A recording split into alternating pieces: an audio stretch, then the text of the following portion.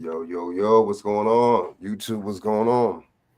World Wide Web, social media, what's good? What's going on, y'all, man? Just salute, man. You know what I'm saying? I'm here with BJ, you know what I'm saying?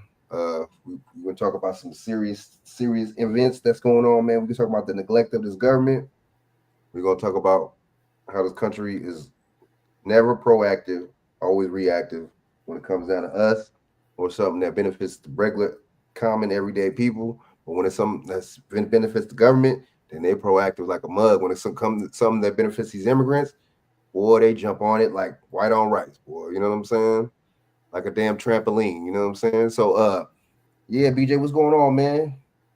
Man, I don't know, man. Kind of cold. I mean, be 18 degrees in the morning, but that's okay. Cold as a motherfucker. Just think about it, man. Shit. But it ain't really was. I mean, it's been cold long. I mean, it's been cold plenty of times. I mean, we had days where it's 14, but this year is just wild. I mean, like we had a snowstorm on Monday. Mm-hmm. Then Sunday, and then it snowed again yesterday. Then they had to put the people on boil water advisories in Richmond and Henrico County, Hanover areas, right? And now they're saying the electrical problem, people might be still out of water or boil. Like a lot of restaurants, stores that you couldn't get coffee. The people bought all the water bottles, all the water was gone. Toilet, even though really tell you, I don't know why toilet paper was gone in some areas because you really couldn't use the toilet paper because um they you had to conserve water. So I mean the restaurants you couldn't use the bathroom because they were saying no water. They didn't have no water for you. Some Burn people that got motherfucker. power. No, right. That's dangerous. See, and then just let you know when you don't have water alone, that's just a ripple effect of So things that can and can't happen. How important it is. so so I had traveled into Richmond today, which is really not even really. I mean, I live right on the outskirts anyway.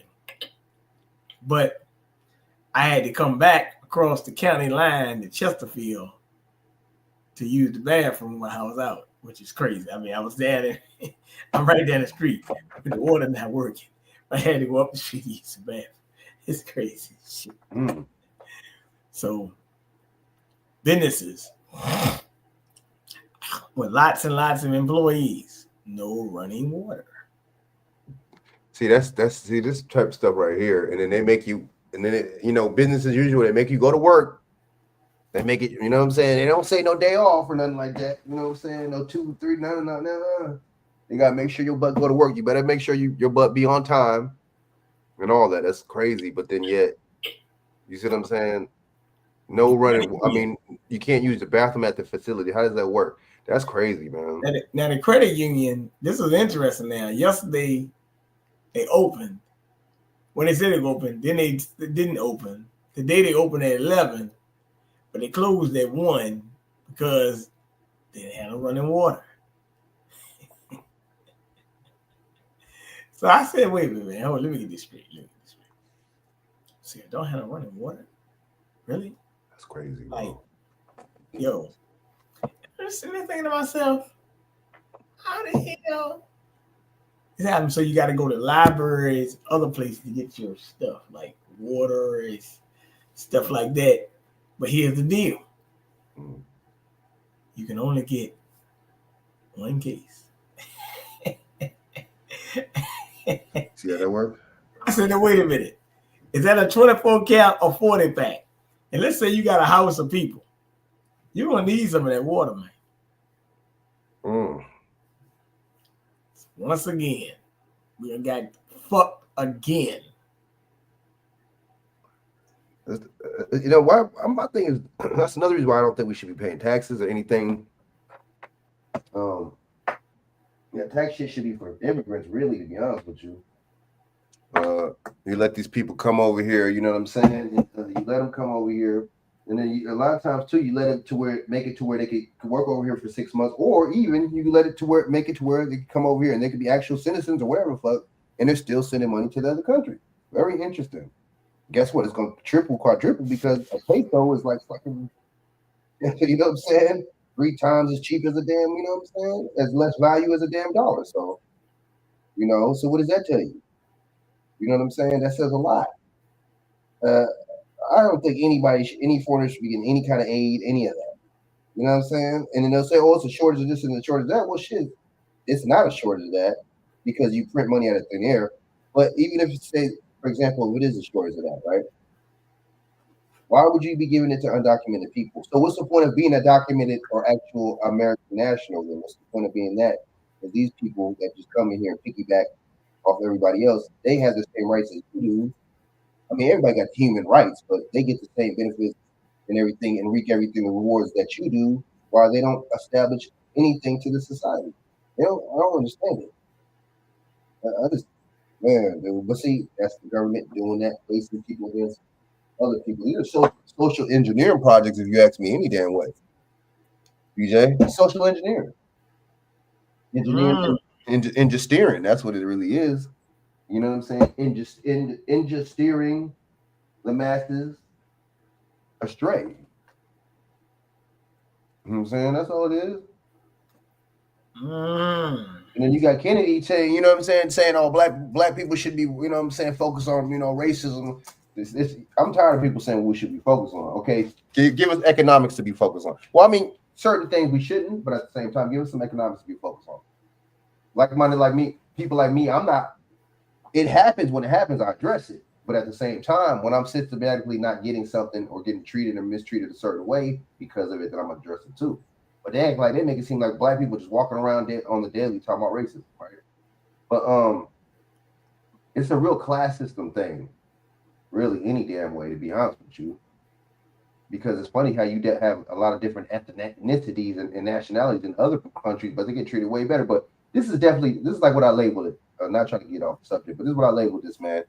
This is definitely how the government makes problems even more in situations like this. You know what I'm saying?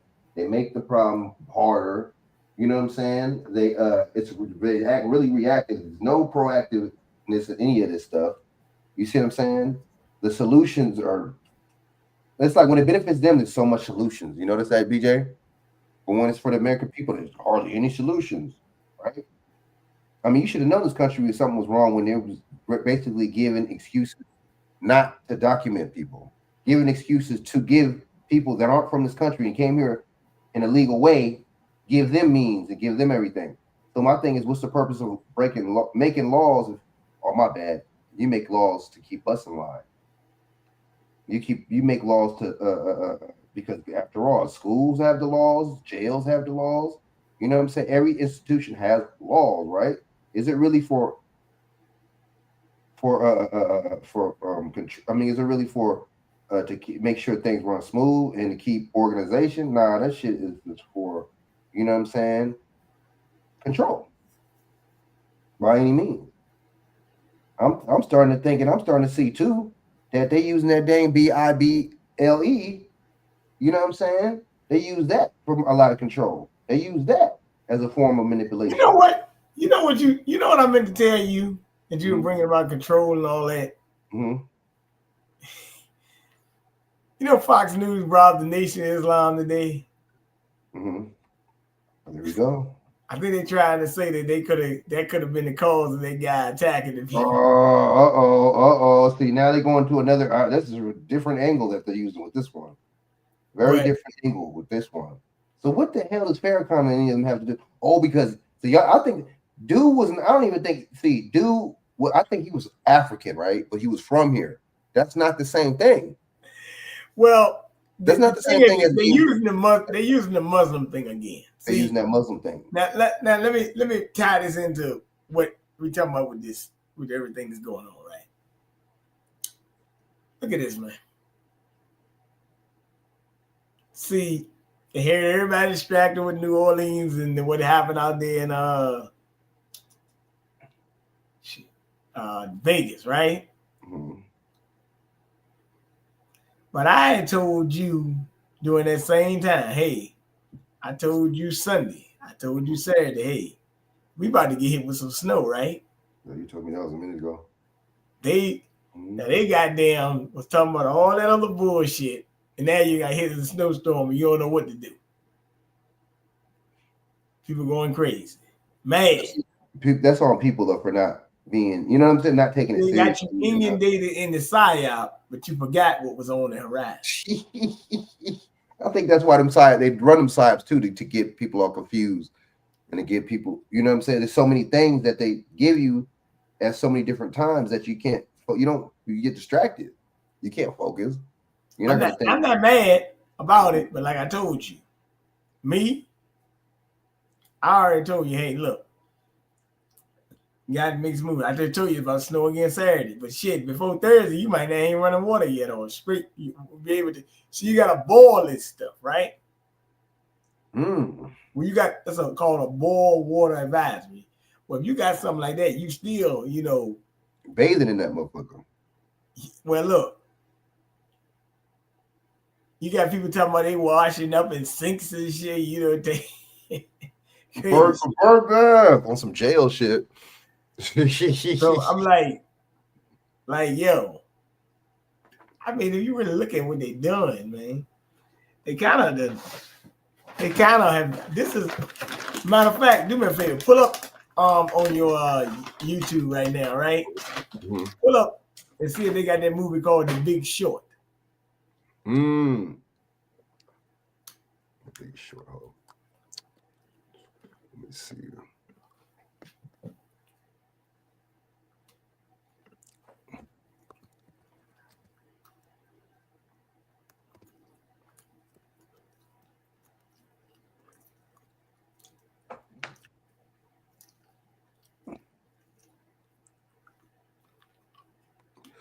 Oh yeah, 2025, huh?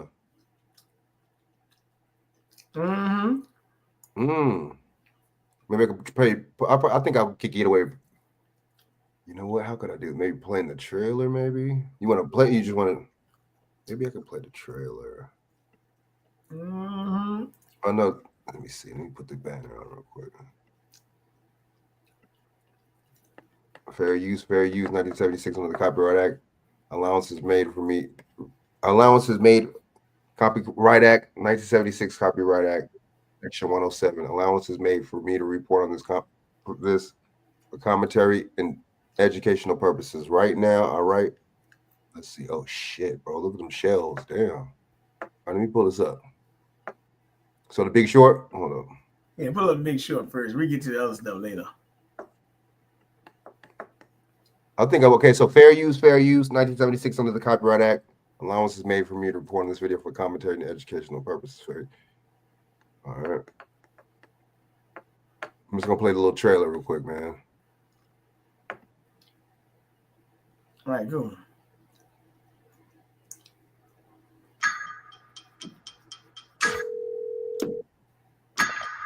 Michael, how are you? I found something really interesting. The whole housing market is propped up on these bad loans. Oh, so this was basically the 2025. So this is that supposed to be, what's the name? Is that supposed to be old boy that Kamala Harris pardoned? Who? Goddamn,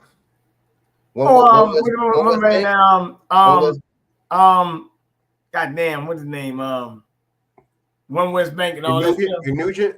Or no, well, she just didn't prosecute him. What's dude's name? Steve Mnuchin. Yeah, Steve Mnuchin. Didn't prosecute him, but that says a lot. We got to wait in, right? Look. And Steve Mnuchin also was the Secretary of Treasury under Donald Trump. Don't see. You see how these people are used on both sides? Yeah, he was also, but yeah, Steve Mnuchin was the one that was out there in California, West Bank. And as a matter of fact, him and Soros worked together. And then the incoming possible Secretary of Treasury, Scott Benson, is another Soros protege.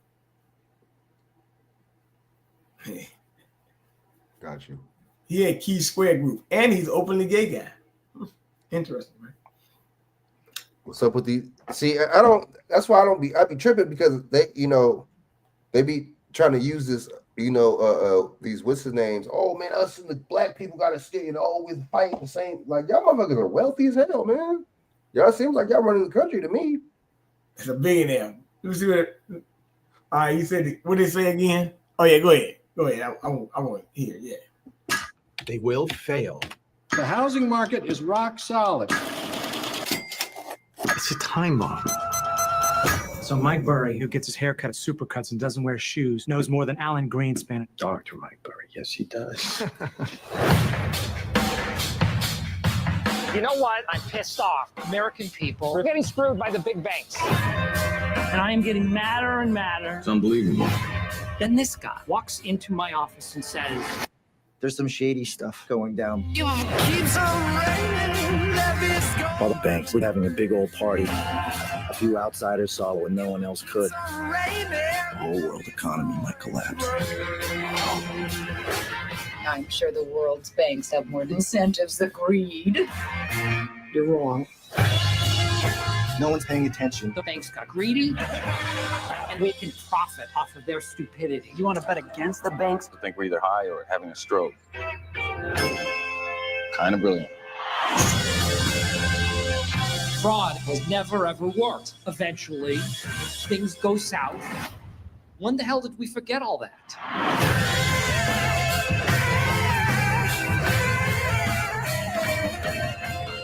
How can the banks let this happen? It's fueled by stupidity. But that's not stupidity, that's fraud.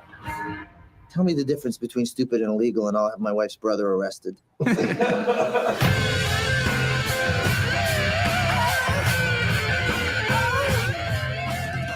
have any idea what you just did? You just bet against the American economy. If you're wrong, you can lose it all.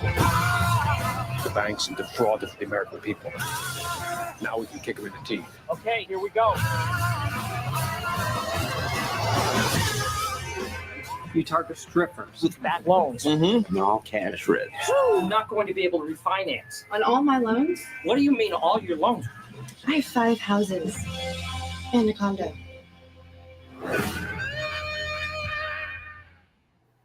Hell, shit. That's crazy, anyway.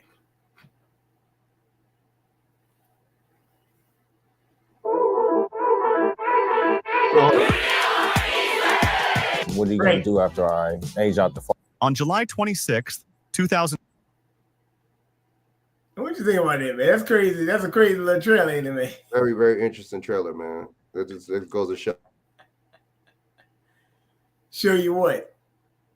Did they can pull a lot of stuff off, huh? Yeah, it just man, it's a life imitating art imitating life, though, you know. Well, one thing in Big Short they did say was one of the crises was going to be water. Now, I sent you some videos on that. What's going on out here? So this you put up.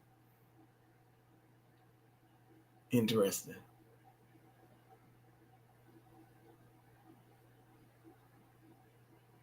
I think I sent it to your messenger.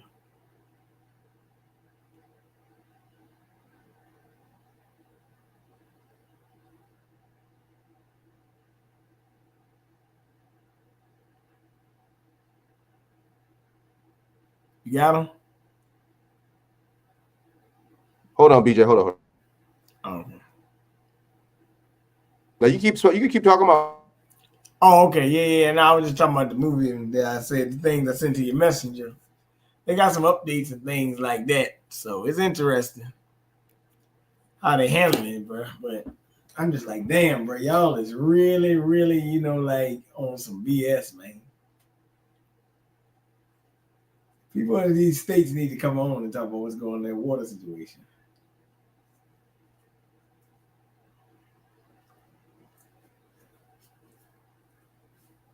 One thing about it, you're gonna need water sometime to live and die, man. Live. So, man, that shit crazy.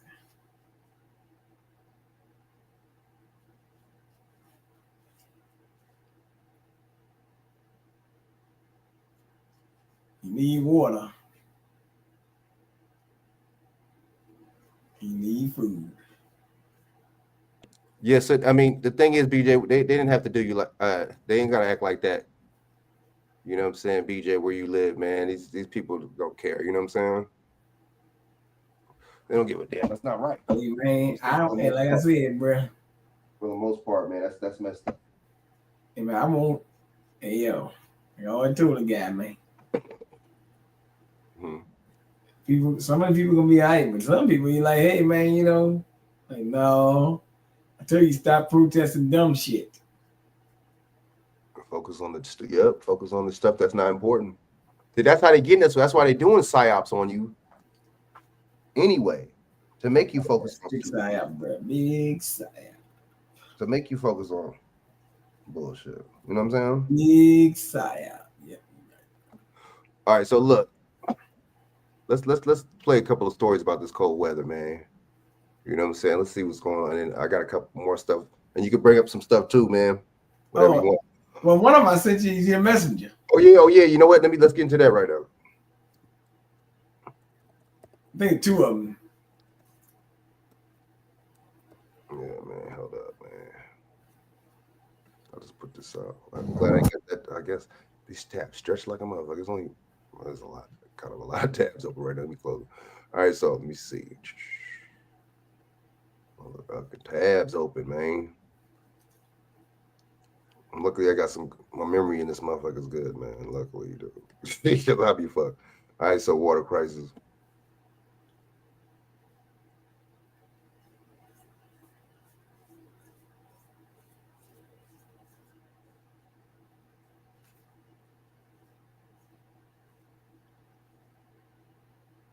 I'm over here playing.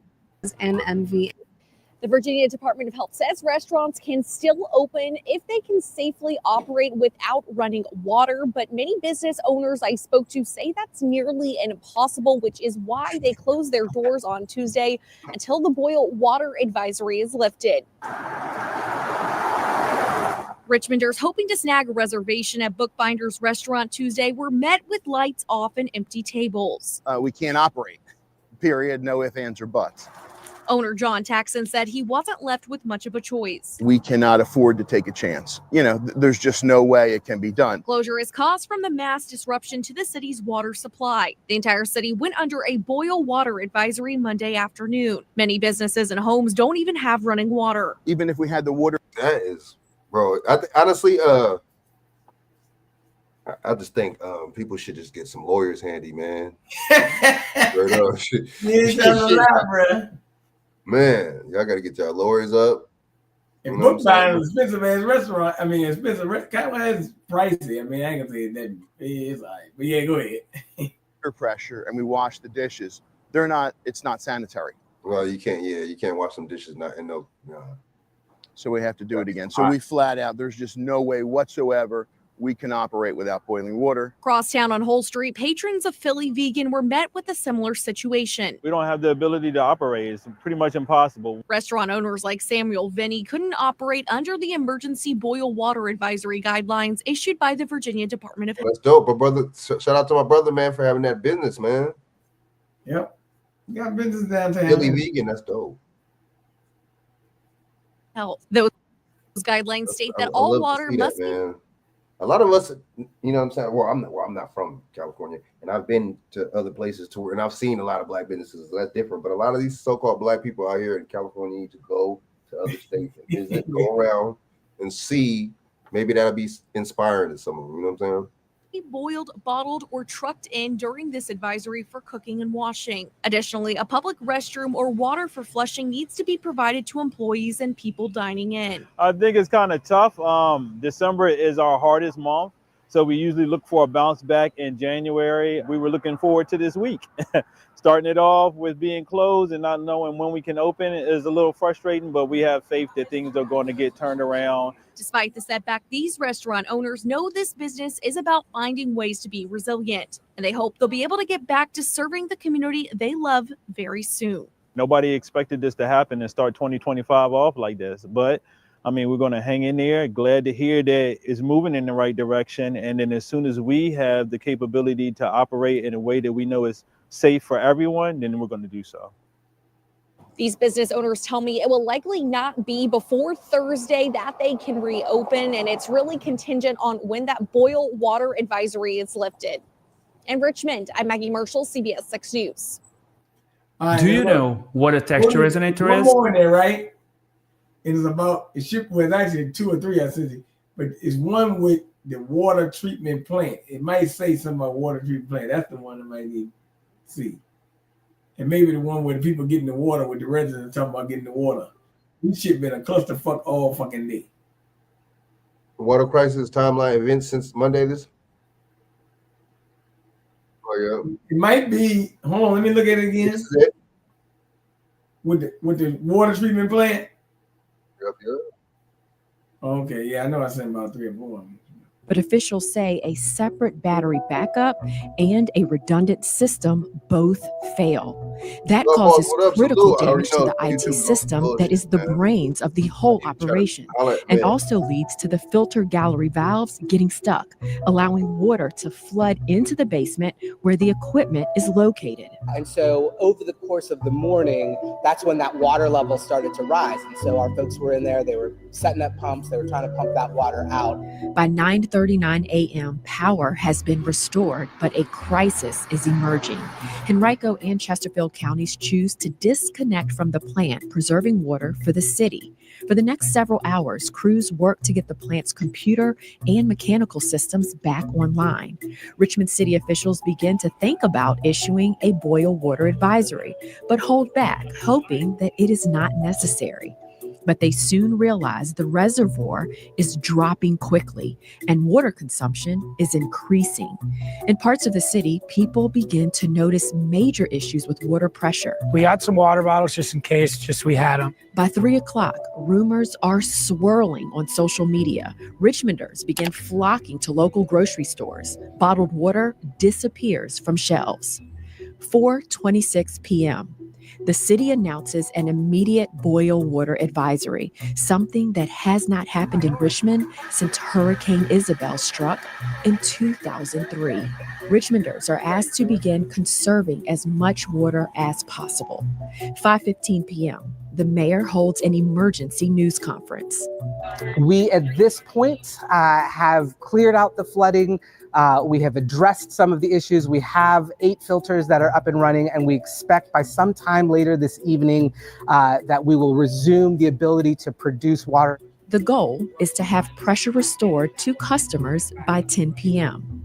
That time comes and goes. Shortly before midnight, the city provides an update saying the issues still have not been fixed and that Mayor Avula is spending the night at the water plant to oversee the restoration efforts. Overnight and throughout the early morning hours, CBS 6 is inundated with calls and emails from Richmonders desperate for answers. Tuesday morning at 8:15, the mayor provides an update. As about 15 to 20 minutes ago, we have the most positive step we've had in the last 12 hours, which we actually have 2 pumps that are actively running, actively filling one of the tanks. But still no water for much of the city.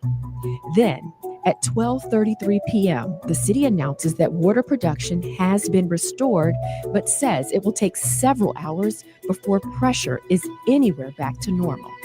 Still, the question remains, was this preventable? But I've now been in this for almost 24 hours, and it really seems like the power outage, the IT system, and then the dysfunction of the pumps really led to a weather-related incident that would be really hard to avoid. On Miro, teams work faster on the new innovation workspace. Innovation belongs on Miro. That's tape, brother. Wow. People is screwed, brother. You heard him say restaurant, man. They don't back up the Good morning. Oh, yeah. I want to thank you all for being here on such short notice. Or no? Yeah, go ahead. That's Enrico. Yeah, we're here to provide an update on the extraordinary situation with water distribution that Henrico County and much of our region have been dealing with since yesterday. This is a fluid situation that we could not have anticipated. We know and I want to take a moment here. We know that the winter storm and power outages have already made the lives of many of our residents difficult. So I want to personally apologize, because I am the county manager, and the mantra is that accountability stops with leadership. And so I want to apologize for the additional suffering that this has caused to many of our residents. But there is a story here, and I want to be clear in that story.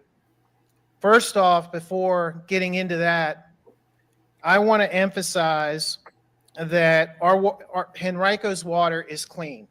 Okay, so if anything that you all can do as members of the media to continue to put that information out, our water is clean and safe to drink. If you are a customer of Henrico County Public Utilities and pay a county water bill, you do not have to boil your water. Please know that we're working using all available resources that we have to restore service as soon as possible to all of our residents and businesses. We know there are issues of low and even no water pressure for customers in some areas east of Interstate 95. Now, these issues started actually yesterday with Libby Mill, Willow Lawn, St. Mary's Hospital being impacted. And that is because we all, as a region, share water. And so we are working diligently to restore pressure to everyone as soon as possible. But going back to Libby Mill and Willow Lawn, we had low water pressure in those areas. Glenwood Farms was actually impacted overnight. What we are seeing east of 95 is either low water pressure or no water pressure in many areas. So why did this happen? How did this happen? As a background, these issues arose Monday after the city of Richmond's water treatment plant flooded and lost power. As a result of concerns about contaminated water reaching our customers, the city actually issued a boil water advisory for its customers. Again, remember, we all share water. So the first thing that Henrico County did was shut off all water coming in from the city of Richmond. Where there could have been better communication is the notification that we received from the city of Richmond. It took a number of hours for us to get that information, and we were not able to fill our system as much as we would have liked to have done. That's part of the story and why we are here today. That's still not, come on, man. That's not acceptable, man. You know what I'm saying? Seriously, for the most part, bro. So all water customers in Henrico County are now connected to the county's water treatment plant in the far west end. All of the water in Henrico is coming from Henrico. So as you can imagine, it's not a simple task to move water all the way across the county. Our issues early this morning were further complicated. Remember, we're trying to re-energize a system right after we shut off the feed from the city of Richmond. We didn't have a whole lot of time to do it, but last night, early this morning, we had a water main break in Highland Springs that literally was the straw that broke the camel's back. Again, we couldn't have predicted this, but know that we are dealing with it and using every available resource. So overnight, I had many conversations with the city manager and the county administrators in Chesterfield and Hanover County. A regional incident management team was put in place. I think the mayor may have alluded to it this morning in his press conference. Henrico is going to be declaring a state of local emergency in our county, and what that allows us to do is procure resources, materials, and equipment, and whatever we need quicker than going through our normal procurement processes. We have established a local incident management team as well that will be working with the other localities in the region. We have created a phone number that residents will be able to call. We are setting that up as we speak. We expect that it will be available. after 1 o'clock. That number is 804-501-4275. To address any questions that you have, please hit option 2. Again, the number is going to be 804-501-4275. That is option 2. You are also going to hear in this presentation that we're taking care of our most vulnerable residents in our community by ensuring that water is being made available, and you will see that being made available early this afternoon. We are talking about massive amounts of water that we will need to put in. So they didn't. It's still not working. Everything's still the same, right, BJ? You said what? Everything's still the same, right? The water's still not working right? Yeah, it's been crazy, man. See, this dude, I mean, they just there to give damage control. Well, to be honest with you, like I said, if I knew all this shit was going down on Saturday, this shit and it all to Tuesday, wow. I mean Thursday, wow. Interesting stuff, huh? Yep. So now you got a problem with the roads being icy, but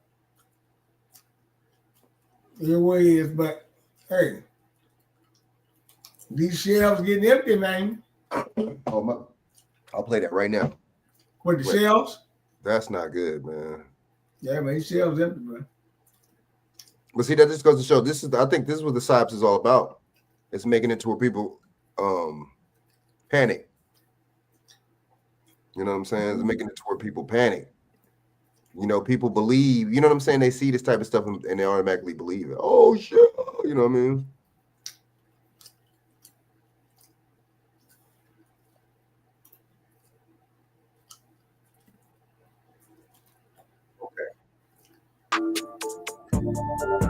Well, it is something that has not happened in the city of Richmond in more than 20 years.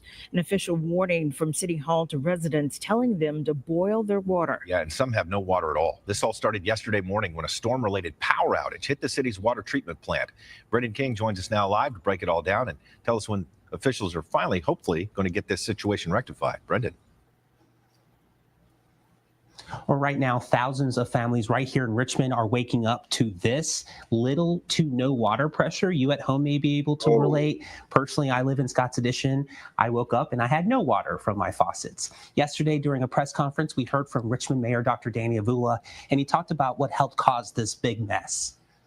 The backup generators went into effect almost immediately, but what we did not realize until a little bit later is that there was a failure of a component that created some flooding at the water treatment plant, and that's impeded our ability to produce more water. What? And that press conference was at a downtown command center located at the Richmond Public Library. City officials, including Richmond's new mayor, Dr. Danny Avula, were working to resolve an early Monday morning pump failure at the water treatment plant that caused by a power outage, while the city was able to conserve water earlier in the day by asking surrounding counties to shift their water sources. By 2:30 p.m. yesterday, the city's reservoir was running low, leading to low water pressure and outages across the city. A boil water advisory was in place by 4:30 p.m. and as a precaution, and then it also remains this morning. And my wife went upstairs, filled up the bathtub. We had some water bottles just in case, we had them. Luckily, my in-laws are out in Goochland, so we could go out there if we have to. In a statement sent to our newsroom late last night, Dr. Danny Avula, the Richmond mayor, said he actually will spend the night overnight at the water treatment plant, working with his crews to resolve this issue, get the water operations back up and running. City officials hoping to lift this advisory in the next 24 to 48 hours. In fact, we should learn more about that timeline during an 8 a.m. press conference with the mayor at the downtown Richmond Library location. Much more to come on this Tuesday morning. You'll hear from Richmonders impacted by this advisory, all new at 6:30. All right, thanks. How bad is it? Look at this. Once word of the water issues in Richmond started to spread, many people rushed to the grocery stores to buy bottled water, and they found this. This is video shot inside the Publix in Carytown Monday evening. You can see the shelves that usually have a lot of bottled water completely cleared out.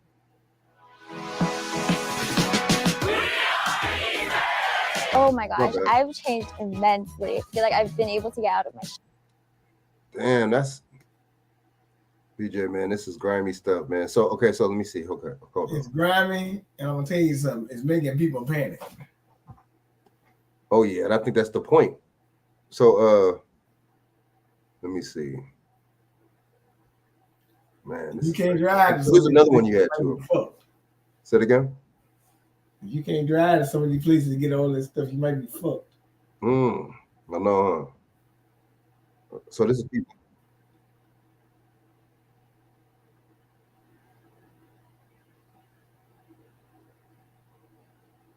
Fair use, fair use.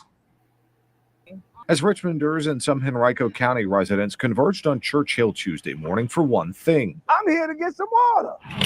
It was one of 10 water distribution sites after several issues at the city's water treatment plant led to a drop in or complete loss of water pressure at a boil water advisory Monday afternoon. And it's just coming out very slow and it looks weird. The color of it is interesting. And while the water did eventually start getting into people's hands and cars, this site, along with a few others, took around 2 hours later than expected to start up, which officials say was because of weather and road conditions. It could have been, handled a little expeditiously, being that, the water, you know that this water problem was you experiencing this. I just want to say thank you to the people of Richmond for your patience during this time. I know this is a really challenging time to figure out how to operate without water. As for the root cause, Mayor Danny Avula says the problems were twofold after the plant lost power Monday morning.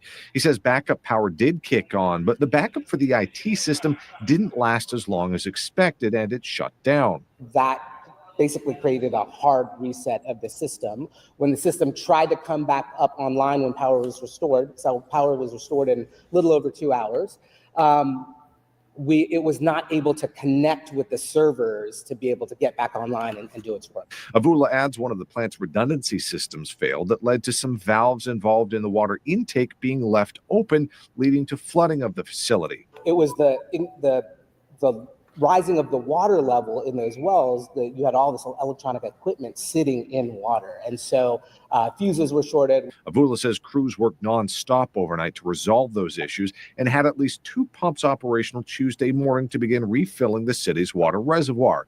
But he adds even once water service is fully restored, the boil water advisory will remain in place until at least tomorrow. This afternoon, we will do our initial sampling, and if those sampling are negative, we then do a follow-up sample 16 hours after that. 2 negative samples allow us to lift the boil water advisory. Boy.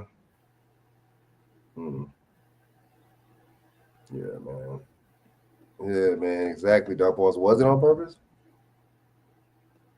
These people ain't no joke. Hold up. And they said 2 hours late that they showed up. Damn. Well, I'll tell you.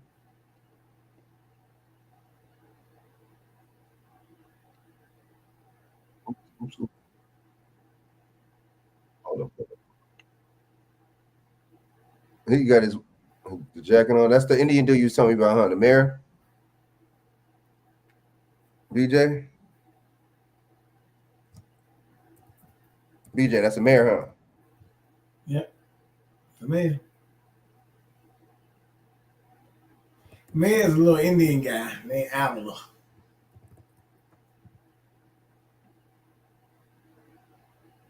Well, I'll tell you.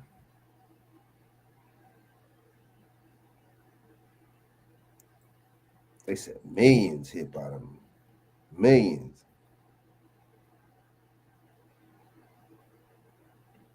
Fair use, fair use.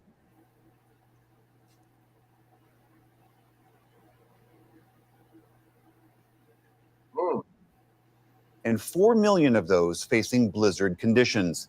At least 6 governors have declared states of emergencies. Today, bitter cold winds whipped through the Great Plains and heavy snow blanketed parts of the Northeast. The massive weather system will reach the mid-Atlantic area later tonight. In the coming days, it's expected to bring frigid temperatures as far south as Florida. Matthew Capucci is a senior meteorologist at the My Radar app. Matthew, thank you so much for being here. When you look at what is coming down now and what is forecast to come, What is it that's most concerning to you? I think for me, it's the fact that we're not seeing just snow. It's the mix, the icy, wintry mix, the freezing rain and the sleet. It's really complicating things. You know, when we have freezing rain, it's difficult because that liquid initially washes all the pretreatment off the roadways. And so crews can't really get ahead of the game with situations like this. The other thing, too, is that behind this system, bitter cold Arctic air is infiltrating the plains, spreading east across the Ohio Valley. And so it's not just the fact that we're seeing power outages now. Down the road, if more people lose power, they'll be without any warmth for days on end. Why is it that we're seeing, if it's this cold and this much snow coming down, why are we also seeing rain in the midst of that? Great question. You might think it's 30 degrees at the surface. Why is it not snowing? One of the issues with this system is twofold. It's bringing something north called a warm nose, basically this river this river of warmth and moisture at the mid levels. It's swirling it north from the Gulf of Mexico. So all that moisture is why this is a water-loaded system. We're seeing so much snow, so much sleet, so much freezing rain. But those warm temperatures aloft allow any precipitation to fall as liquid because temperatures are above freezing. And then there's that shallow layer of cold at the surface. So in many cases, especially in the Ozarks of southeast Missouri, near the Ohio River, we're seeing precipitation fall as liquid and then freeze right on the ground, causing an ice skating rink. Up to about a half inch of ice accretion is likely in some areas, meaning that's enough to pull down power lines, knock over tree branches, and that's in addition to heavy snow farther north. Help us put this into context. I mean, it is January. People expect snow. They expect cold. This does seem to be a little bit out of the ordinary, though. I think what strikes me the most is how widespread it is. We have winter storm warnings, blizzard warnings, and alerts for about 1,500 miles from Kansas to the Delmarva Peninsula. So this could be DC's biggest snowfall since 2022, but it's setting records really across the entire country. One other thing, too. The system's backlash on the backside with the cold air kind of wraparound in Kansas right now is actually set to produce blizzard conditions later on tonight with winds gusting to 40 miles per hour. So really every type of hazard is on the table with this system. I think a lot of folks will be seeing pretty significant disruptions for quite some time. And I imagine travel is going to be near impossible in a lot of these hard-hit areas. Yeah, it goes back to what we were saying earlier on with the pretreatment just not being able to be put down due to the mixing issues with the freezing rain. So that's been a big headache. The reduced visibilities. Man, he's saying a bunch of just big, you know what I'm saying? A bunch of mumbo jumbo, man. It's like what you were saying, BJ, man. This stuff is contrived, bro. This stuff is mad contrived. You know what I'm saying? There ain't no way. All of a sudden, BJ, you ever seen anything like this in the recent time? Or rain and snow and icy cold conditions. Have you ever seen anything like this, like all together like this before, or no? Out there?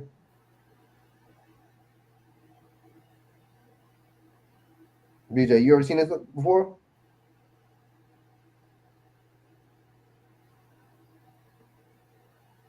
BJ, you there? Big Pimpin'. Yo.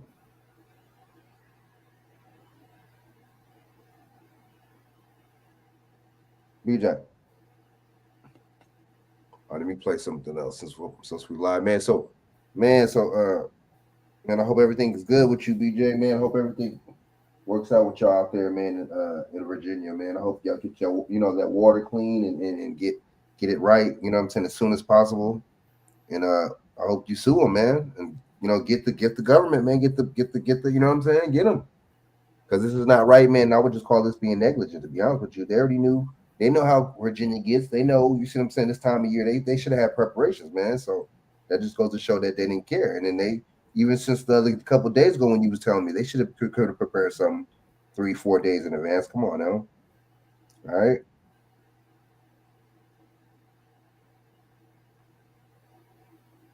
All right, so look, salute, y'all. All right, you know what I'm saying? Hope BJ, you know what I'm saying? Hope everybody gets that good water out there, man. Prayers goes up to you, BJ, Shaq, everybody, man. These cold states. My thing is, what's the point of you appoint these people for what? You know what I'm saying? In times like this, they act like they're tired of this shit. I'll tell you what, boy. Man. Get a couple of these bad boys in here, man. So the interesting thing about this, so let's go to the New Orleans thing again, and I got something right here I'm gonna play. So let me play a regular. What's the name?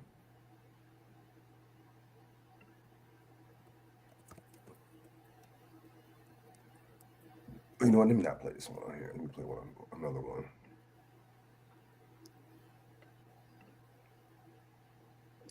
I mean, they talking about the narrative with this guy. It just don't make no sense. The cat is dead. Oh boy, dead, man. So why y'all still talking about?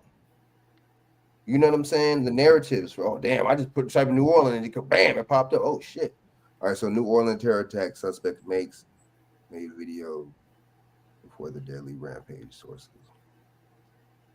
What's the damn video? What's the video before? I mean, they just let's y'all decide. And I'm gonna play the Biden. My bad. I'll play the one with Biden, and I'm playing.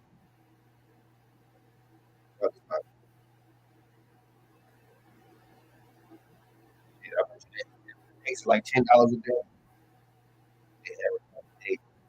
You know this? They advertising eggs right now when they're $10 a carton. What I tell you, these people crazy. Psychological operation. I haven't the last time, as long as I haven't really seen egg commercials really in the longest time.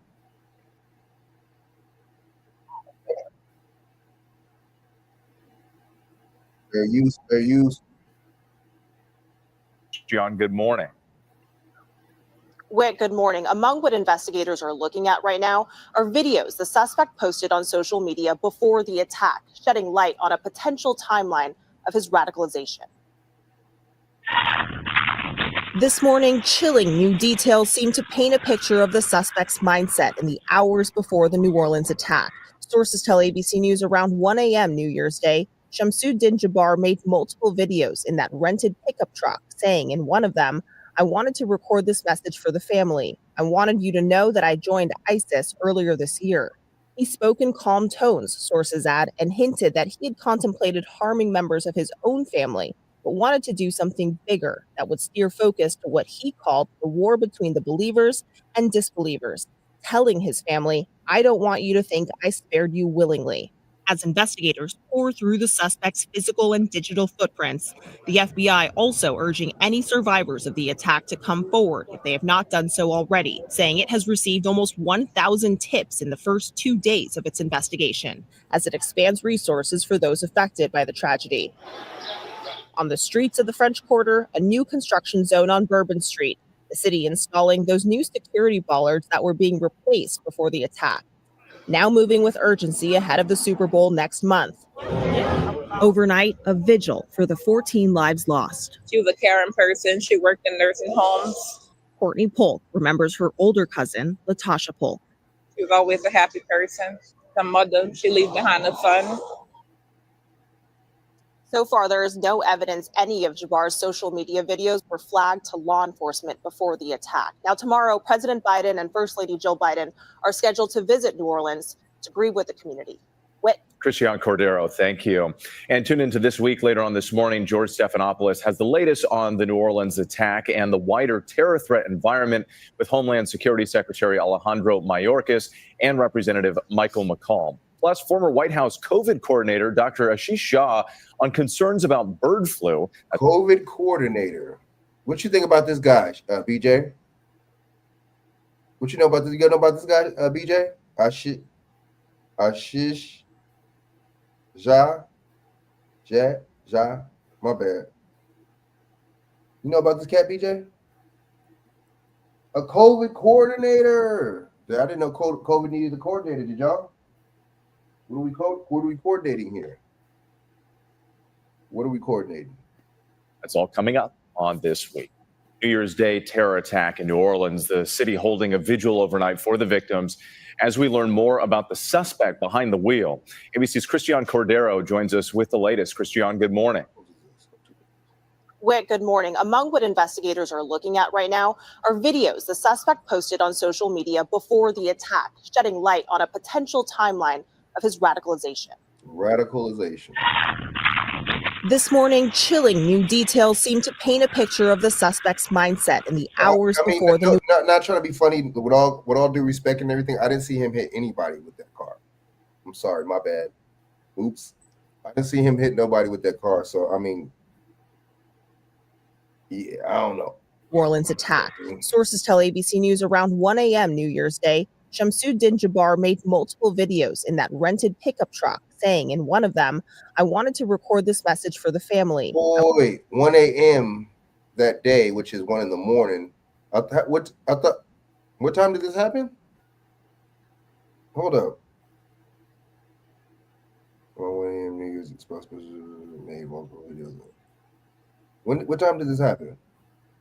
We'll find out when this happened right now, because just watch. Let's see. I wanted you to know that I joined ISIS earlier this year.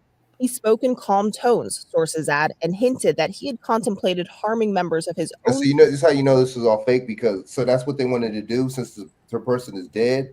This is how staged this is. So since the person is dead, this is what they do.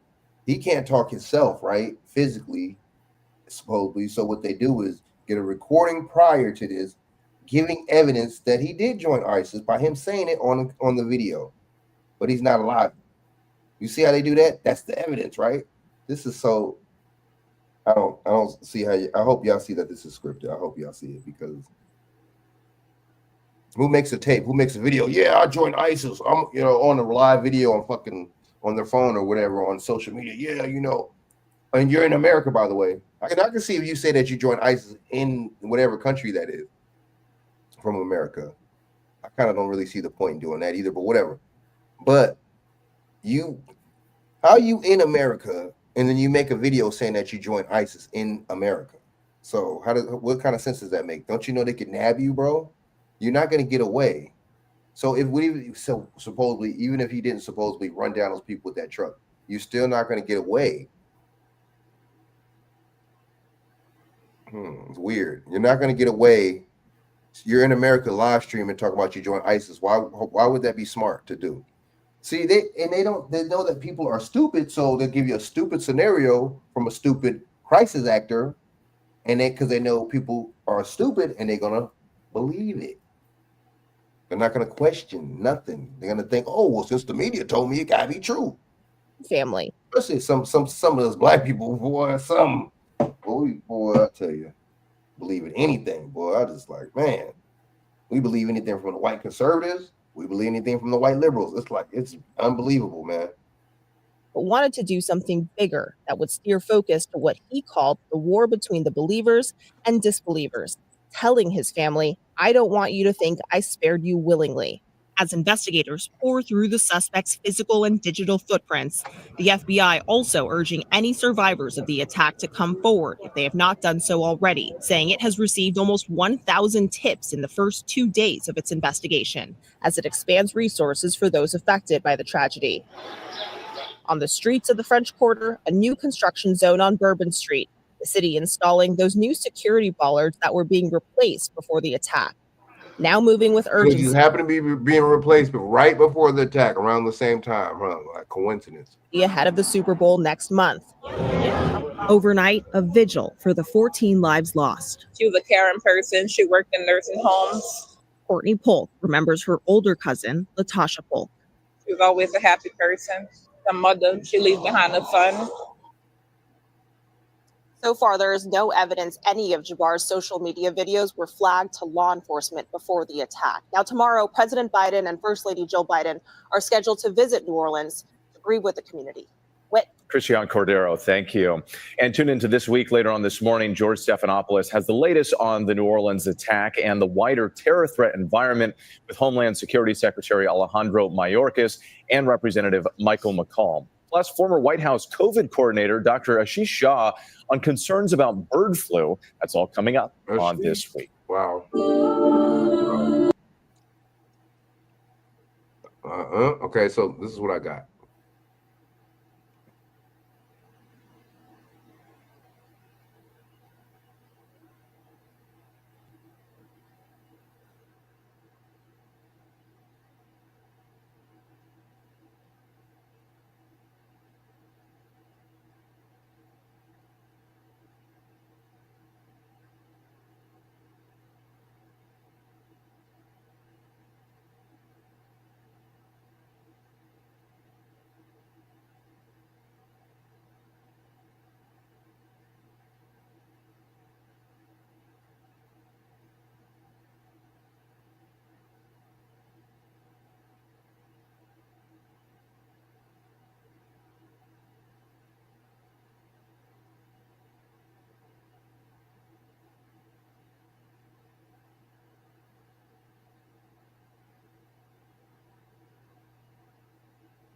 suspect allegedly placing explosives.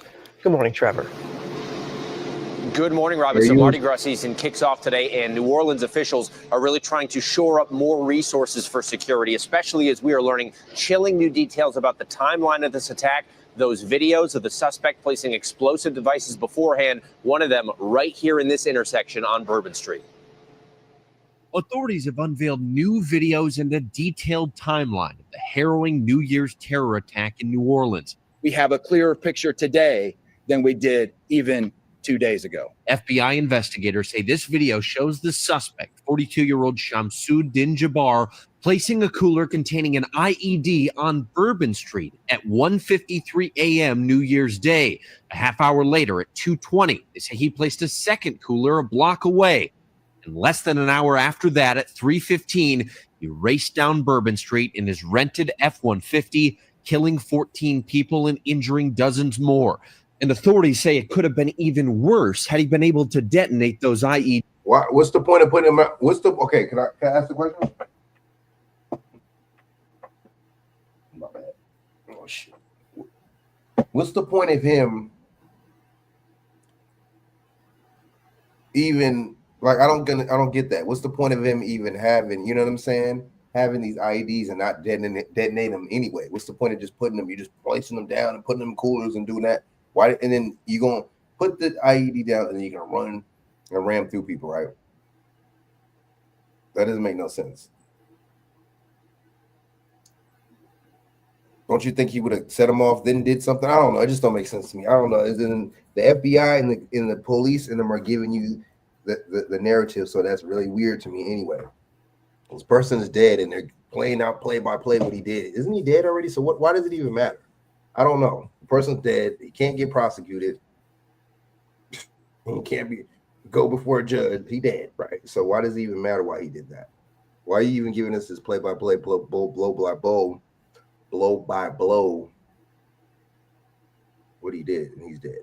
IEDs. He didn't use the correct device to set it off, and that is just indicative of his inexperience. Investigators also revealed the suspect traveled to New Orleans 2 times months before the attack, filming this video wearing Meta glasses, riding a bicycle around the French Quarter. They also say in 2023, he traveled to Egypt and Ontario, Canada, and authorities are looking into whether those trips may have played a role in his radicalization. Our agents are getting answers as to where he went, who he met with, and how those trips may or may not tie into his actions here in our city in New Orleans. President Biden is set to visit today to grieve with the community. The security preparations are underway for Mardi Gras and the Super. So that's to me, from what I look at that as being very subliminal. I don't look at that. What is that doing? I'm gonna go meet with these people. What's the point of doing that? You're meeting with the people for what?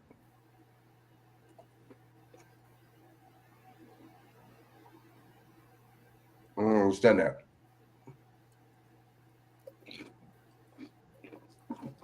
I just think it's a waste of time, to be honest with you. I think it makes no sense. You want to meet with these people. I think it's just some symbolism. And that lets you know, too, when the president gets into something like this, that's kind of suspicious, to be honest with you, because there's shootings and killings and stabbings and all this every day. And the president don't even necessarily not go to the place. He don't even talk about these shootings. So what that tell you? He ain't just talking about this. He going to the damn location. I just think it's interesting. I don't think it's coincidence. I don't think it's coincidence. I don't know people. Maybe it's just me.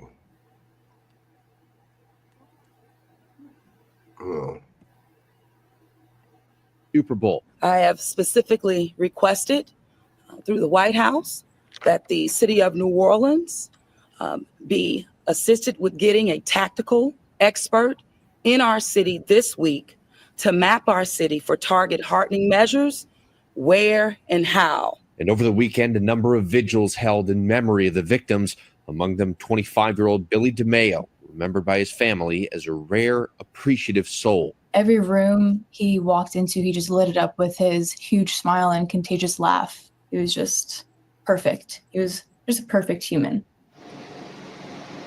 So President Biden is expected here in New Orleans. I never knew people were perfect. Damn, you know what I'm saying? Uh-oh, BJ, you already know what they're doing with this dude. You already know what they talk about, man. They running his play-by-play, dude. You know what I'm saying? Let's see, why would it matter if he's dead, though? Why would it even matter? Would it matter, BJ? Or am I trying to be funny? Or does it make sense? Or am I trying to be sympathetic and empathetic? I ain't trying to sound like it. If he's dead, what does any of that matter? Where he went before, what he did, he vlogged, he did a FaceTime, and he was threatening people in the camera and all. What does anything got to do with anything? The man is dead. End of investigation. Case closed. Am I right, BJ? Yep. Case closed. You know what I'm saying? Next psyop. You see, they're going blow by blow and play by play with this one. They're not. I mean, you would think that this is John Madden talking about talking about the fucking. You know what I'm saying?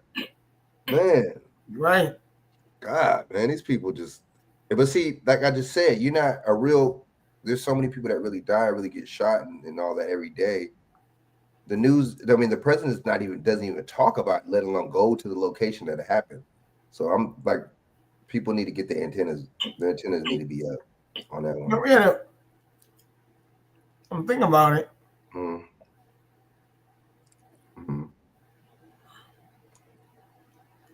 Yeah, having a day. You're right. A lot of stuff was happening one time. It's all just jammed in there. They do that. You know what I'm saying? And it's just so you're not gonna remember it. You know, next 2-3 weeks from now, a month from now, you ain't gonna remember this. So on and so on and so on and so on. You see what I'm saying? That's just how that works. But terrorist disturbing act before New Year's. I don't know, dude. This is just too much. I'll play a little bit more of this. Okay, I'm gonna play this, and then I want to play this other video, guys. Orleans this afternoon, and the mayor says she will be asking him directly about raising the security level and getting that federal security assistance for Mardi Gras. Oh, this is about money, baby. Bam. Yep. Money. You ain't got no money. You know what I'm saying? Damn. Just like what you said the other day, BJ, you showed us the stats. These immigrants, they don't get locked up like that. Maybe because they can't, because they have a bond, don't have a bond, or can't get a bond, or maybe because they have ties, you know what I'm saying, or some kind of pact, you know what I'm saying, contracts with the UN. I don't know, something, some fishy. Fishy. You know, you got to go get a job. You got to get like $1 million. You got to bring like $1 million documents. BJ, you got to get like $1 million documents with you just to get this fucking job. But how are people getting jobs that aren't citizens? Wow. Damn. How many documents do they got to bring? I wonder, huh? You know what I'm saying? So, all right. So this is the one right here. So, I guess I wish to proceed. A twisted turn in events of this shout out to this cat right here. A twisted turn of events for this New Orleans situation, right? Assistant DA allegedly unalive himself days after New Year's attack. Wow. What kind of narrative is this trying to shape? Let's go. Fair use. Shout out to this brother, introvert rockstar, right? Portrait photography. Check out his content. Now I do a lot of street photography, but when it comes to photography overall, one thing I love about it is the eyes. I love capturing people's eyes and seeing how they really feel. And later on in this video, I'm going to put up a picture and we're going to look at this. We're going to step back and look at this picture and we're going to see, is he trying to tell us something? We're going to see what he was going through. And one thing over the years I got better at is being a great reader of the eyes. You don't have to talk to me. You don't have to tell me what you're going through. All I have to do is look at your eyes. You're looking down too much. You got this dead look in your eyes. I can tell what's going on with you just by looking at your eyes. I don't know if it's over the years with photography. I just don't know. but for some reason I can tell. And when it comes to Louisiana, I love it so much. That's why I can't let these people just get away with it. That's why I can't let them just celebrate these parades, celebrate Mardi Gras, celebrate the Super Bowl like none of this stuff ever happened. These people are soulless. All they care about is money and partying. Life is so much more than that. So let's get right into this story. This article is from Fox News. It was published January 5th, 2025 at 4:50 p.m. And look, if you one of those people who you don't like this news, you don't like this news, look, I'm not that. Long as they putting in the facts and no opinions, I'm going to read that. I'm going to report that. So let's get right into it. New Orleans Parish Assistant DA dies by apparent suicide in office. Report: the parish prosecutor in New Orleans died with apparent self-inflicted gunshot wound. And they might not let y'all share this video because I said the word suicide, but it is what it is. We got to keep it real. Ian Kirsten, the Assistant Attorney General of New Orleans Parish, was found dead by apparent suicide in his office, police said. The 34-year-old was found with an apparent self-inflicted gunshot wound at his office. The New Orleans Police Department confirmed to WVUE-DT his body was found by police around 9 p.m. on Saturday at the district attorney's office. So I'm like, wait, man, this dude the same age at 34. And he just got into his field, as assistant DA. And I know around the age 34, if I'm wrong, correct me, around the age 34, that's when things slowly start to make sense. And you start to care about what you actually do. You start to have passion. You start to have more passion about life. And, the ball starts rolling. That's for a man really at 34, that's when life really starts. I ain't gonna lie. When you about 33, 34, that's when all the pieces start coming together. So I'm like, wait, why would this man unalive himself? And then I saw this picture. Look at his eyes. Now, you can tell the eyes of a man who saw something. You can tell the eyes of a man who's been through something, but he's holding back. You can tell the eyes of a man when something is eating him alive. Look at this. Something is eating him alive and he's not speaking on it, but he wants to speak on it. So let's say that he did to himself. Let's say he unalived himself. What happened on New Year's on Bourbon Street, was that the last straw because he actually knew the truth?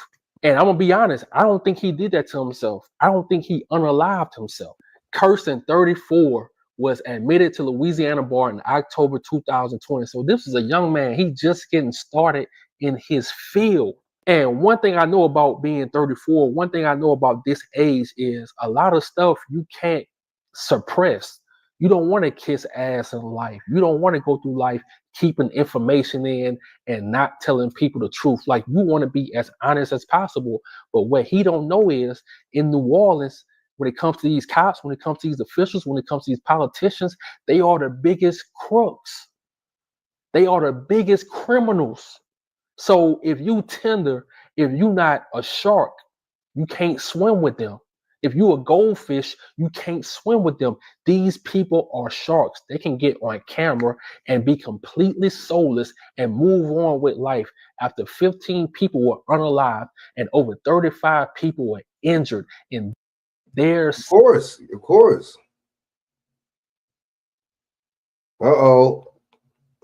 I'm gonna get into a couple more videos, but I'm gonna get into these New York subway videos, man. They man. Salute to this brother. He's right, man. The dude had a lot. Looked like a lot was on his mind. You can look in his eyes, man. His eyes. He looked very, very, very, very, very like a lot was going on, man. Like, you know what I'm saying? A lot in his mind, in his life was just not working out for him right now, man. But yeah, they said the deputy DA killed himself, right? That's what they say, right? So damn, that's crazy, right? So you know what I mean? So this case is looking kind of that's what they say, right? All right. So let me get into a little bit of Zach Hubbard, man, and then I'm gonna get in. I got a couple other things I'm gonna do, man. You know what I'm saying? I'm getting kind of with these video cases. Let me see.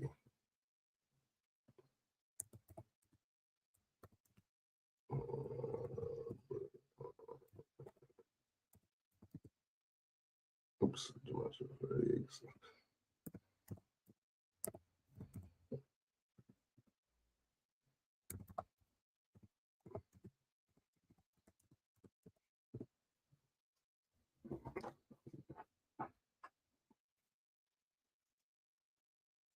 Damn, they got a dance.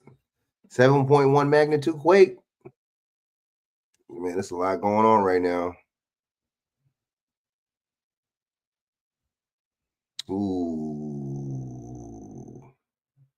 You're right. Well, look, I just wanted to give you an update on things and stuff. Like I said, it's been kind of chilly, kind of cold. People just gotta just keep up and know. Hey, look, all this working is gonna cause mass hysteria. But shoot, Hold on for a second. Hold on. It's been a long day, so just wanted to tell y'all, just keep up, fight, and watch out for all the psyops. So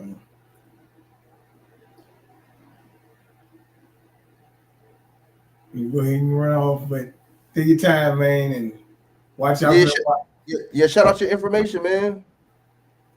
KingBJmedia.com, Bernard1121, Instagram. What is it? Bernard Johnson Facebook.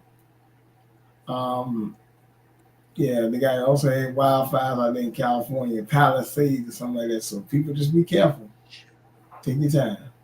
All right, man. Salute, man. BJ, man. Hope everything's, what I'm saying, get better with that Yeah, water, it should man. be fine. All right. Well, it should be fine for them. Hopefully. We'll see. Like they said Thursday, it could last a whole week. Never know. Right. All right, take your time. All right, man. Salute. Shaq, what up, man?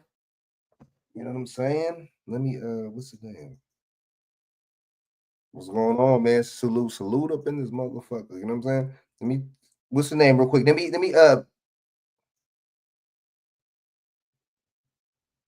jump. Let me get comfortable for one. All right. My damn foot is asleep.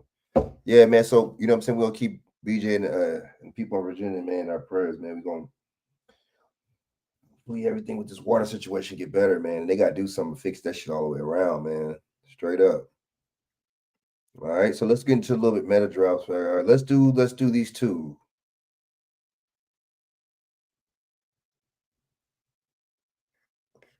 Let's do these two real quick. I'm just going to do two from Zach, man, and that's it. All right. I ain't even trying just do 2 5-minute joints. I'm not even fair use. Jack, what up? Jack up in this motherfucker.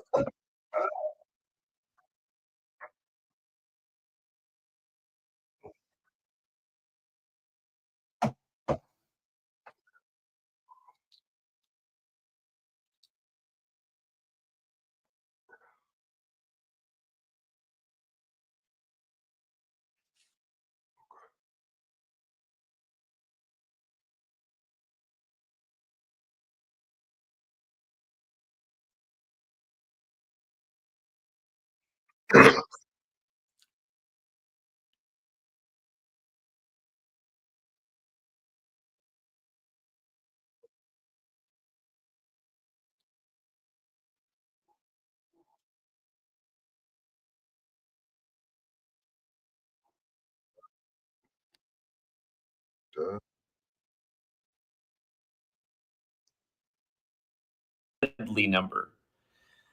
But here we are on a date that can be written 6/1 like 61. And we get this story out of Louisiana. And 5 years ago at this time, the foundation was being laid for the coronavirus or the COVID-19 pandemic. 19. Again, 19 is a very important number. It represents chaos, but it's also important to the 19-year cycles of the moon. And there's a lot of 19 in patterns in history. C-19 came 19 years after 9/11 and the 19 hijackers, two events that reshaped the world, impacted a lot of people's lives. Anyhow, 19 years ago was 2006, the year of the bird flu epidemic. So here we are 19 years later, big bird flu scare again. But notice, pandemic in Louisiana, both 38. You might recall at the beginning of C-19, the whistleblower died, and he died on the 38th day of the year. The C-19 whistleblower out of Wuhan died on the 38th day of the year. We covered that then. 38 is a number of death. And in this story, they're reporting that the person who died is older than 65. That's how they're reporting it. Older than 65. Here it is. The first person to have a severe case of H5N1 bird flu in the United States has died, according to the Louisiana Department of Health. The person who was over 65 and reportedly had underlying medical conditions was hospitalized with the flu after exposure to a backyard flock of birds.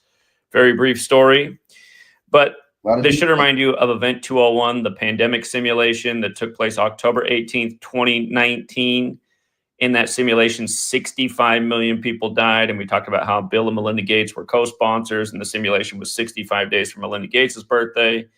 But again, pandemic has that 65 value. If you're new here, there are 4 base ciphers of the English language. They're elementary. It's the alphabetic order. A is 1, B is 2, C is 3, up to Z is 26. That's where pandemic equals 65. The alphabetic order with numerology applied. That's where pandemic is 38, like Louisiana. And then there's also the reverse alphabetic order and the reverse alphabetic order with numerology. Reverse with numerology is where Louisiana is 61, like how today's date can be written 6/1, 6th of January. And don't forget, when you run pandemic in reverse, it's 151, like how in 2020, the first confirmed case in the US from China, which was the first confirmed case in the world outside of China, was on the 15th day of the first month, 15/1, like pandemic's also 151. But yeah, 38, big death number. They got to start in Louisiana. Big deadly story to start the year in Louisiana. And then you had a one later that day in Las Vegas in front of Trump Tower, whereas New Orleans is Trumpet Town. But remember, they had to say that that guy who blew up the Cybertruck, he was from Colorado, the 38th state, which also equals 38, like New Year's. And again, his name equaled 369, like the Tesla quote about knowing the magnificence of 3, 6, and 9. I'm talking about the guy who blew up the Cybertruck. Again, you learn this code, you'll see through the ritualism. Also, remember, everything on New Year's was encoded 45. New Orleans, Cybertruck, Amazura, that was the club that got shot up in Queens in Trump's neighborhood to end the night. But notice bird flu, 45 as well. 2025 has a square root of 45. So what a year for bird flu to come back. And in light of the title, Bird Flu Death, first bird flu death, today's the 56th day of the Superior General's age. Huge number with the Jesuits, who gave us the calendar and the language, have huge influence in the world of media, government, medicine. Uh-oh, I hear Sweet Girl waking up. I got to go get her. But it's the 56th day of his age, bird flu death. Again, like always, news by the numbers. And just like we were telling you in the time of C-19, follow those Jesuits and you'll follow the crumbs to the perpetrators. Till next. On Miro, things work faster on the new innovation.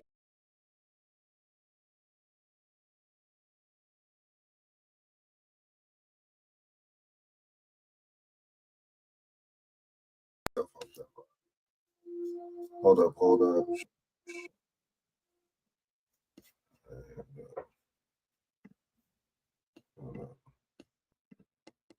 Just oops.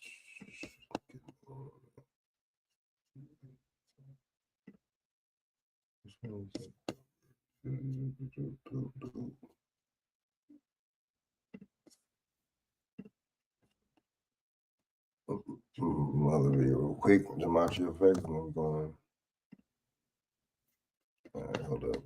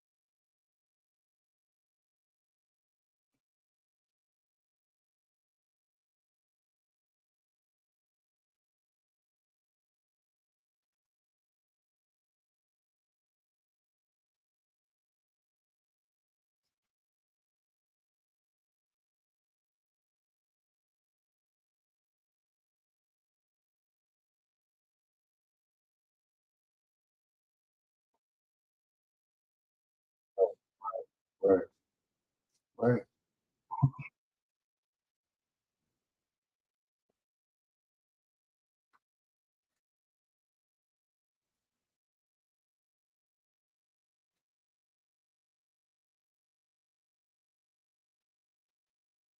Oh. Mm.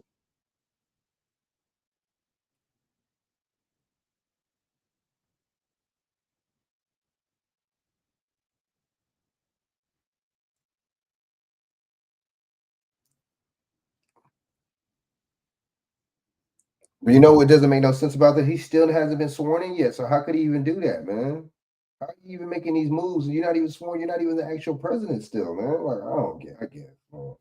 I don't know. These people, boy, it's just like magicians up in this motherfucker. Meet the president. How could you even do that, man? Let's go.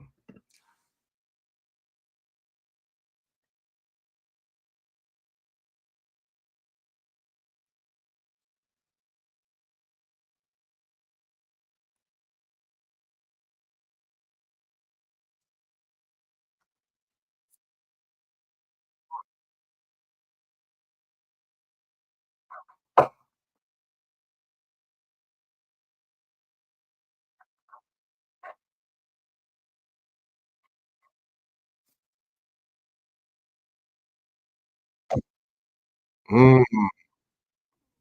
Don't you, Biden, you know, Joe Biden's ex-wife and Donald Trump's ex-wife died, right? Interesting.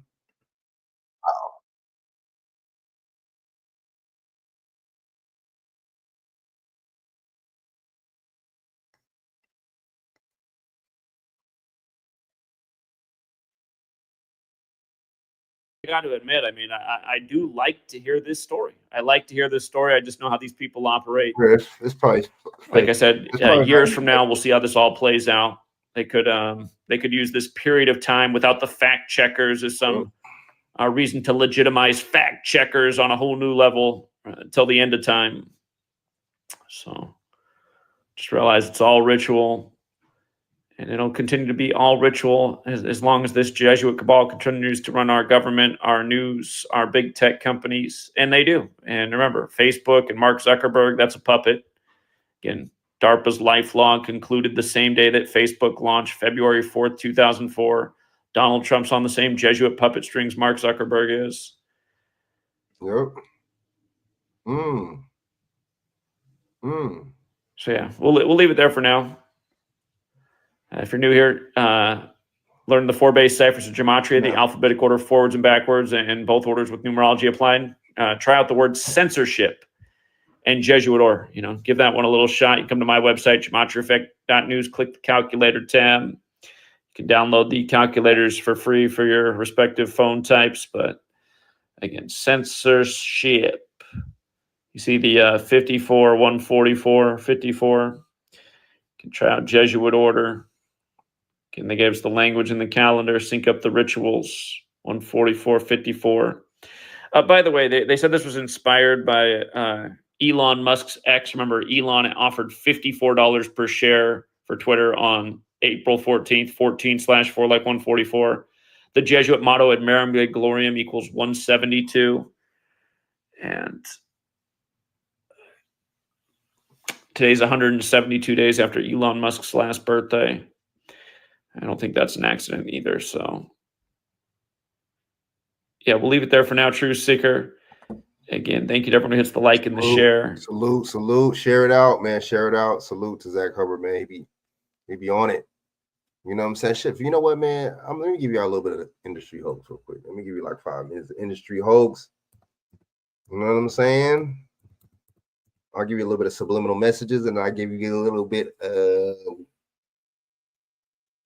let's see where Luigi at. How about that? Let's see where Luigi at, and let's see what's up with the Robert Brooks case. I don't wonder where Luigi at. Shit, he probably with Daisy and Mario. You know what I'm saying? He probably with Daisy and Mario. You can't say Mario. You gotta say Mario. All right, let's do it. All right, man. Let's see. Oh, man, hold up. All right, see, look, check this out. So let me see. Let's get, oh shoot, we got some videos I forgot about on this one. All right, look.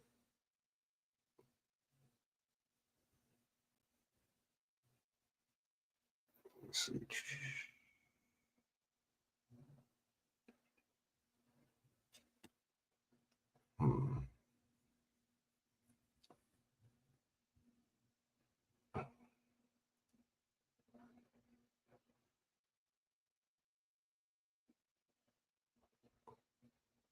Let me see.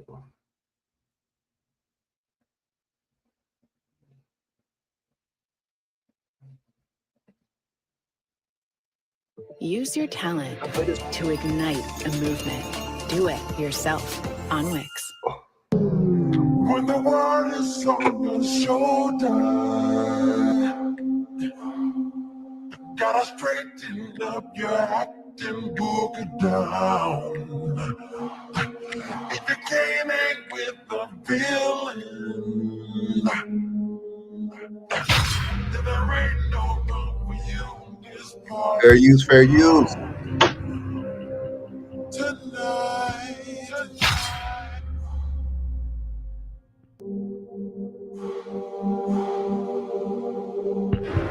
Tired of people not saying what it is. Say what it is. I'm tired of turning on the second tier cable channels and seeing another documentary about who killed Tupac or Biggie Smalls. I'ma keep it 100.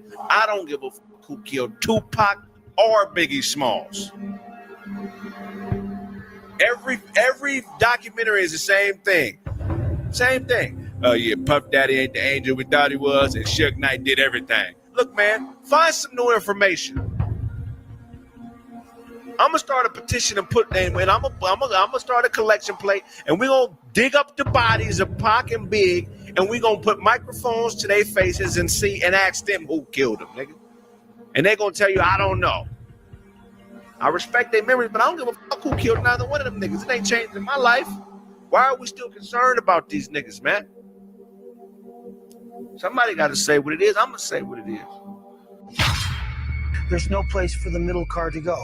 The middle car is blocked in by the lead car, is blocked in by the car to the left, and is finally blocked in by the right car, which appears to be the shooter in this incident.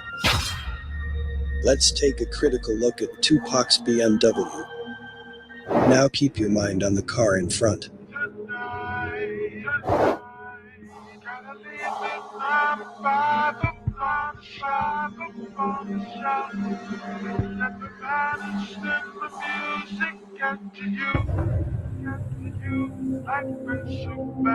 Allegedly 12 or 13 shots were fired.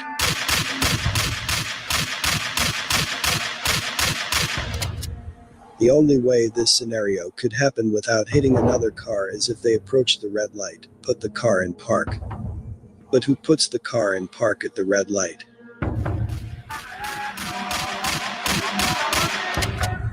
The natural human instinct is to get out of harm's way. If the car wasn't in park at the red light, shots fired would have caused Tupac's BMW to hit other cars in front or nearby. Exactly. It is virtually impossible to dodge all shots while keeping your foot on the brakes. Good point. Good point. Anything, even a car accident, if a car hits you from behind, it's going to be hard for you to keep your foot on that gas. That's a good point. That is a good point. At the same time pulling Tupac down to protect him. Here are some photos of the car from the night of the shooting. This proves there was no car damage from traffic to the perfect bumper. No, and not even, you don't even see no scrape. So how did he go over the median? If you went over the median, it would be some kind of something. The vehicle. If the car wasn't in park at the red light, once the shooting started, Mr. Knight's foot would have naturally moved off the brakes to escape gunfire, which would have caused a BMW to accelerate forward. Hold up at this light, and so another vehicle actually pulled up right next to them, shot at that woman's car. Now that woman in the car slammed on her gas. A black car pulled up and started shooting, crashes into a pillar when a suspect opened fire, several bullets striking the family's truck. While doing this analysis, I contacted one of the connected Tupac YouTube channels. I wanted to get his opinion on this simple logic. I asked about the brakes, and his reply was, that BMW was a manual transmission, so he would have to put it in neutral. But that being said, I decided. Interesting. To double check. Going back to the real photos of the BMW, we can clearly see the car is automatic. And just as I suspected, like all other YouTube accounts connected to the Tupac case, they gave an excuse. So the YouTube channel. Look, and then it had Ben Crump. Ben Crump was in this was in this little assassination of Tupac episode series. Ben Crump, the crisis actor, Ben the crisis actor Crump, the ambulance chaser. Channel that claims to know the details and also create documentaries blatantly lied to cover the fact that the shooting reported could not have happened the way it's described by media and participants involved. Also noticed during the shooting, all cars stayed in place until the shooter finished. Afterwards, the cars in front of the BMW drove off, allowing Tupac's BMW to make that U-turn. Now ask yourself, does this sound like a real event? No. As soon as somebody would have start shooting the car, wouldn't you think cars would have start taking off?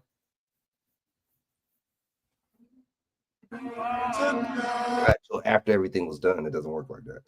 Well, let's leave when the smoke clears, right?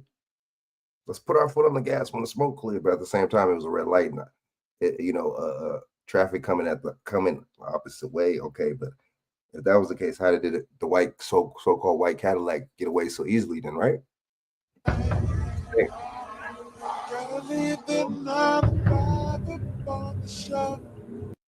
Save more and get the best value on a great night's rest at Mathis Sleep. You'll save up to $500 on.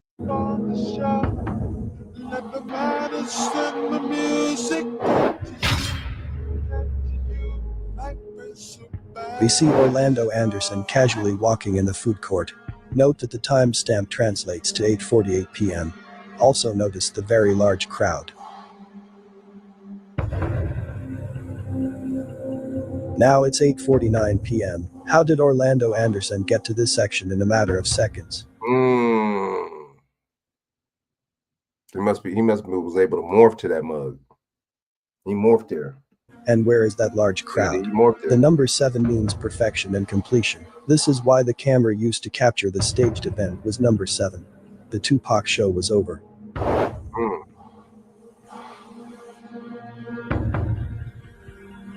Looking over the footage, we can see the venue is packed. The Tyson vs. Sheldon fight was over about 8:25 p.m.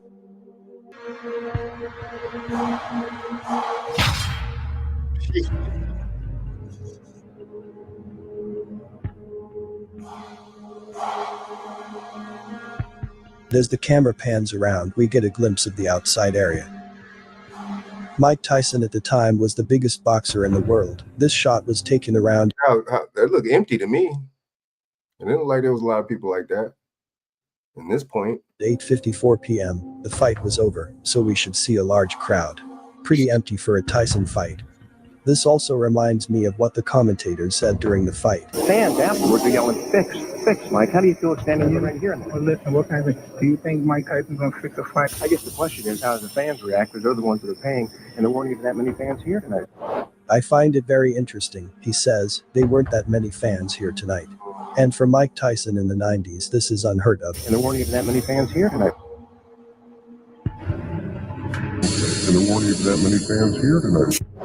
We can also get a glimpse of the audience as Bruce Sheldon walks in the ring. Pay attention to the background.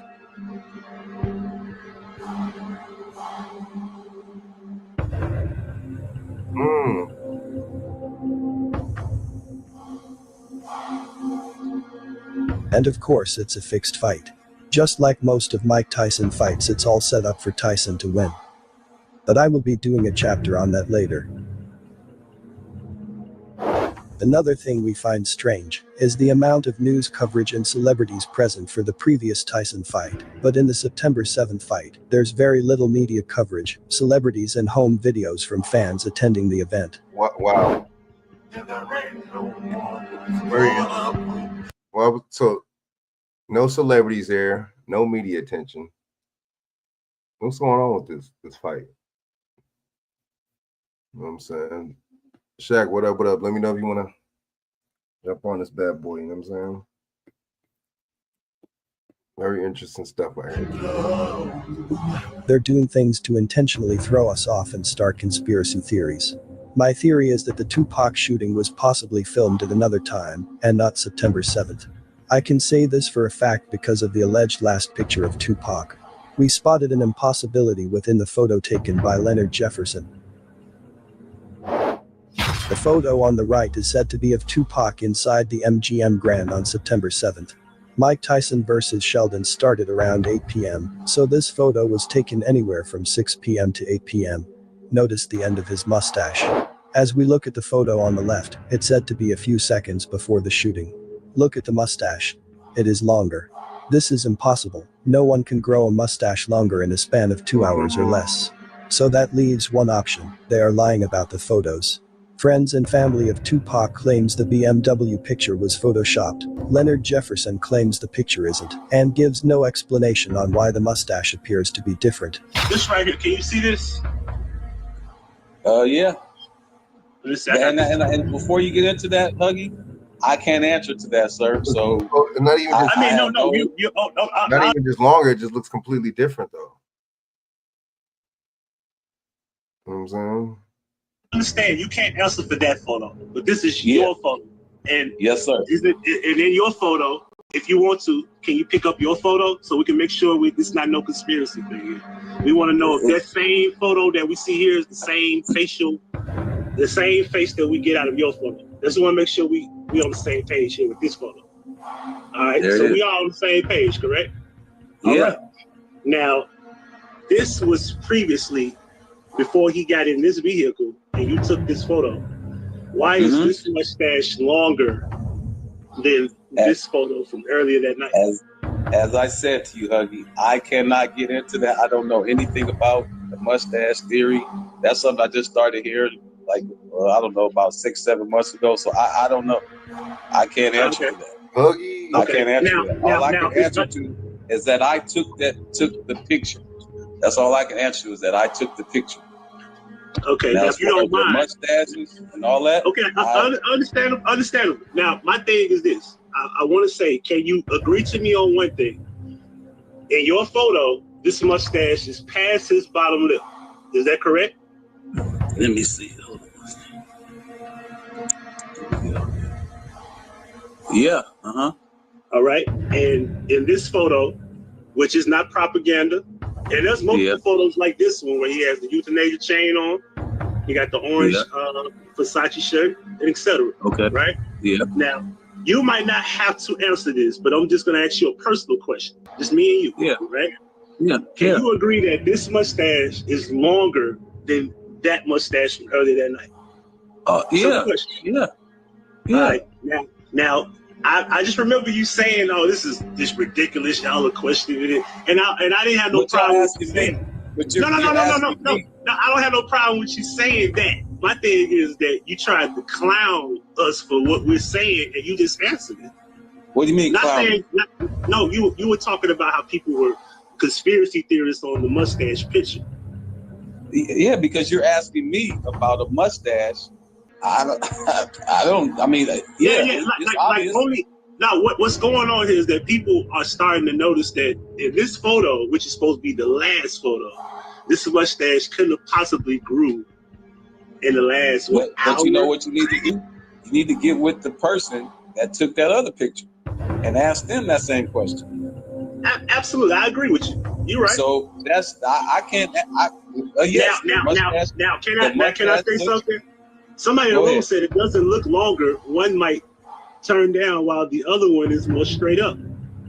Okay, I'm gonna ask you again because you answered this. Now, this is something that this had nothing to do with my opinion.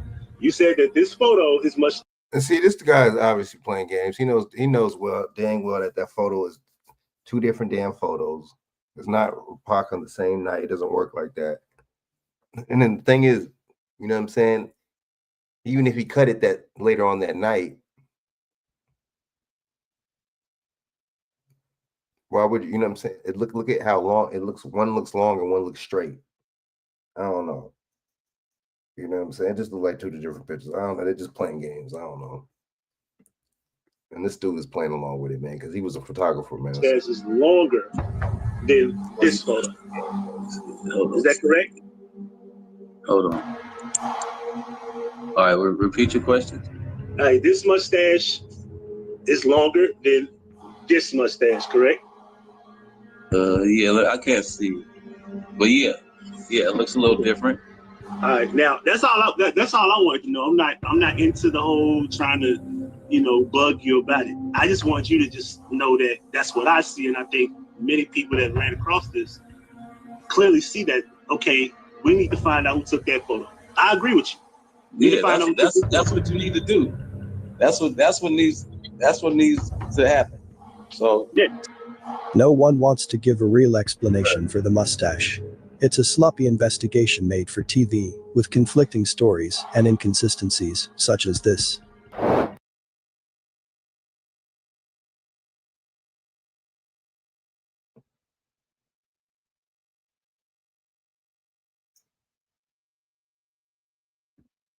No more copying and pasting. You can feel confident writing in any platform or app. If you didn't know, Grammarly isn't just a fan.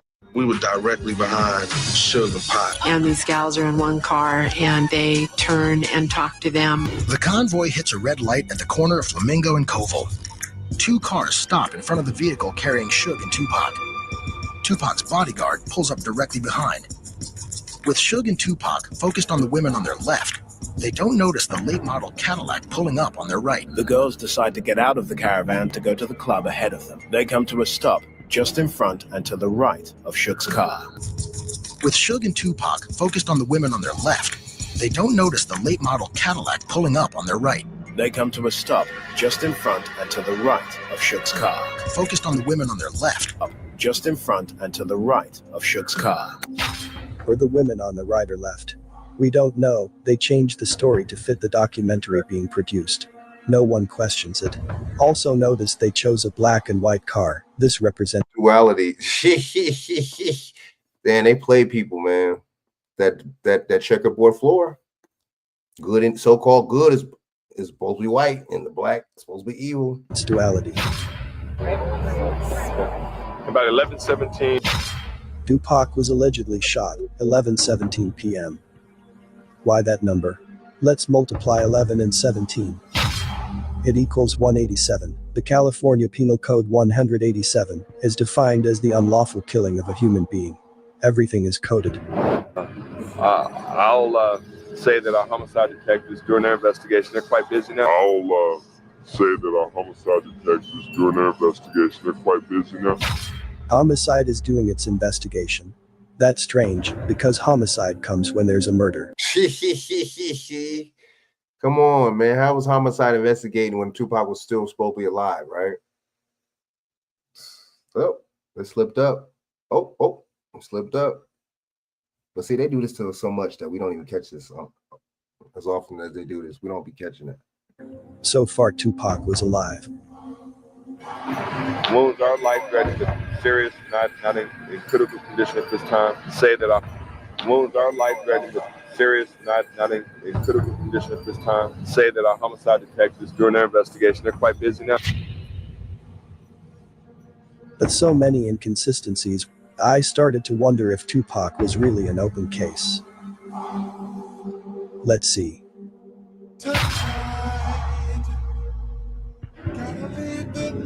1990 through 1999. Let the madness in the music get to you. This is the start of 1996. November 96. October 96. Hold on, she's kind of sexy. I wonder what happened to her. Anyway. And July 1996. He's not listed as an open case. No need to wonder why. It was pre-planned, premeditated, and pre-plotted. Tupac was never shot. It was all acting and all assisted with the help of crisis actors and a Hollywood production team. Tupac was not just a rapper, he was an actor, an artist, a performer. We must not forget. No blood, no burial, no funeral, no eyewitnesses, no footage, no body, no arrests, fake autopsy, fake death certificate, fake news, actors. All fake.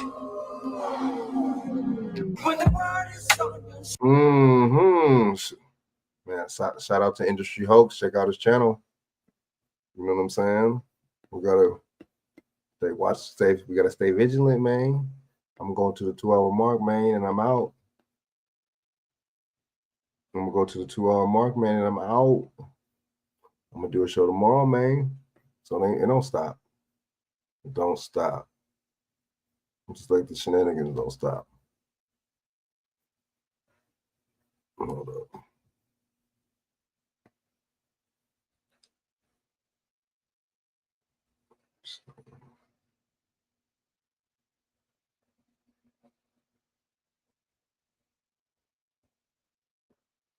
Boy, BJ.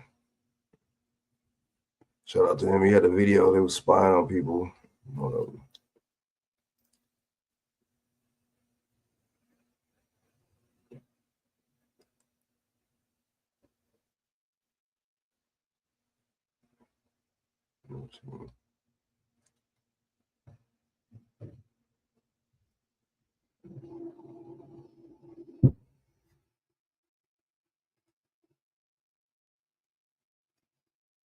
Let me check this out.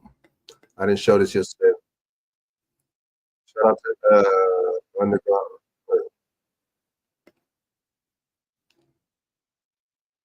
The link to my book, The N-Word is No Secret in the Service, is in the description of every video.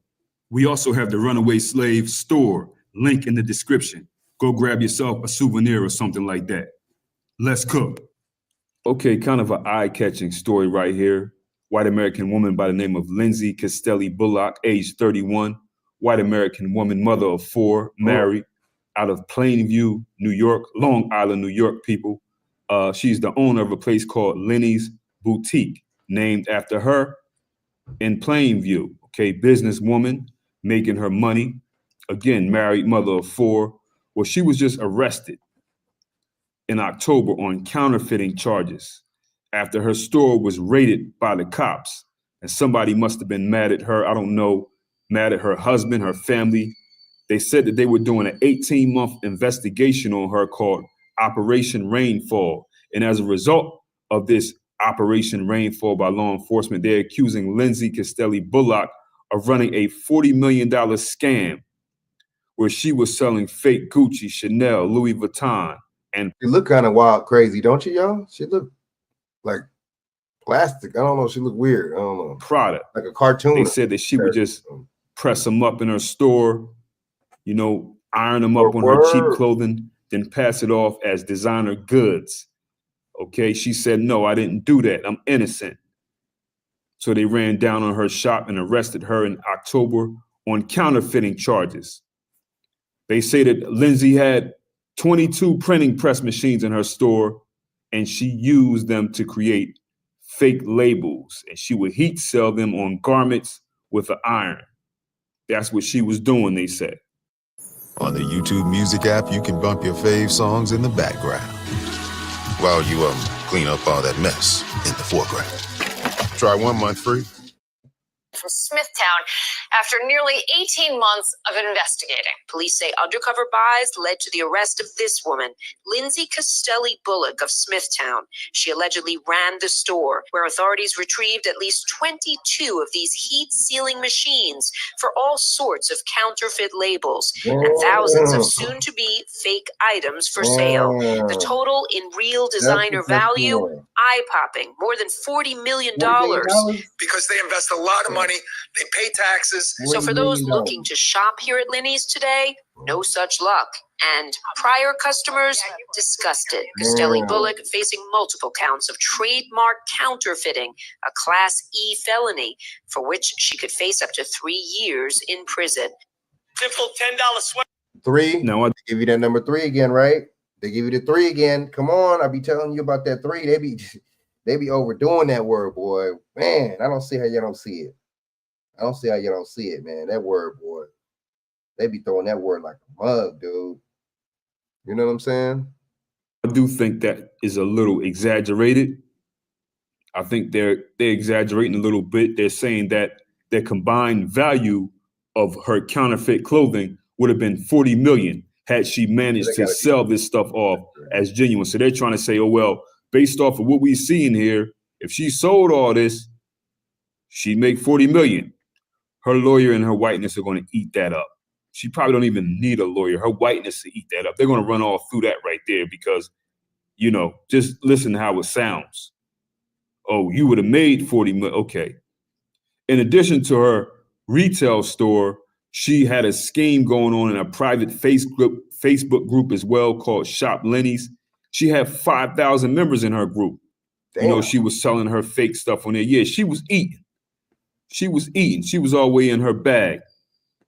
She would approve people to join this private group, and these prospective shoppers, they were hit with pictures of her modeling things that she claimed to be designer gear, telling them to shop and get this.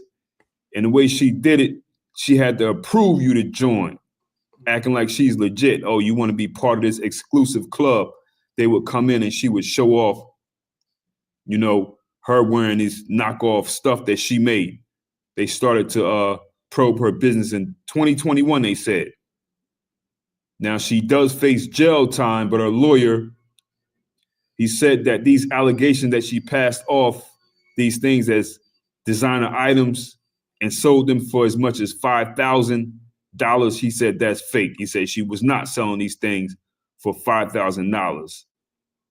Her lawyer said that she appears to be accused of something. Man, how much was she selling the damn shit for, man? God damn. They act like they making a big old, you know what I'm saying? A big old conspiracy theory. How much was she selling them for? It's that simple. We can't trace to how much. You don't got tags. You don't got price tags from the store. No, you know what I'm saying? Labels and then that's weird. See, anytime it's somebody that's not black, boy, they act like it's so hard to get evidence. But anytime it's one of us, boy, it's so easy to get evidence, right? That she, in fact, is not even accused of doing. He said it really comes down to the articles of T-shirts and whether or not they incorporate a registered trademark. He said it's not like she was selling fake pocketbooks or anything, things that you would normally associate with high-end items like shoes and pocketbooks. That's what her lawyer said. He said, no, she ain't doing all this. He said it's just the stupidest argument I've ever heard in my life. Well, at least she's not selling the high-end purses. But what does it matter? She's still lying and fabricating stuff and putting fake labels on stuff and basically selling stuff overpriced. That's the point. You see, they be having the dumbest excuses for these white people, man. I'm not lying. Or they be having the smoke for everybody else, though. Or us. You know what I'm saying? Really? It's not like it's designer bags or anything like that. High-end, man, high-end Gucci stuff, that's high-end for a reason. It's called high-end for a reason. It's T-shirts and sweatshirts, creative T-shirts. He said if you go on the website and look at them, there's about 4,500 T-shirts. 99% of them were like Happy Halloween and other little innocent things like that. Okay. He said all that designer logo stuff, that's not true. That was not the majority of what she was doing. So this Lindsay Castelli Bullock, okay. Look at it. Bubble wrapped and everything up in that mug, boy, I tell you. She was forced to shut down her spot called Lenny's Boutique. She was evicted by the landlord. And, you know, she was obviously getting to her money, man. She had to have been selling some knockoff stuff in there with some high prices because, you know, she was getting a lot of motion with her fake brand, okay? She purchased a $2.1 million home during the time that she was being investigated by these authorities. She took several vacations in 1 year, Aruba, St. Thomas, Bahamas, you know. She's... Hello. Man, she was doing it up. These people are scammers, man. I'm telling you, man. That's the bottom line. I think that scamming thing in the in the 90s, it was frowned upon. Being a scammer was frowned upon like a motherfucker in the 90s, boy. I tell you, in the 90s, you know what I'm saying? Early kind of like that, but it seems like it's cool nowadays to be a scammer, man, and scamming people. It seems like that's a trend. You know what I'm saying? Amongst men, women, motherfucker, don't matter what race. It really seemed like these foreigner people really doing this to be honest with you. See, and that's the thing too. You don't look at any of these immigrants coming in here. You look at them, you know what I'm saying? Like, oh man, they're hard workers. They just want to be a part. But meanwhile, they scamming though, right? I'm not saying all. So who's this? So only people from here are scammers. That's how I take it. And we not hard workers, but we scammers. But then the illegal immigrants are the hard workers. Damn, that's crazy. But it's funny because it'd be the illegal immigrants be scamming. And it'd be the foreigners that be scamming. Legal, non-legal, citizens, non-citizen. Boy, man, this is crazy. I don't see how we don't see it, man. We got to stop the stereotypes, man. Oh, hi. How are you? All right. Yeah. First thing, second. Quite often going on these exotic trips. She's at the Ritz-Carlton in St. Thomas, you know, with her family. She was really hitting them over. And it's funny because the funny thing about it, she wear the real shit. Her shit is real. And the shit she's selling is fake. Don't mistake that for something. Don't mistake that for something that's damn. That, you know what I'm saying? Don't mistake that for something fake that she got on, man. We not saying that she's wearing that she has a bunch of fake shit herself. We saying she's selling fake shit. That's the problem. Over the head, you know, fake Gucci, Prada, sure you got the Dior, Uggs, Louis Vuitton. And she also sold items online under a store name called Christian Salvatore. Yo, is that Shaq right there? Shaq, what up, man? Man, what's the word, Nick? You know I had to tap in, Nick. I was trying to set up set the tablet up, Nick. I'm trying to get find me a little avatar, Nick. I seen the little cartoon. Right? She's a little cartoon. I gotta make me one too. Little avatar. Yeah, I did that off of Facebook. That's one of my little Facebook avatar thing. I was like, maybe because I was gonna put my photo. I'm like, okay, I want me a little cartoon avatar, dude. You know what I mean? Yeah, that's what's up, man. I'm gonna have to do that. Move around with, you know, we're gonna put your face. My little cartoon face, but my mind might have the gray hairs on that shit, man. You can put gray, yeah. You can set it up how you want to, shit. You can get the right app and shit.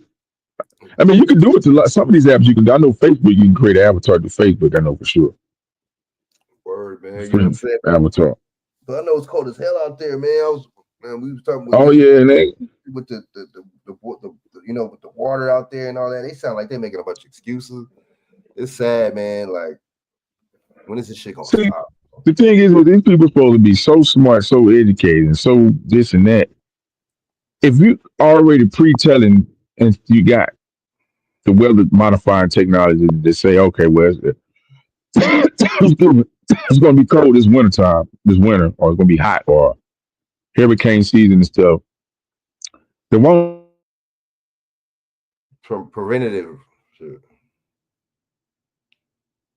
So you kind of went plans in those cities and shit to be prepared for. What's to come? If y'all already got advance, y'all know what's coming. Y'all got advance on it. Okay, well, this weather's going to be you know, it's going to be cold 17 days out the month. And some will say, well, as a city manager or whatever, that we waste money for getting that shit. But I would rather, you know, be preparedness than, you know, none. Shit. And just hoping the women it be a small winter storm or summer, you know what I mean? Hot summer or, you know, some type of tropical storm or some type of natural, you know, disaster or something. Exactly. All these smart motherfuckers. I mean, things like, Exactly.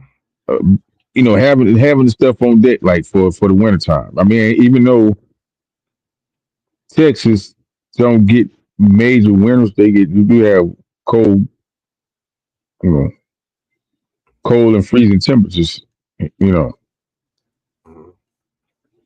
So I can see how they would not want to spend money and invest in that. But at the same time, you're like, damn, bro, but this is people's lives, bro, man. Fuck the money, bro. I mean, this is people's lives, bro. You know what I'm saying? Shit is too. I mean, greedy upon greed, bro. Yeah, man. That's no major cities. Any really cities and small towns. Well, I can see small towns maybe, but any cities that's in the United States shouldn't have these problems. But no, we're talking about with the water and stuff, bro. And this stuff is going in the constant. It's getting worse and worse. You gotta have boiled water. What's the name? Warnings and stuff. Order, like damn. Blackouts and shit. You get weather like this. You getting blackouts and stuff. Rolling blackouts. On a certain amount of water you can use to water your line and shit. You know what I'm saying? Grass dick. But we got over 800 some billionaires. And they'll tell how many millionaires we got. That's what I'm saying. Every day they're getting richer and richer, man. So I'm gonna play this real quick. Hold on. Fair use, fair use.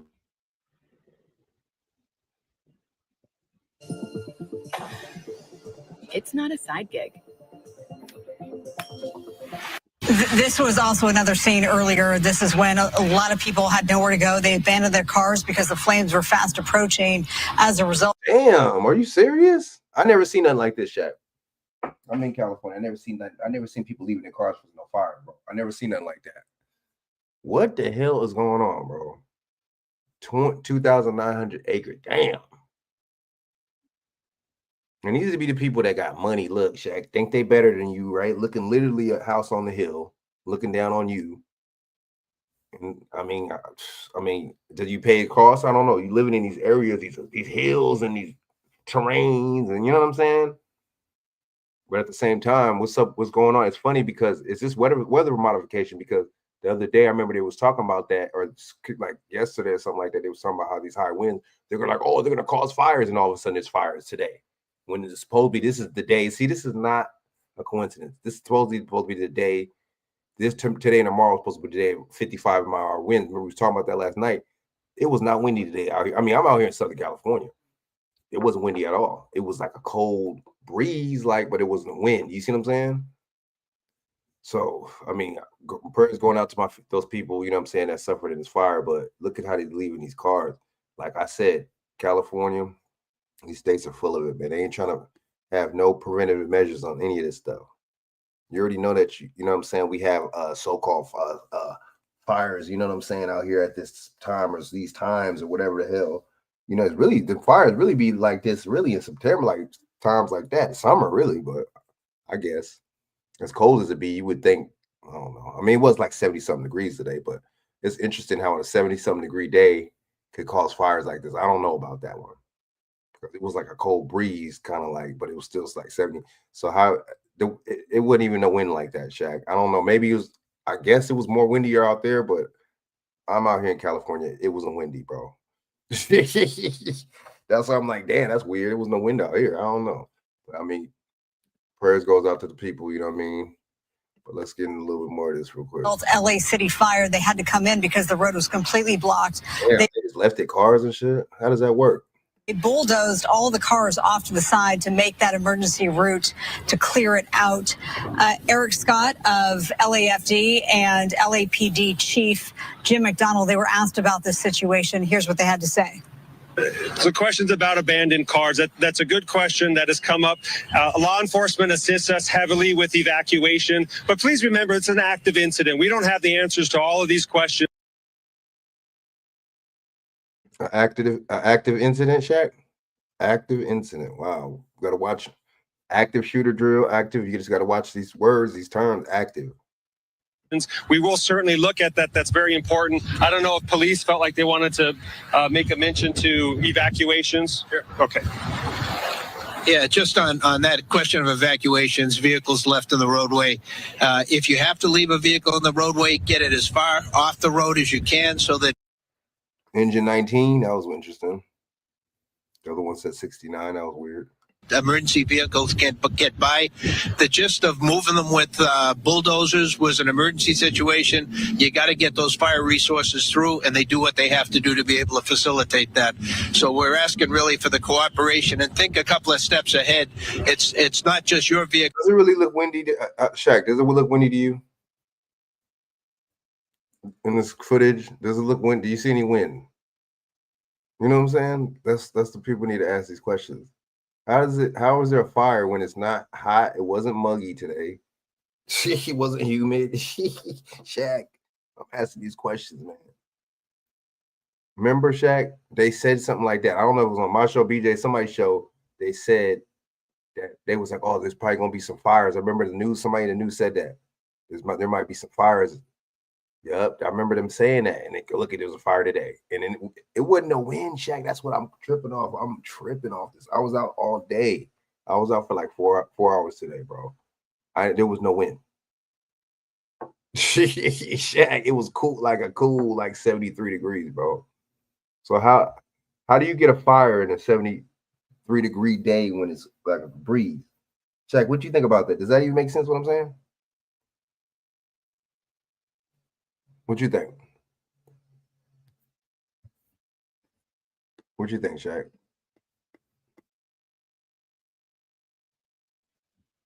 Go there, but then others line up behind you as well as they see what you're doing.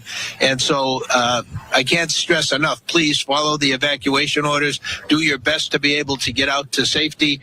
Bring the equipment you will need for the next couple of days with you, because as you've heard over and over again, this is not going to end very quickly. But this is very, very, very dynamic.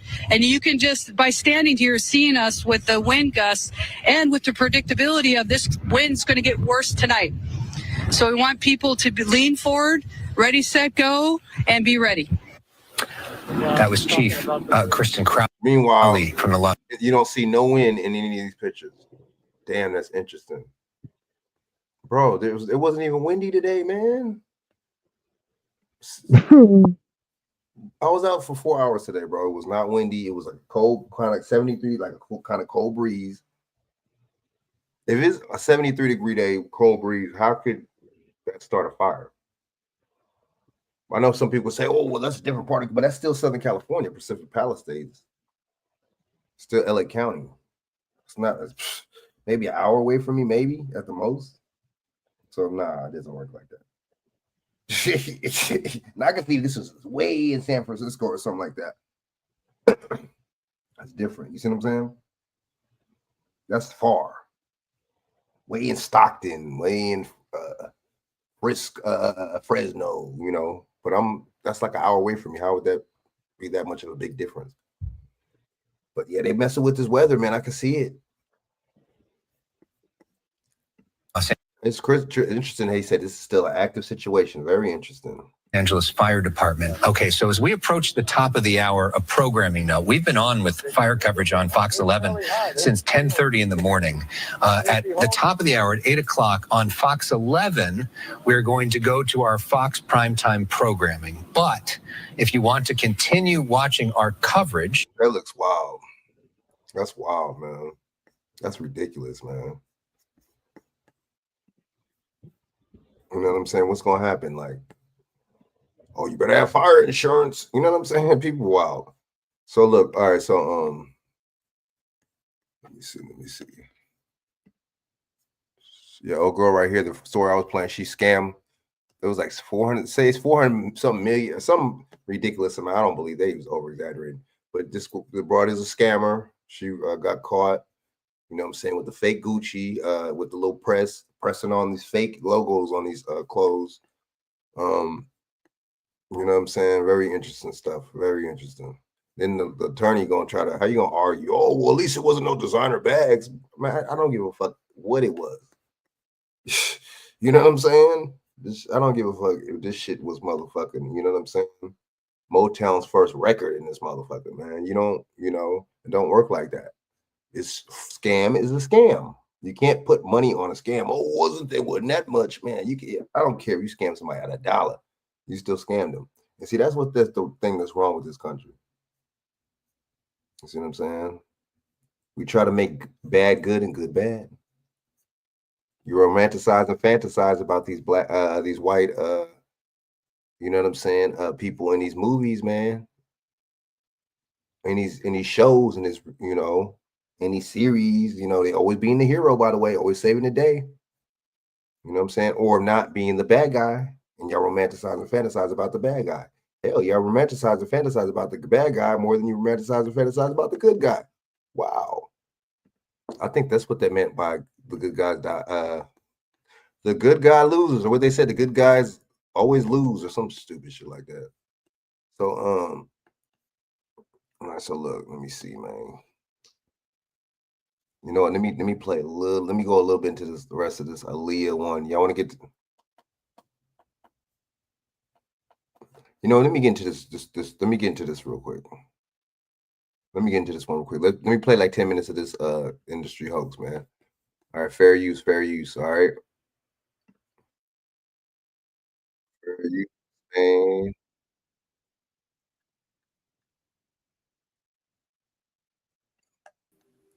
You're not well. Why do you want to have a baby with me? You can't stand me. That's not true. Why don't you let me fix you some of this new Mococo drink?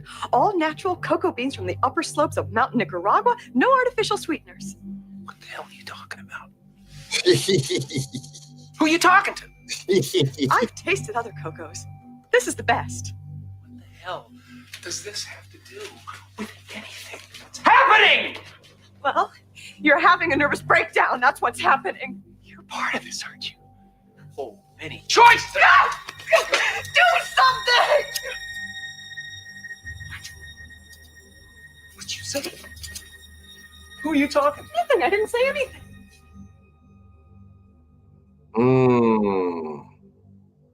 Y'all ever seen this movie Truman Show? Y'all remember this movie? This movie is life simulation right here, man. They were literally simulating his life. You see what I'm saying? And literally played it out like a reality TV show from front to back, from beginning to end. You see what I'm saying? They played this man, right? See, this whole life he had him thinking that it was just, he had a regular life and everything was all peaches and cream, right? But at the same time, it wasn't, because it was life simulation, and it was his life being monitored 24 hours a day. It was a fake life. You see what I'm saying? And then he starts to catch on. Then he tries to leave, so on and so on.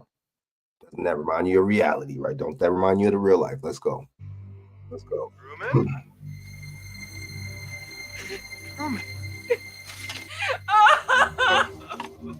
How can anyone expect me to carry on under these conditions? It's unprofessional! That right there.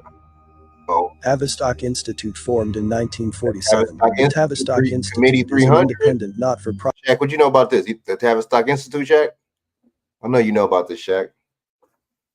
The Tavistock Institute Committee 300. Them motherfuckers shape and mold popular opinion. These are some pieces of work. Check this out, y'all.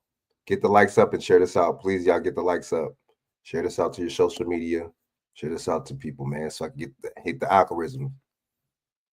Profit organization which seeks to combine research in the social sciences with professional practice.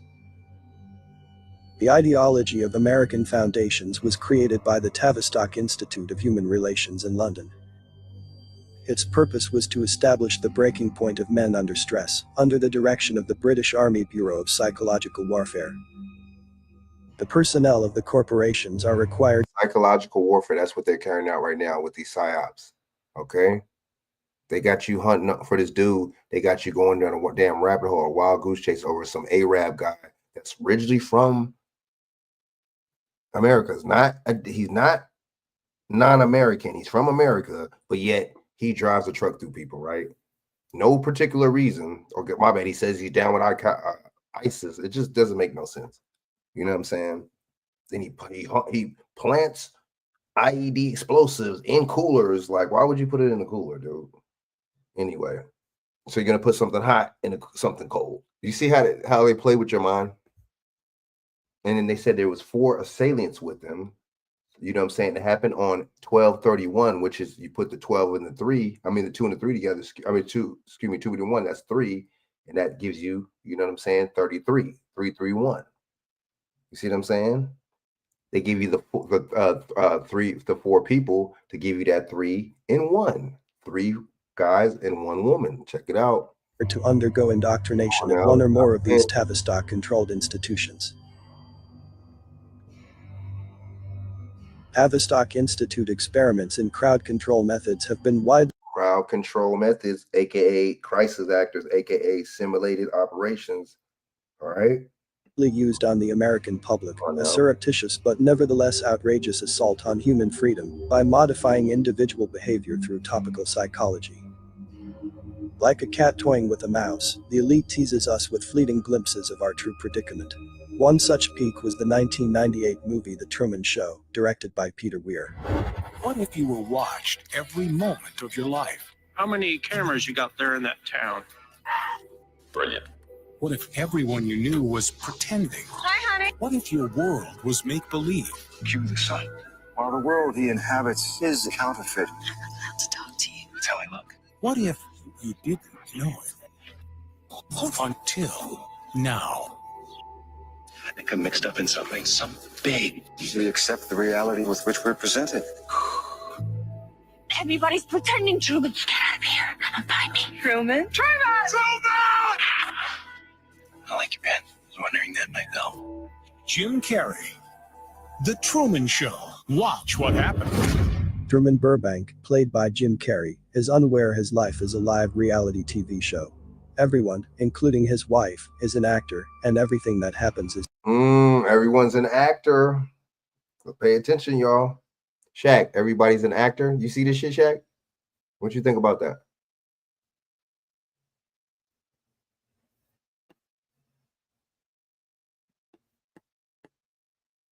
staged. In other words, his life is a fraud. Truman Burbank's predicament describes our own. Well, from red light cameras to cell phones, there are eyes everywhere. It can help police solve crimes, but it gives... Yeah, I think that's a good idea to have eyes everywhere. We got more cameras than China in this mug, right? And guess what? More and more surveillance after the Patriot Act, after 9/11. Oh. Some an uneasy feeling, but some say it feels too much like Big Brother, watching their every move. I don't like the idea of just walking down the street and having somebody watching. It's a creepy feeling. At any time, you know, somebody could. But we're not. But why don't we ever go to the government and go and show them that we're not for it? Then why don't we never go in March to these capitals and tell them we're not with it? We don't want to do that. We don't call our senators and congressmen and write them letters and tell them that we against it. We don't do that.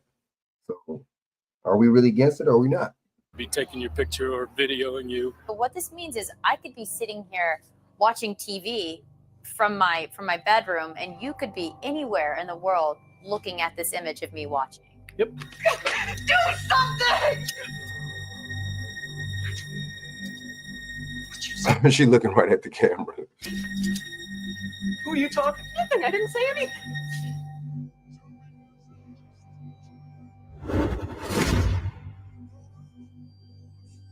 The According to John Coleman, the elite has been writing and directing the script for almost 100 years at the Tavistock Institute of Human Relations, based in London.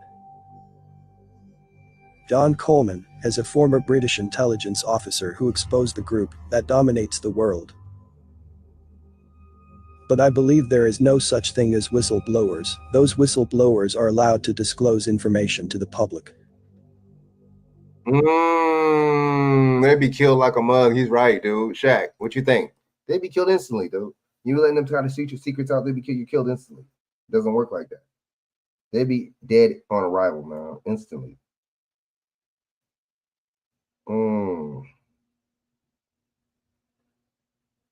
Damn.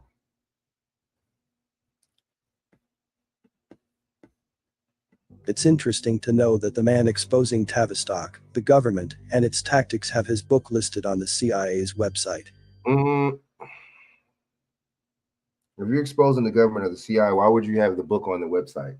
Shaq, what do you think about that? Shaq, you there, big dog? What you think about that? If I'm exposing the government, if I'm exposing the Nation of Islam, how is my name on the Nation of Islam site if I'm exposing the Nation of Islam? We be tripping, man. We be tripping. Therefore, this is the information they want us to know. This alone should let us know John Coleman will mislead us on certain things. He's sent by Tavistock and the CIA. I call it controlled truth, but it's a starting point. Later, the major film companies will create documentaries about stories such as this, revealing little truth, but leaving more deception, keeping the public tangled in the web. Despite the severe questioning, Army intelligence was getting nowhere with Thornwell, and it was decided to slip him LSD. The pain was so excruciating, felt like somebody was sticking me with 1,000,000 pins, just everywhere. Oh, it just...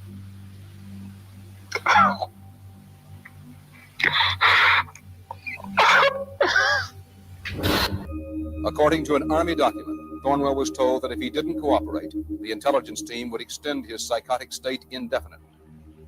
We will make it permanent if you don't tell us where the documents are. You don't want to be like this for the rest of your life, do you, James?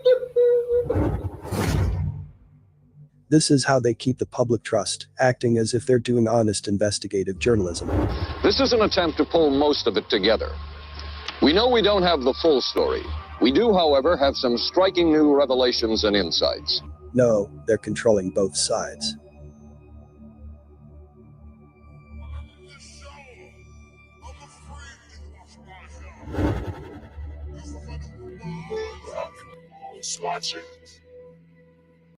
YouTube Premium is ad-free YouTube and background play. So you can watch videos while reading, searching, shopping. YouTube Premium. Funded by the royal family, the Rockefellers, and the Rothschilds, Tavistock pioneered the techniques of propaganda used to justify war. Coleman's main point is that we can't trust anything the mass media or government tells us, especially not the news. Society is rotten with institutions and organizations directed by Tavistock to deceive and distort. They are called elite institutions because of whom they serve. The conspiracy reaches right down to the local level. Tavistock has an invisible army of actors found today in the halls of justice, police, churches, school boards, sports bodies, newspapers, TV, town councils, state legislatures, and our legions in Washington. They run for every office. Virtually every important corporation, university, think tank or foundation is linked to Tavistock. It chooses the entertainers we watch, the pundits we listen to. It chooses the entertainers we watch. Oh, it gives you the heroes and the zeros. It'll turn the zeros into heroes. It'll turn the guilty innocent and the innocent guilty. You know what I'm saying? The Tavistock Institute Committee 300. Chaq, what do you think?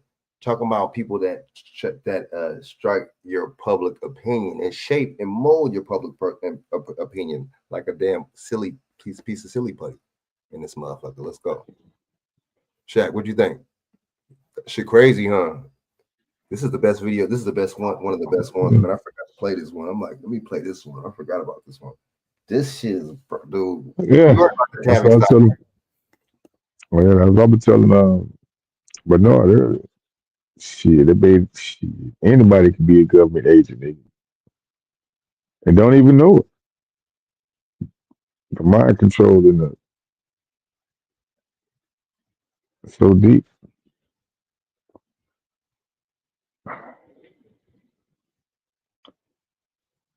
Anybody can be a Judas.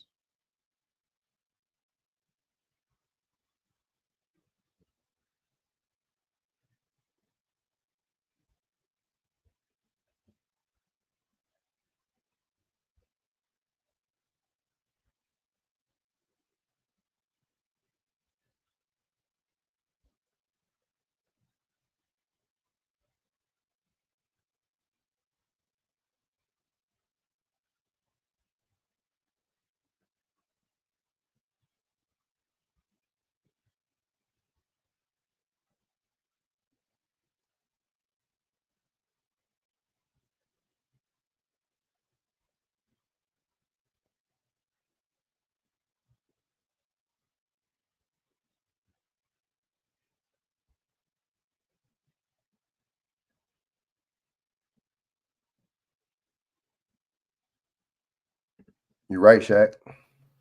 This anybody can be a damn agent. That's facts. Mm-hmm. Man. Look at Trump. They show Trump. Bam. Politicians we elect. Every U.S. president has been under its control. Tavistock is behind every spontaneous social movement of the last century, including feminism, sexual liberation, the peace movement, the New Age movement, environmentalism, homosexuality, and abortion.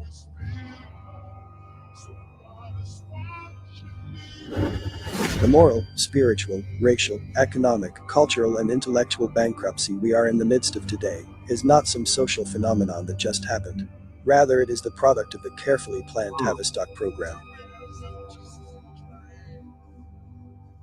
Of course, so-called rap music is another Tavistock program. As crazy as the words are, one can hardly call them lyrics. These words have been crafted or given the green light by the technician in mind control and behavior modification, so that they would fit in and become an integral part of Tavistock's Gang Wars program for America's major cities. Weren't they making fun of the NWA, Shaq? Weren't they making fun of with those two movies, Fear of a Black Hat and what's the show with Chris Rock? CB4. Come on now. They wasn't taking that gangster rap serious. But they wanted us to take it serious. Of course, they put the truth into comedy. There are a multitude of television shows, new and old, that's designed to make us laugh at the conscious black man. By the time kids today are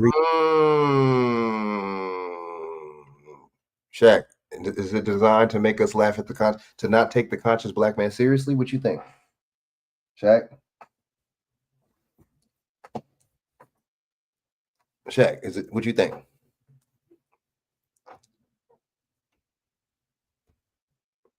Is it Shaq? Is it designed not to take the conscious black man seriously?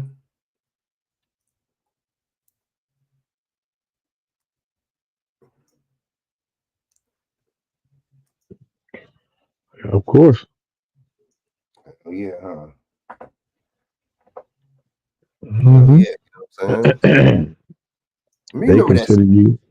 They Oh, consider you. They say, "Oh, these pseudo." They call you pseudo and quack. Then your own people make fun and call you a square. Oh, he's a square. He's a nerd. He's a square. He's a nerd. Very interesting. And they push that. They push people. Oh, criminology. Oh, you got to go into jail is like a rites of passage. Some shit. You know what I'm saying? Stupid shit. It's all part of the MK, baby. Yes. Controlled. That's so true. Control socialism, control fascism, control racism, controlled sexism, colorism, classism, communism, shit, LGBTism. I see it. I see it. I see that shit like a It's motherfucker. all controlled, like you said. It's all controlled.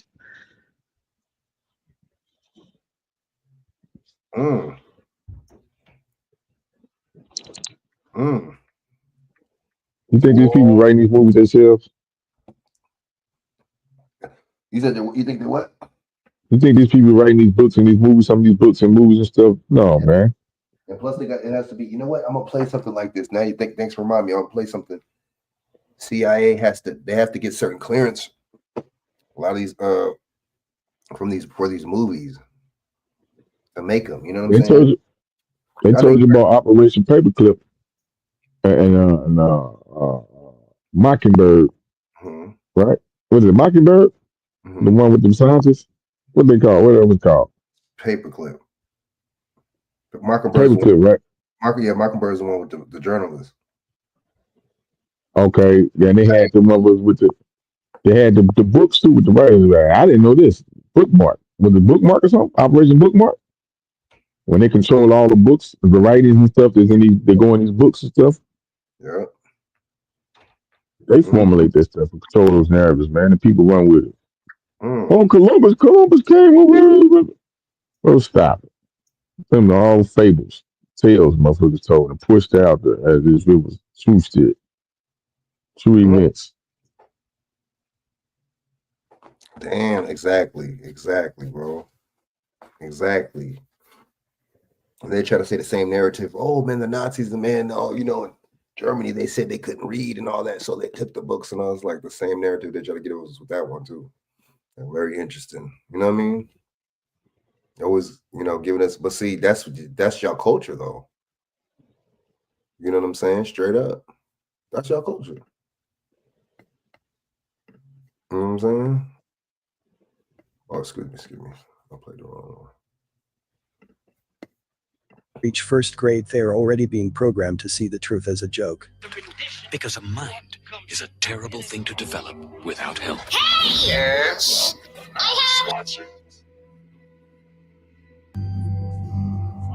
He's watching me.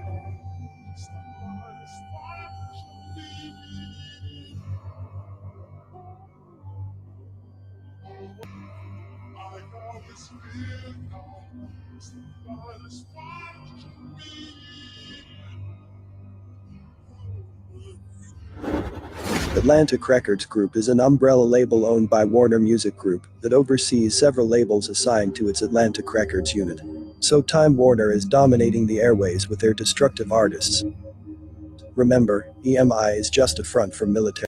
Damn, they got them all in the videos and shit. Like, dude, see, that's how you know, Shaq. That's how you know that there's an agenda, because you're not supposed to have. Why would you have them be able to post guns and stuff like that in a regular music video? Why would you make a lot of certain things visible like that in videos like that? You know what I'm saying? That's weird. Think about it. Very intelligent. It's licking on the guns and shit. What kind of these niggas, bro? These dudes be plants, man. These dudes do not be real thugs. Not really in the streets like that. I told you the homies, you know what I'm saying? Seen Lefty Gunplay. Ran and damn near ran that dude damn near ran. You know what I'm saying? These dudes be, I didn't seen, trust me, I didn't met a lot of celebrities, you trust me, bro. You know what I'm saying? These people ain't who you think they are.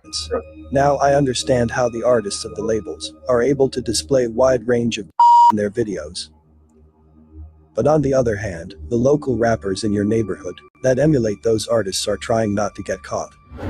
It's where police say 5 men were arrested on weapons charges. Investigators say officers were alerted about a live video feed on social media showing several people flashing and rifles during a rap music video shoot. 5 loaded and an assault rifle were confiscated from the scene, according to JSO. News4Jack's crime and safety expert Ken Jefferson says posting the video on social media helps police. Remember, of course it does. Duh. They're created to make you follow them. You go to prison, they get rewarded.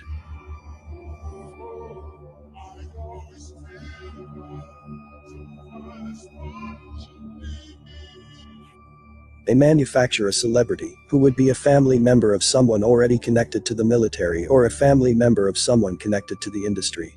They make these created players start trends for us to follow. They allow these industry plants to make music that influences criminal behavior. Simply because Time Warner has poured money into private prisons.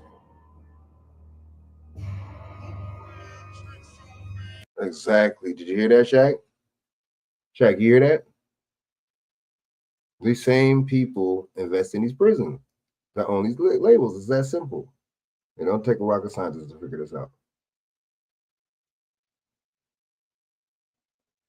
Shaq, it's like fucking easy as 1, 2, 3 in this motherfucker, bro.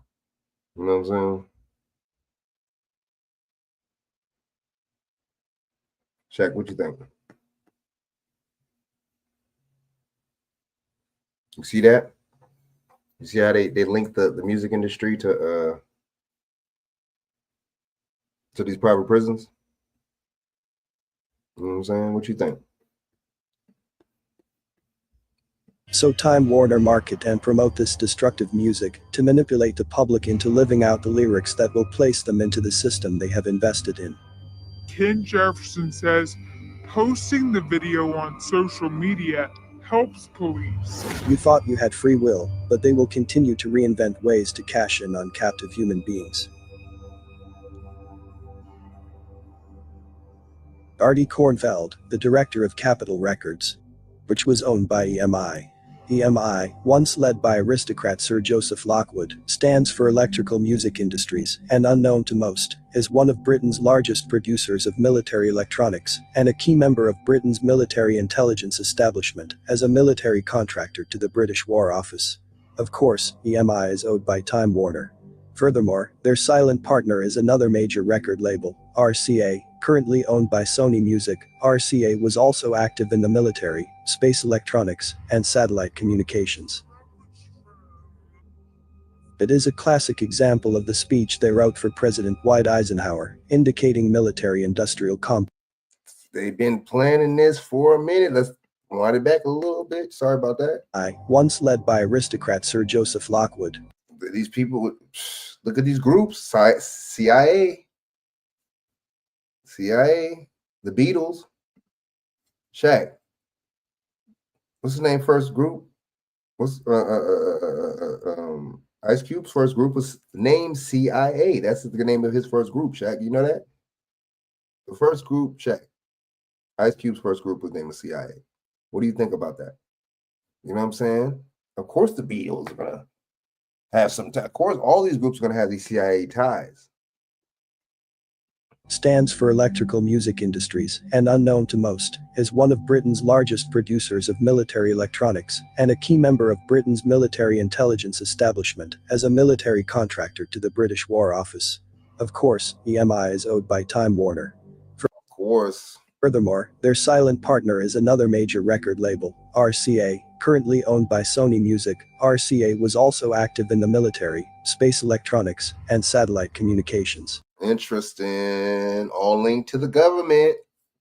All these labels are linked to the government. Shaq, what do you think about that? What do you think about these labels being linked to the government like that? You can't say government, you gotta say government. Government. What do you think about the link to the government? You know what I'm saying? Shaq, what do you think about that? The government, not the government. Government.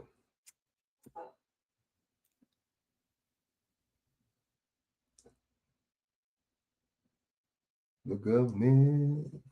Shaq, what you think about that? You still there, You said labels, right? Oh shit! Oh shit! Sorry about You that. said labels. You said labels. Yeah, they just basically proved that these record labels are linked to the CIA, linked to the government. Well, you say labels, but I wouldn't call it label. I wouldn't say label. So you know they're hiding them.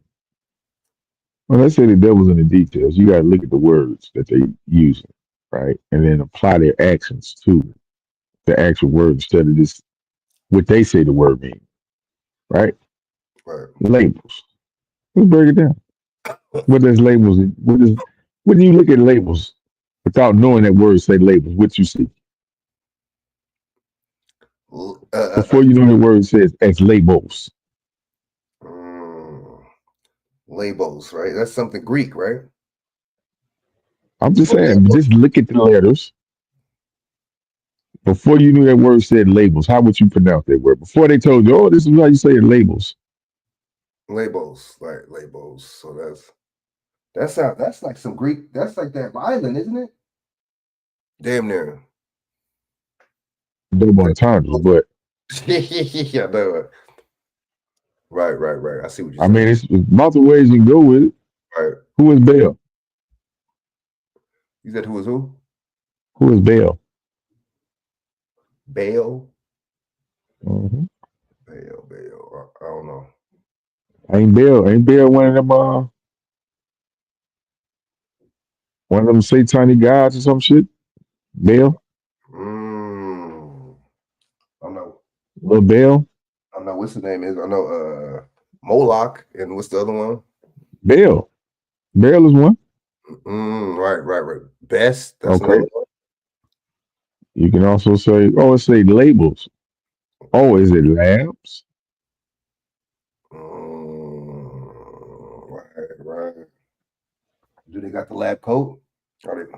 What kind of experiment? What kind Don't of they say they be cooking? Don't they say we going to the lab? They going to the studio. We in the lab cooking up some in the lab. Right. So they put it in your face, but you gotta take like Dick Rich. You gotta take those blinders off.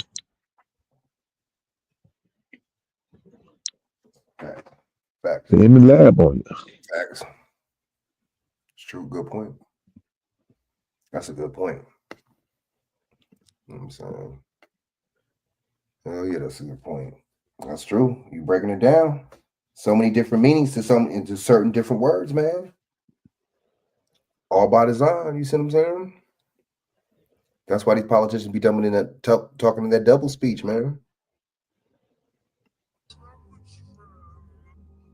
It is a classic example of the speech they wrote for President Dwight Eisenhower, indicating military-industrial complex. In the councils of government, we must guard against the acquisition of unwarranted influence, whether sought or unsought, by the military-industrial complex. The potential for the disastrous rise of misplaced power exists and will persist. The potential for the disastrous rise of misplaced power exists and will persist. We must remember that the entertainment industry is tied in with the military. Just think of the rapper Young Dolph. His entire image is based off of the military.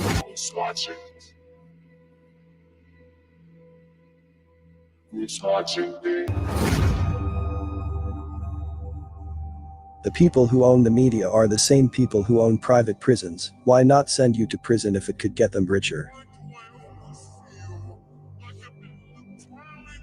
We are victims of elite mind control. We have been trained to be apathetic, trivia-minded, and self-absorbed. Women were brainwashed to abandon the female role and compete for the male role. Tavistock Institute has developed such power in the USA that no one achieves prominence in any field unless he has been trained in behavioral science at Tavistock. Shaq, damn, Shaq. Ooh, it makes sense. You're in that position for a reason. Trump is in that position for a reason. These people are groomed. These people are in these positions for a reason. You're not going to be able to make the big bucks and have that big image if you don't follow suit, Shaq. Make sense? Shaq, you hear me?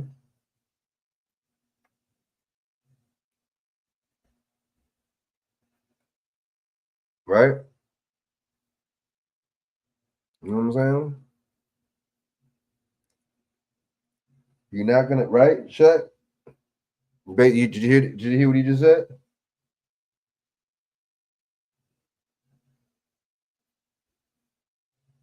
Shaq, you there?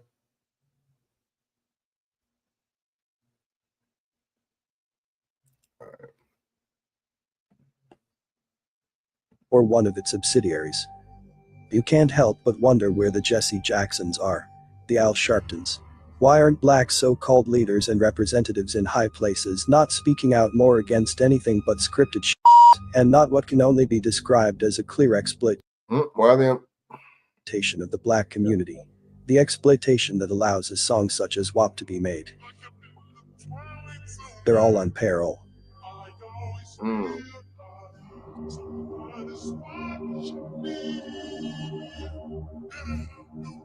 Our so-called leaders work for an occult cabal of super rich criminals.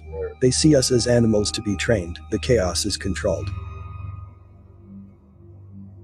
Wars are all orchestrated, and your favorite rap artists are created to lead us in their desired direction.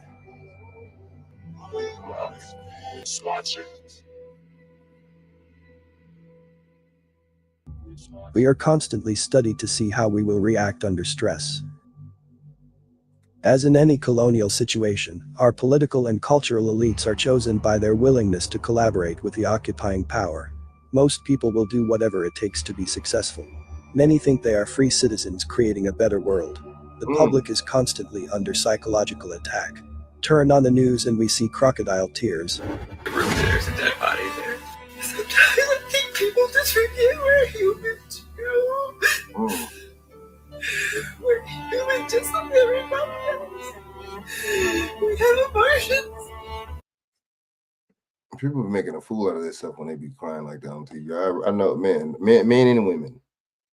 You know what I'm saying? It affects you. It affects me. I mean, just simple words there, reacting it. You're quite emotional by that.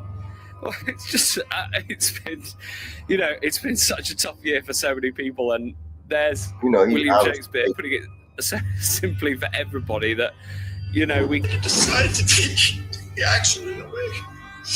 That was really hard. That was hard. And then we had to decide to take the action in a way. Can we all get along? Can we get along? Can we stop making it horrible for the older people and the kids? And I mean, we've got enough smog here in Los Angeles. What does smog? Shaq, what does smog got to do with anything, bro? Shaq, what does smog? He said we got to come together here, and then here in Los Angeles, we have a lot of smog. Smog.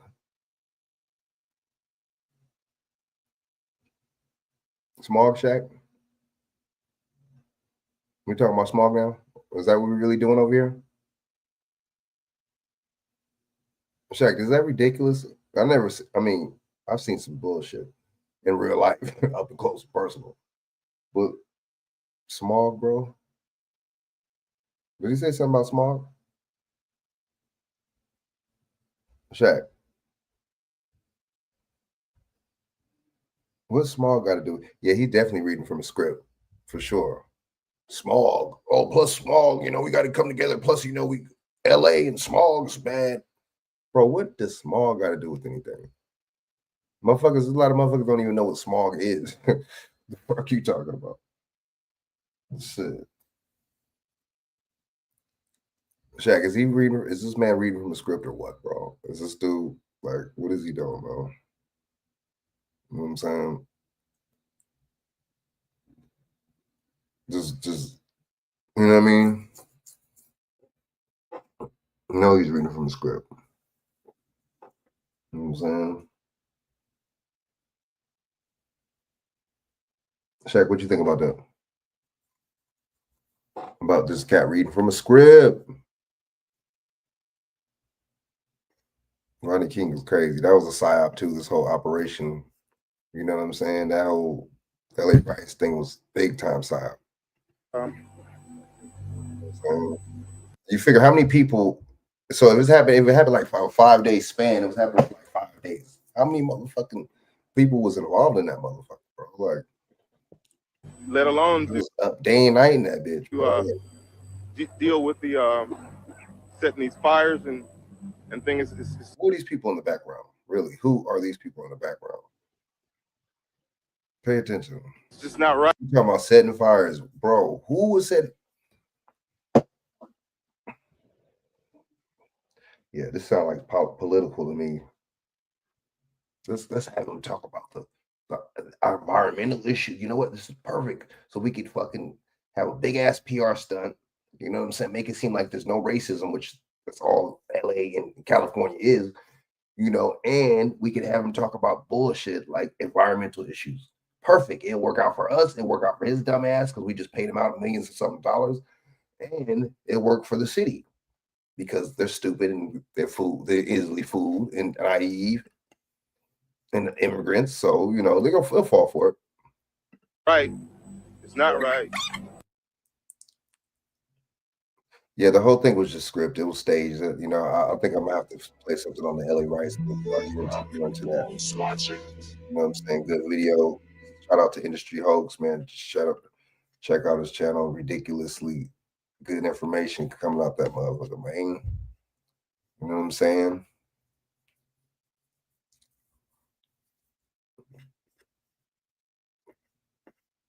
Very good information is coming out there. You know what I'm saying? Hold up.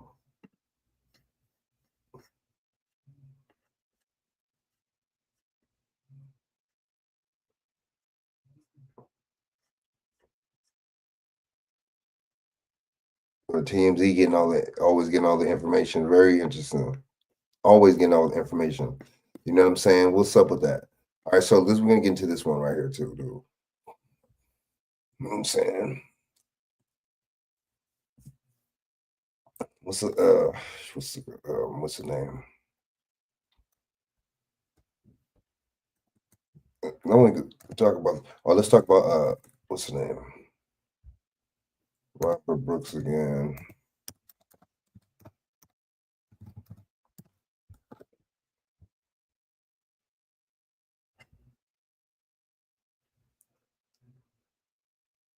Breaks down the horrific beating. 6 days. All these are old videos. You know what I'm saying?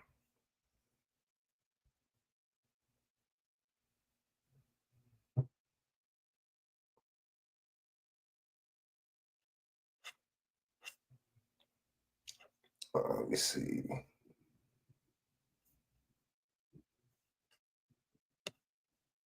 I play that? Okay, hold up.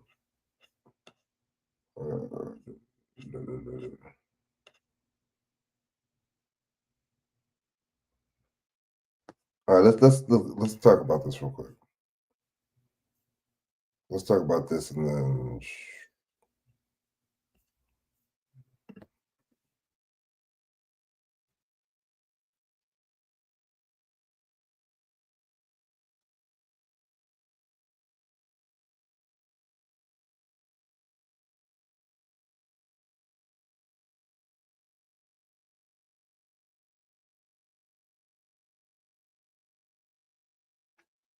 What? Look, see, this is how they shift the narrative. Nobody was killed with no guns, bro. He was not shot. So what do you mean take away the guns? You see how they shift the narrative to throw you off to make it seem like they're really talking about some kind of justice. Taking away the gun don't got shit to do with it. You choked the man, killed the man, beat the man. That don't got nothing to do with no guns. You know what I'm saying? So I don't know. By the Onondaga County Medical Examiner's Office, the cause and manner of Brooks' death are still pending. The preliminary autopsy results are in, however, showing the cause of death is asphyxia due to compression of the neck. 13 corrections officers and 1 nurse were named in this case. At 13, baby. But no charges still. No charges still, right? How come no charges?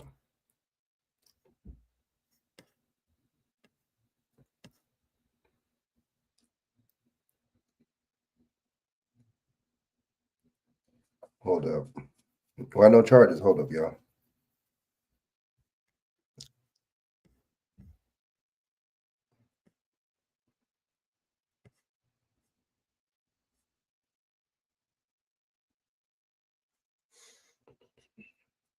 Damn.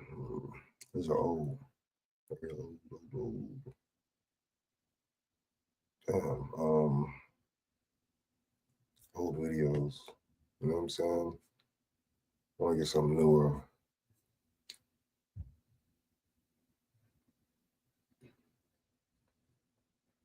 And I want to get into this Twitch boss thing too. I want to kind of cover that too a little bit. I never covered that on this channel. I want to cover that and go into that a little bit too. And I want to get something a little newer than that.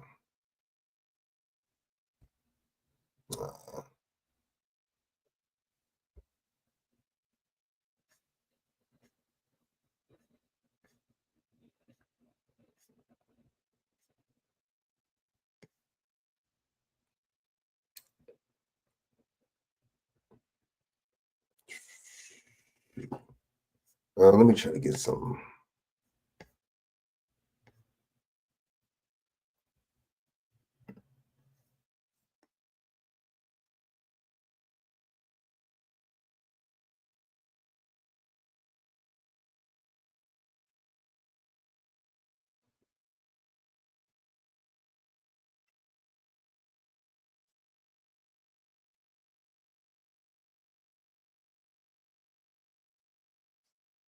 Fair use.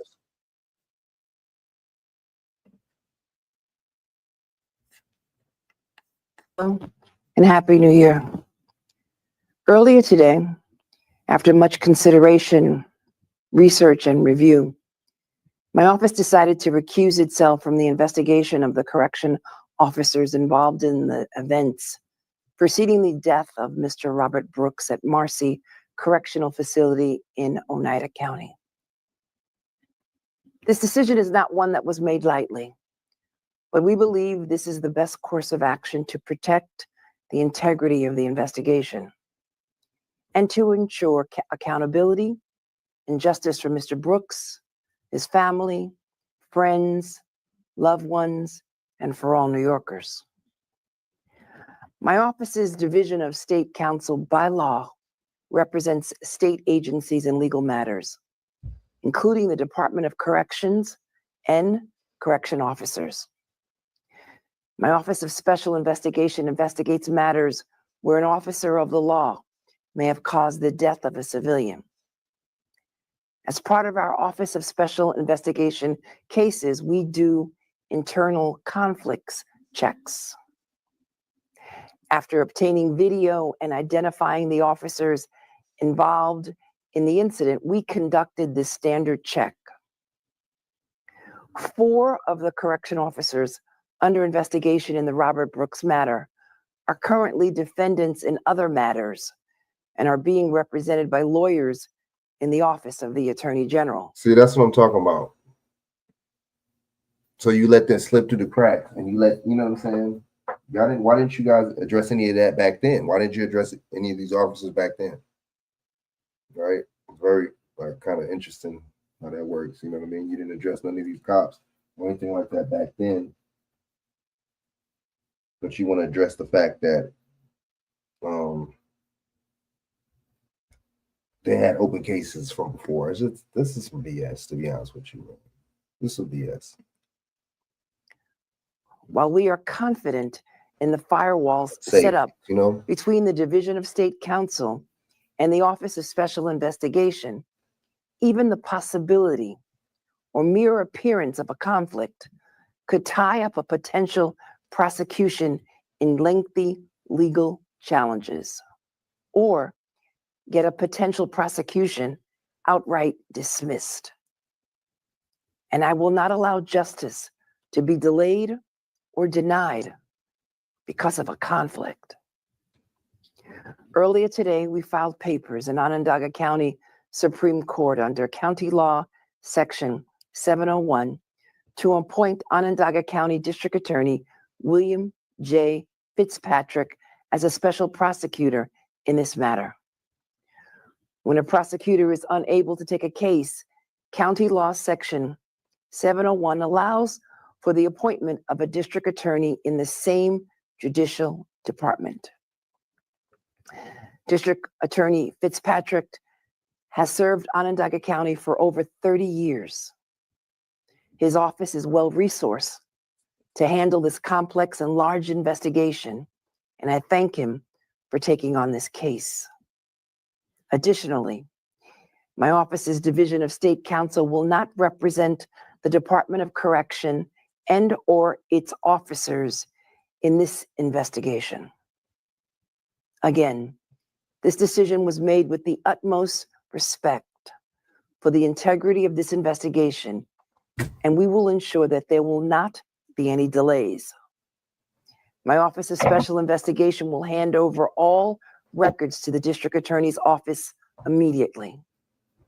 My office has spoken with representatives of Mr. Brooks's family to explain this decision. And I want to take this opportunity again to express my sincerest condolences to them during this unimaginable, difficult time. It is critically important that justice is served. And this decision ensures that it will be. Mixed messages, Ed. Why in God's name did her office not do their due diligence and see that 4, I made a mistake by saying 3 out of the 13, 4 of the 13 officers in that goon squad that's known to be heavy-handed in Marcy Correctional and in Mohawk. Prisoners in both locations are well aware of these guys, and the Attorney General's office knows them. But if they are fired, Ed, and severed from service, they don't get representation from them. Correct me if I'm wrong. Right. I get that, the no indemnification part. But the process was for the other incidents, they're getting representation. But I mean, we're almost going on a month now, and she's had these videos and this information about this incident, this murder that took place in a state correctional facility by state correctional officers for so long now. Why now? Just now are you just appointing? Exactly. It's BS and sugarcoating it, doing it on purpose. But look, when it's somebody black, they do it. They do that to us. The justice is it just hits different, man. It's way different when it's black people, man. They know that they could get a slam dunk guaranteed slam dunk win. Damn well, you know what I'm saying? It's a couple different things they know they can do. Oppress you. They know that they're gonna make you. You're already the face of crime in America anyway. You know what I mean? There's a couple. I'm telling you. Appointing a special prosecutor. This should. This lady, I'm telling you, if this was a white person, she wouldn't, or Donald Trump, she wouldn't have did this, right? But she was going hard on Donald Trump and trying to but that was all politics, right? That was just some advertisement. Any good publicity is black, bad publicity is good publicity. That was just publicity, man, for her. It was all BS. Should have been done a long time ago. Yeah. I mean, 100%. Why the dragging of the feet? Yeah. And Ed, this was 2 days ago. We have on video, and I keep saying it, we have live on video, 13 officers, and I saw 2 nurses in that location. They're always just saying 1. So in my eyes, I see 13 correctional officers and 2 nurses. We saw one with the dark pullover and then one with the lighter color hooded sweatshirt. Why are we not seeing charges? This is and these are police. This is an ex-cop, dude. My bad. I don't, you already know how I feel about, what I'm saying, showing certain people or having certain people on my program. But at the same time, let's just, look at it from this perspective. These are ex-cops. And I had some attorneys review this too. They don't look good. When the police are saying, why is there no charges?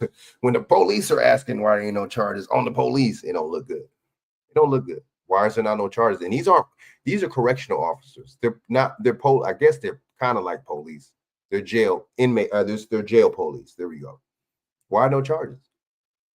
Interesting, right? So, and we just think that type of stuff goes for regular police. Nah, that's all of them.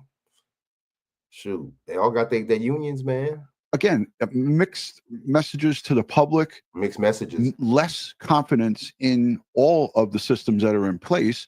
Because if it was me or you or anybody else, you would have been dragged in, locked up, taken out of your house, and taken into central booking and put in the county jail with no bail.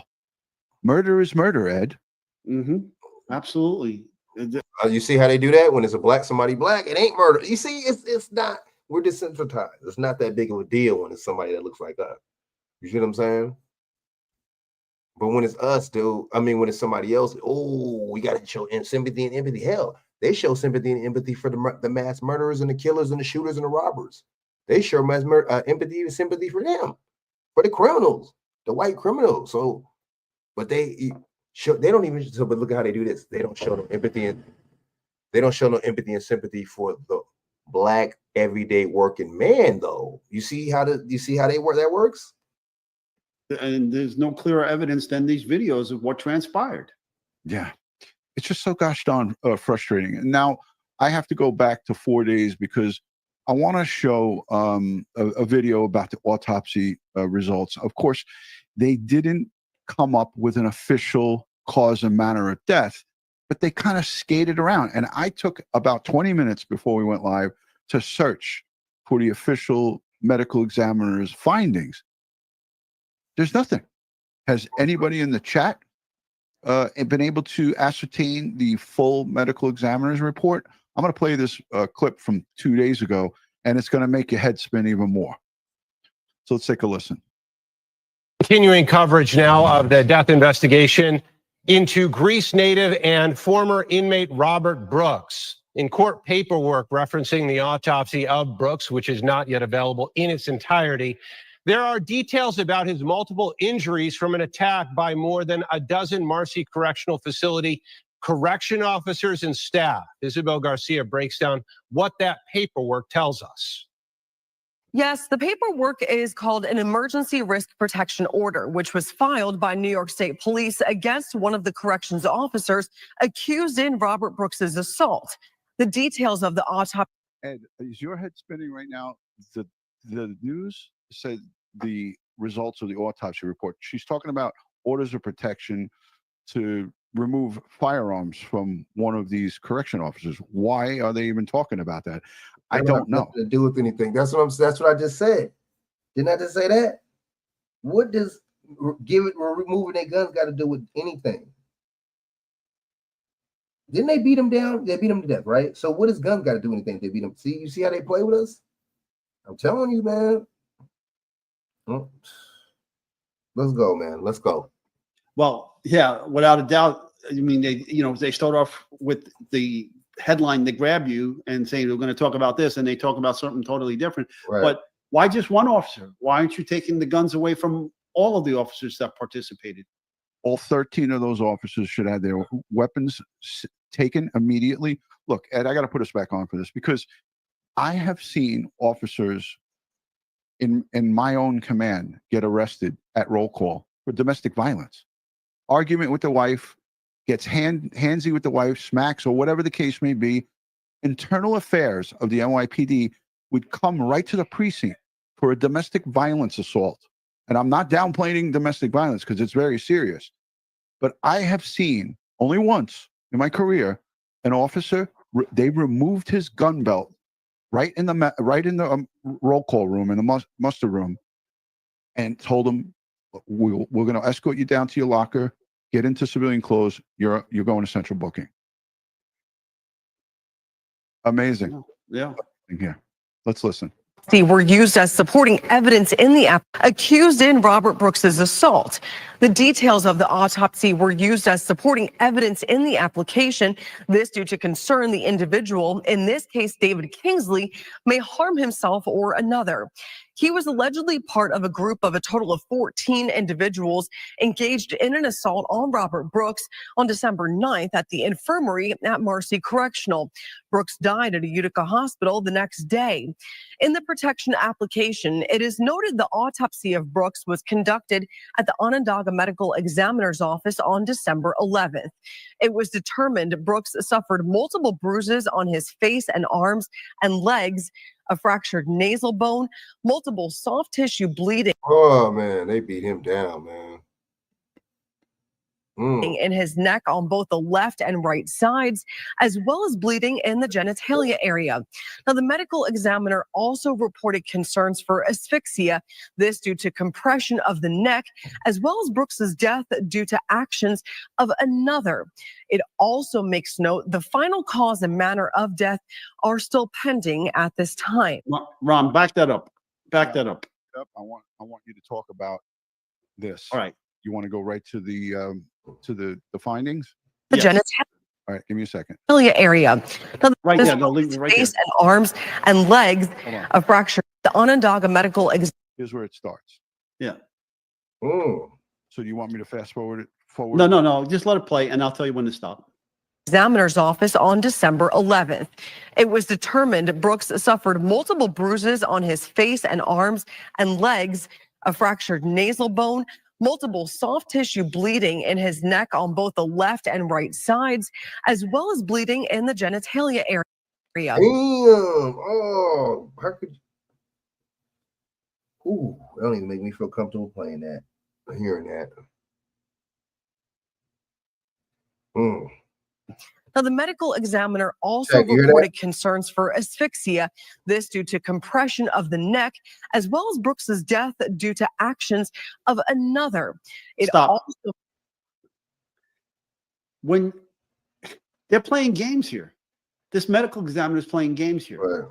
Right. When they declare that the death is at the hands of another, that is the definition for the medical legal term homicide used in cause and manner of death.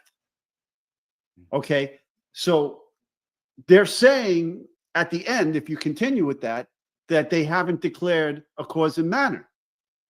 Okay, well, they have.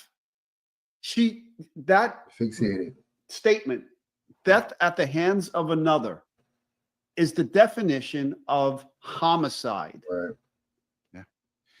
And it should have read it should have said death at the hands of others, plural, because it was more than one. I'll let the rest of this play. As well as bleeding in the genitalia area. And you know what? All of these injuries that are explained by the medical examiner, we watched the big, bald correction officer extend his leg into his groin area numerous times. And I don't have to play this video over again. We've all been exposed to it. I think we all have seen the video here. The compressions of the neck, the bleeding of the genitalia, the compressions of the neck. He had a fractured nasal bone. That means they broke his nose, folks. This was beyond brutal, and we got to see it on video. And why in the F are these correction officers and civilian staff not arrested? It's beyond me.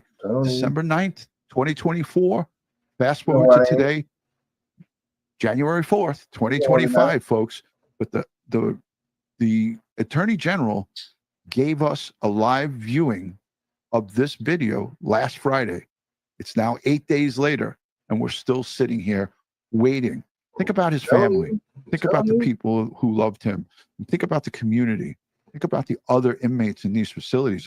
You know what? So shout out to these cops, man. Salute to them, man. Big dog, what's good? Oh boy, Caleb, what up, man? You know what I'm saying? Salute. You know what I'm saying? Trying to do my thing over here, trying to chop up game about this Robert Brooks killing, man. Yeah, they did that brother dirty, man. You know what I'm saying? Now I want to hear some charges, though. That's what I want to hear about. Some charges. That's what I want to hear about. You know what I'm saying? So what's going on with this postal worker thing? You know what I'm saying? I want to see some updates on this. You know what I'm saying? Let me play this one real quick. Another one. I want to see what's going on with the update. Salute. Fair use. All right. Let's get an update on this postal worker stabbing by a transgender. Let's go.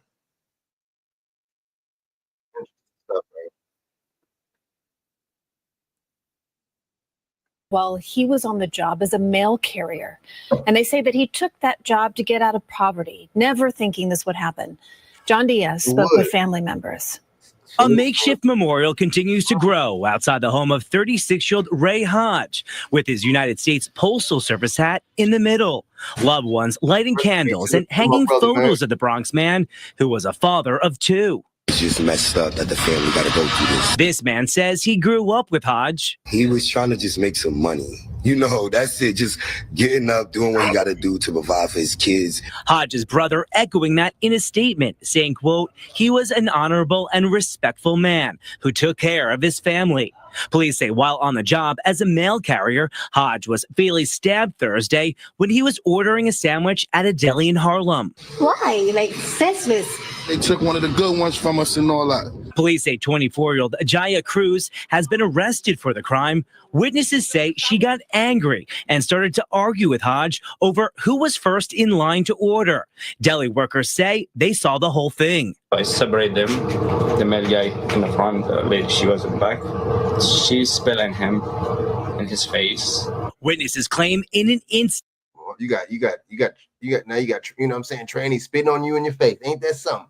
Now see see, we out of pocket. People out of pocket. You got motherfuckers spitting in your face. They one of the most protective groups in this country. You know what I'm saying? Talk about they fighting for their rights and they over here wilding like that, spitting in your face. Interesting. Shaq, what you think about that, man? I played this story like a couple of shows ago. What you think about this? Sound like it's getting rough. It's getting wild out here, man. What you think, Shaq? You know what I'm saying? You know?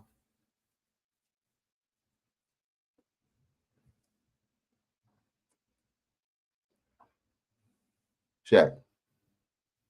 Man, you there? What you think about this whole little crazy situation? But yeah, man, you know, you never know. The person, damn, I gotta tread lightly, had a knife, right? You know what I'm saying? So, and they talking about this gun violence shit. Oh, guns, man, you gotta get so many guns. You gotta take them off the streets, man. You know, gun violence is up 100% this year. You know what I'm saying? But at the same time, people, you got all these stabbing. I've heard at least 5 different stabbing cases as recently. Shit, you know, gun violence this and gun violence that, pushing the narrative. But see, I want to hear the charges from this person. I want to hear some charges. I want to hear some updates, some hearing, all that. State Cruz pulled out a knife and fatally stabbed Hodge in the stomach. You ain't getting close to me like that. They must have been close, right? They must have been right up on you, bro. You got a knife, you swinging at any kind of direction. Maybe he wasn't paying attention. Oh man, I'm ducking and dodging that shit. Ain't nobody say nothing, right? I bet you nobody, man. In a statement, a spokesperson, everybody said nobody try to help. For USPS said it, quote, takes matters involving the safety and well-being of Postal Service employees as a top priority. Officials say Hodge worked as a mail carrier since the summer of 2022, based out of the Morningside Annex on West 125th Street. Loved ones say Hodge was just trying to make a living. To see him, you know, go from one stage of life to the next to better himself was anything you could ask from a kid. Cruz has been charged with murder. Police say that a weapon was recovered here at the scene. For now, reporting here from Harlem, John Diaz, CBS News, New York. Wow, it's just, you know what I'm saying? Boy.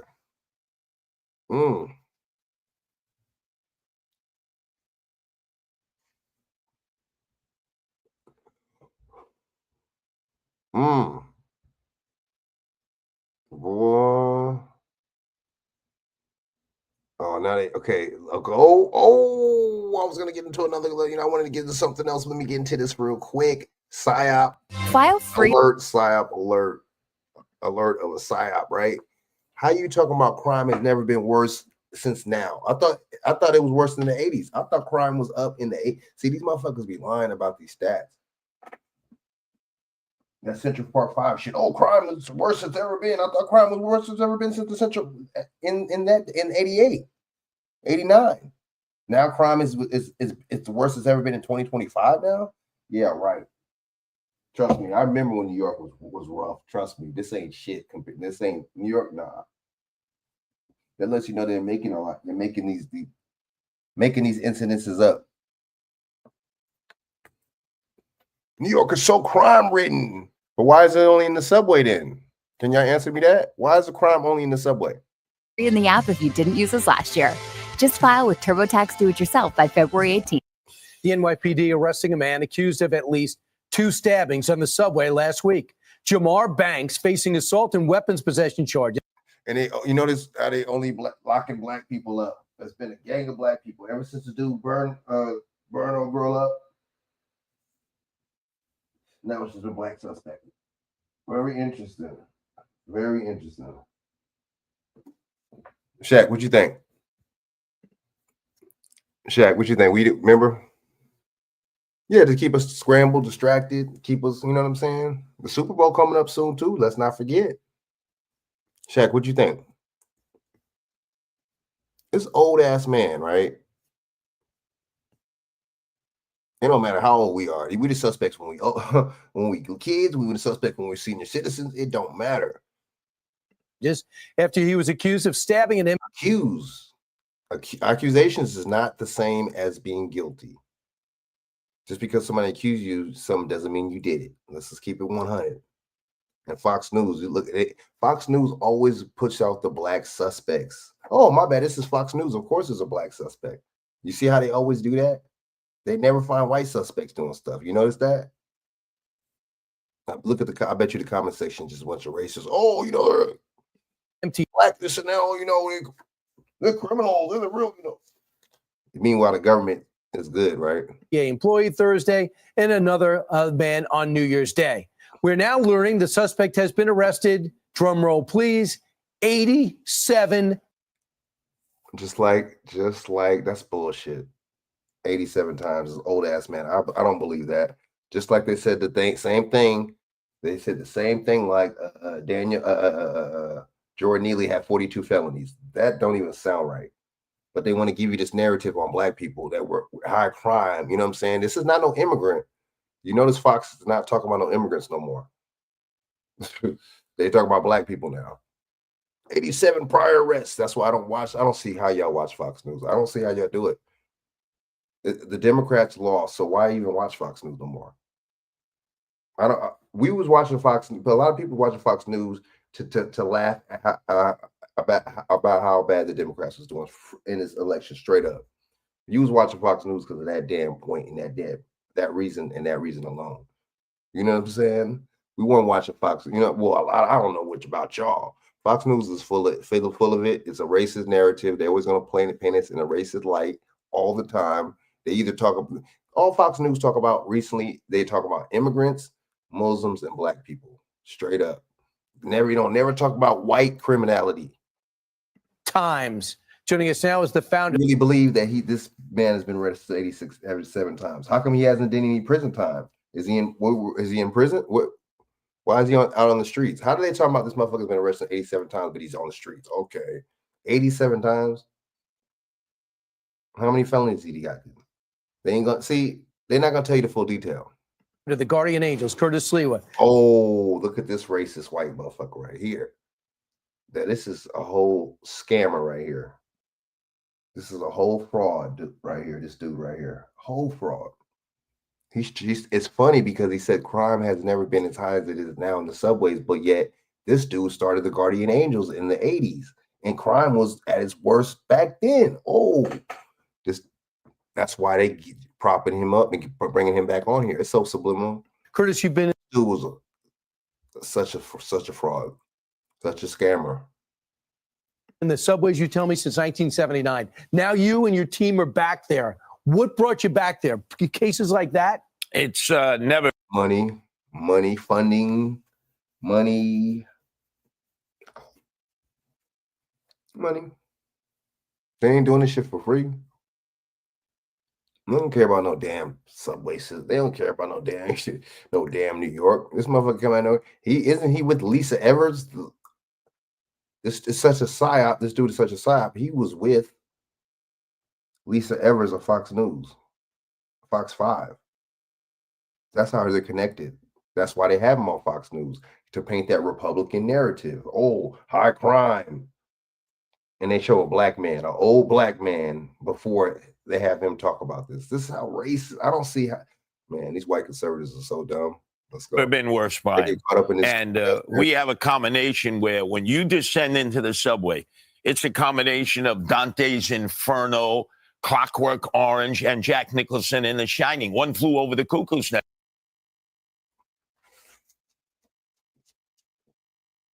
How come no other subways are like this across America? I smell bullshit. And guess what? These subways are so bad and it's so crazy in these subways. And didn't they just deploy the National Guard?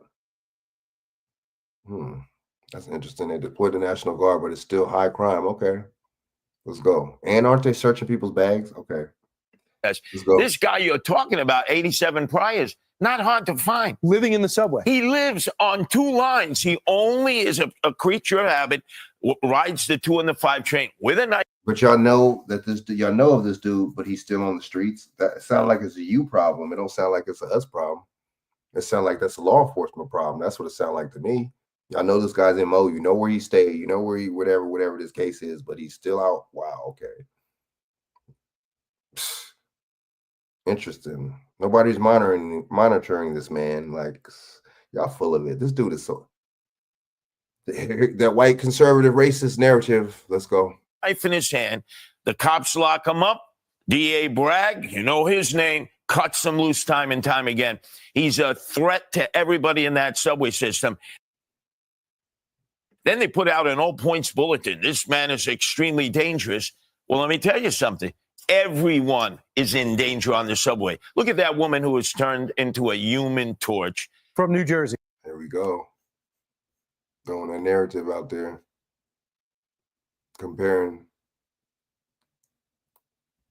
to the lady that got burned. They always gonna go back to that one, right? See, they make these psyops and they make these situations. You know what I'm saying? So they can talk about it later and make case law about it. You know, oh, this happened like this, you know. Debrina Kawam, cheerleader, all-American girl, the Jersey girl. See, when I'm dealing with the homeless and emotionally disturbed, which is what we guardian angels do because they're the forgotten people. They're Americans. And migrants, they put up in hotels. Americans, they allow to sit in their squalor and ride round and round. What's the solution then? Migrants need to be deported, and American people shouldn't be able to be in public places like the train. Okay, that makes sense. So what's this guy's solution right here? He just sounds like a lot of talk to me. And we don't help them. And when we talk to them, we find out they're people just like you and me who just had a hard time, and now they're forced to live on the subway. And our officials, our governor and our mayor, do nothing. But not only that, I agree. They don't do nothing about them. But that's Ronald Reagan. That's your Republican that did something about it, that stopped the institutions, right, for the mentally challenged back in the 80s. So there was a Republican president that did that. Did anybody repeal that? Did any of these Republicans and Democrat presidents repeal it after that? No, they didn't, right? What's up with that? Why come none of these presidents repealed it? They are bragging. The governor has cut a video showing how great it is on the subway, bragging that we have cameras in every subway. Good. Now we can video the assaults as they happen, and the attacks and then as do they nothing. take place. Right, and then do nothing. So the NYPD can't staff an academy like they used to. Right. So because not enough, we don't have enough cops on the subway. It's all related to the fact they're not backed up by the mayor, by the and the governor, because there's no qualified immunity. You're going to get sued if you put your hands on anyone. There's cameras everywhere trying to get you. Right. Imagine. That's a good point. But no, you got to know there is a qualified immunity. That's BS. That's BS. You can't go up. Whoa, you can't do anything. Just because you're a cop doesn't mean you ain't a person. No, you can't break the rules. You're supposed to uphold. I can't stand these Fox people, man. They try to make it seem like the police are above. The police are not above the law. They don't put the police in there to be above the law. What is this guy talking about? Can you do anything you want at Fox News that you want? Can you break the rules at Fox News? No. I thought being a cop was just a job. I don't know. These people make it seem like, oh, let's go. Imagine you're a cop, toughest job in America in New York City, because you can't do anything, and you find out. Toughest job in America. Yeah, right. This dude was never a cop, by the way. Talking that yak. How would you know? You never was a cop. Oh, it's the toughest job. Out instead in New York. Putting a corrupt job in New York. $1 billion back into your budget, which they took out when de Blasio was the mayor, and they were dancing the whore and the tarantella. You want to put it back on the Democrat mayor, huh? Well, let's put it back on the Democrats. When de Blasio was, bro, none of y'all ain't no good. The Democrats or the Republicans. Guess what? All y'all corrupt. So one party can be corrupt. Gave $5 billion to illegal aliens. $5 billion. Yeah, that's crazy. And they gave nothing to the cops. So imagine you're a cop. Why would you need to give anything to the police? The police already get state and federal funding. You hear how he didn't say that you didn't give nothing to the people? You see how he said that? I'm sorry. The people come first. Curtis. The people come first. Then the damn police. You know what I'm saying? The people that work for the municipality. But I guess in the you know what I'm saying, maritime law, the people come last. I get it. Do you want to stay in New York City? You're being recruited from all over the country where they're offering you a much better pay scale. They treat you better and they let you be a cop. We have flight, not just of people in New York City and New York State, but desperately needed cops. Put the cops back in the subway. You won't need. So I'm confused. Somebody's lying. Either he's lying or who said that that they put the police in the subway or the media by saying that they put police, they said like 1,000 more police they put in the subway. It was like some months ago. And they said that they put the 1,000 National Guard. Where'd they all go? So you need more police. I'm confused. But then they just put the National Guard, more police and more National Guard. So did they just disappear? What's going on, man? There's a lot of misinformation, man. They're not reporting. They're doing this on purpose. And this dude, you don't know what the hell he's talking about. Guardian angels, and stop fare evasion, because if you just let people come and go into the subway, you're going to have more of these problems. Just let me full circle congestion pricing, first time in America. By going into the middle of a city, you get charged $9. You go back and forth. That's pay. Well, see, that should be illegal, dude. How do you charge somebody so that you're taxing? Now it's another tax. So it's the road tax. What is it? What kind of tax is it? How is that legal? You could charge somebody for. But see, I'm not even a driver. I'm a traveler. A UPS person is a driver. You can't charge somebody for traveling. I'm a traveler. I'm not, you know what I'm saying? Like, huh? It's all about the municipality, though. It's all about operating commerce. I'm telling you. Coming out of your pocket. That is crazy. That's that congestion tax, or that congestion, whatever that's called, is only in the Democrat state, man. Straight up. They do some wild stuff, but the Republicans do too. That's my whole point. You're gonna force people into the subways. That's correct. That makes sense. You're gonna force more people into the subways. That makes sense. Them off the streets. There's a psyop, another psyop with these subways. Psyop. I'm glad he said that.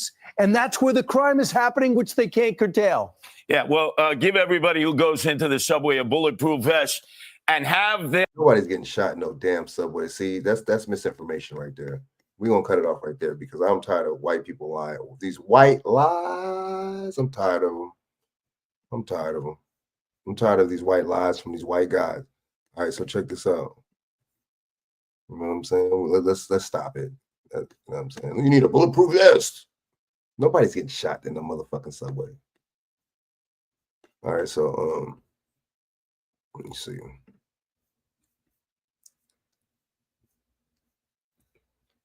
I mean, these people are just ridiculous. I'm playing another video. I'm out. Ridiculous. You know what I'm saying?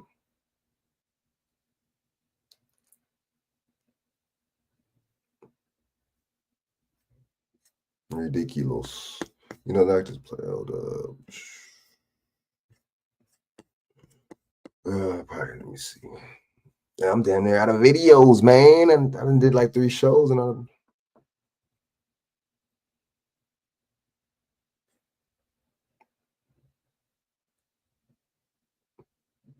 let's see.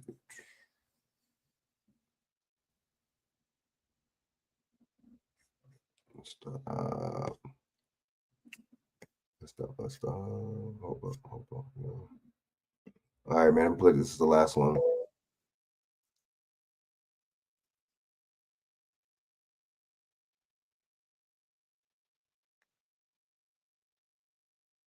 Everything's going, and the wind and the firemen are great, but I'm down. I don't know. Okay, Santa Monica. That's like by the beach. But I'm out here, dude. There wasn't windy at all. I don't know. Maybe it's just me. you can only do so much. Interesting. That's sad though. But back to our breaking news this hour. Los Angeles is under a state of emergency as firefighters race to stop 2 fast-moving wildfires.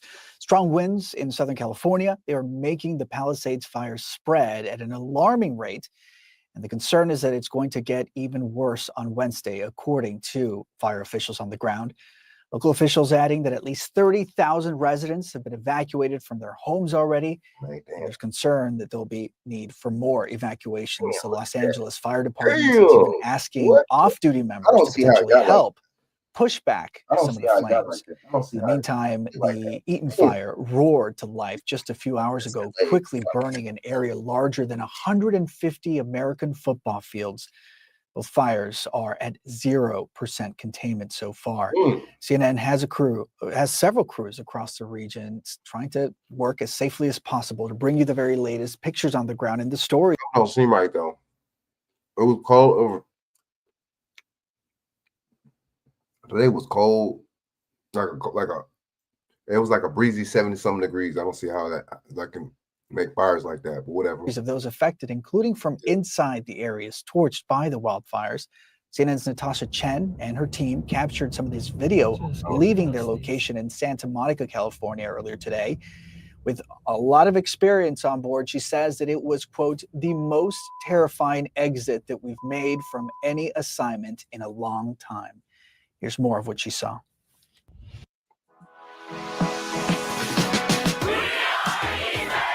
Oh my gosh, I've changed immensely. I feel like I've been able to get. We were there from about noon until about just after 6 p.m. local time when we had finished our last live shot. That looks wild. And I guess what we hadn't quite surmised was exactly how bad it had gotten south of us on Pacific Coast Highway. And that's the way we came in to get to our spot to cover the fire. And we knew that we had heard reports of the flame jumped the highway, but I guess we had not seen with our own eyes just exactly what that meant and what that looked like for us getting out of there. So at the end of the night, you know, we pulled up to a fire truck and kind of waved at a firefighter and said, "Hey, where do you think is the best way for us to leave, to get out of here?" He kind of shook his head at us and said, "Well, I guess you go south." And so that's what we did. Pretty quickly realizing that there were flames on both sides of the highway. There were embers flying over the lanes of the highway. I spotted an emergency vehicle and decided our best bet is to just follow that car, to follow right behind him as closely as possible. If he's driving, then he's probably knowing the best way out. So as we're driving behind this emergency vehicle, I'm hearing an explosion on my right. There are houses on fire right up against the road on the left. And as I mentioned, embers flying. And so at this point, Rosemary, I'm just holding. That looks crazy. Imagine. Holding my breath. And I can feel the heat from inside the car and just watching the embers fly across the windshield.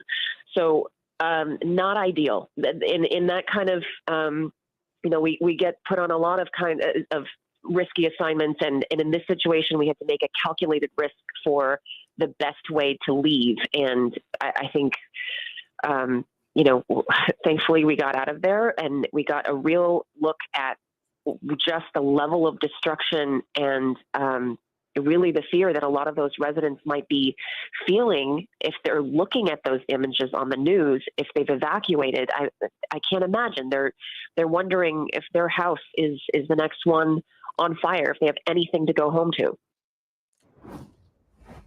Our thanks to Natasha and her team. Joining me now is Ariel Cohen, meteorologist in charge at the National Weather Service in Los Angeles. Ariel, we are so lucky to have you right now. We know you guys are extremely busy, but if you could just help us and our viewers around the world really understand what this combination of different factors has been that made this fire get so bad in the first place and affect tens of thousands of residents. First of all, I want to say that this is a very heartbreaking situation. It is incredibly sad to see what society is going through during this exceptionally destructive event. I can't emphasize it enough. On behalf of the National Weather Service, our hearts go out to everyone who is being impacted by these fires. You know, we're in the midst of a destructive windstorm right now, a once in a decade or 2 decade type of wind event, with winds now gusting upwards of nearly 100 miles per hour across the San Gabriel Mountains and the nearby foothills, and then also across the Santa Monica Mountains, extending across parts of the Los Angeles Basin area, where we're having trees coming down, significant structural damage already occurring, and it will only get worse overnight. And then with the very dry air mass that settled over the area, a very rare, volatile combination of parameters has come together to fuel the explosive development of horrific wildfires across the Los Angeles area, all the way towards the coast, across the Santa Monica Mountains and towards Malibu. This is a particularly dangerous situation, a rare category of red flag warning that we use for the worst of the worst conditions that can come together to create the rapid spread of fires that spot miles in advance and spread rapidly, raging paths of destruction. We're seeing that come to fruition. And, you know, when we're making these forecasts, when we're making these messages, you know, these correspond to real world impacts.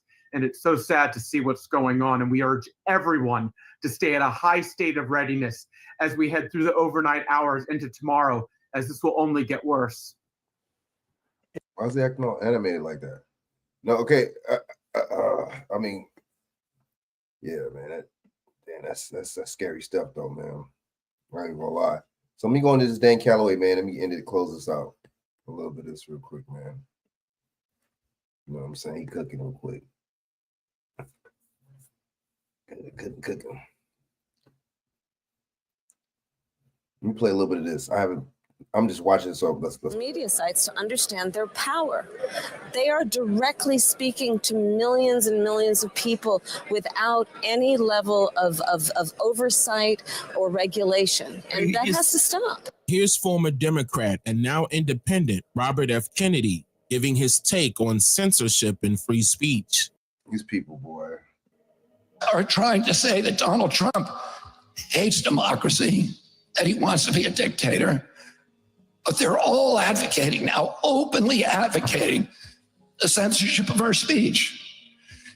And what they say is, well, we don't want to censor all speech, just the lies.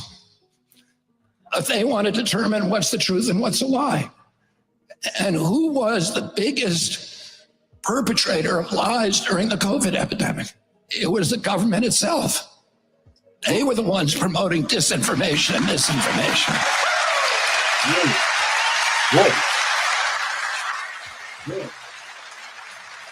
I saw this week Hillary Clinton, Tim Walz, and Kamala Harris all using the same talking point. That the next administration is going to get rid of misinformation and disinformation because that is not protected by the First Amendment. Well, it is. The First Amendment protects lies the same as it protects speech. Truth. The First Amendment was not written to protect the kind of speech that we all want to hear. It was written for hard times, to protect the speech that nobody wants to hear.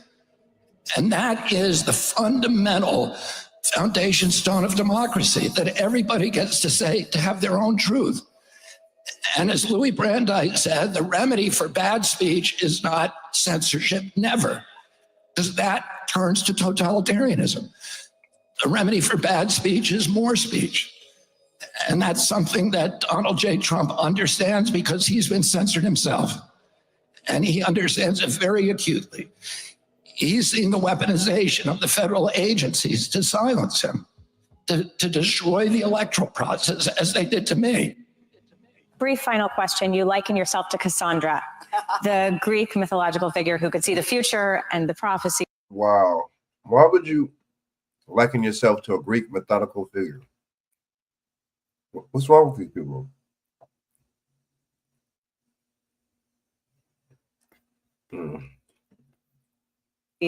But was never believed. Putting that Cassandra hat on for the moment, but we're listening. What is something you see happening in the near future that we should be taking more seriously? Well, I do think that the press needs a consistent the press that's not supporting Trump blatantly, very persistently, the press that's trying to be the press, be objective, be, reporting the facts. The press needs a consistent narrative about the danger that Trump poses.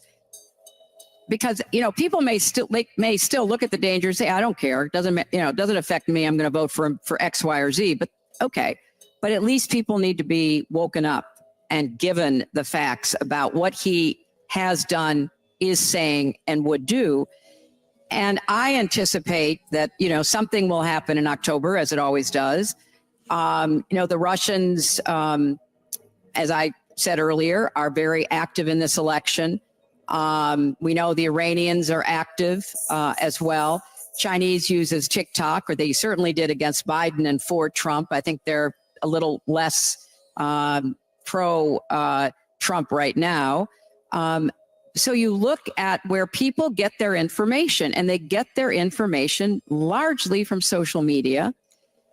And so the campaign is doing the best job it can to combat both domestic and foreign false disinformation. But I anticipate there will be a full court press in October. The digital airwaves will be filled. And why does that matter? Because the press that is pro-Trump anyway, oftentimes stories are put on digitally that then are picked up by, let's say, at Fox and others. And then those stories are... What is she saying? What is she talking about?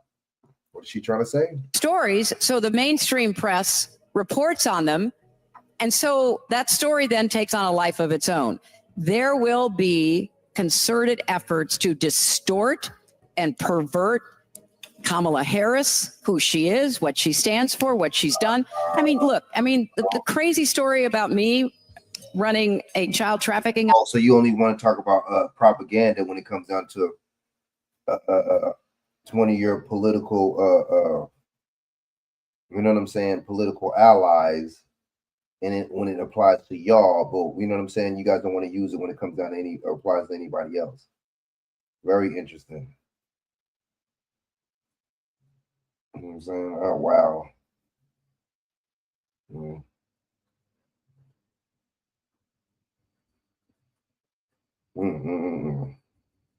Let's go. Operation out of a basement of a pizzeria. Don't laugh. It was a huge story. And it got one young man in North Carolina to get in his car with his, assault rifle and drive up to liberate these non-existent children and shoot up a pizzeria in Washington, D.C. This is dangerous stuff.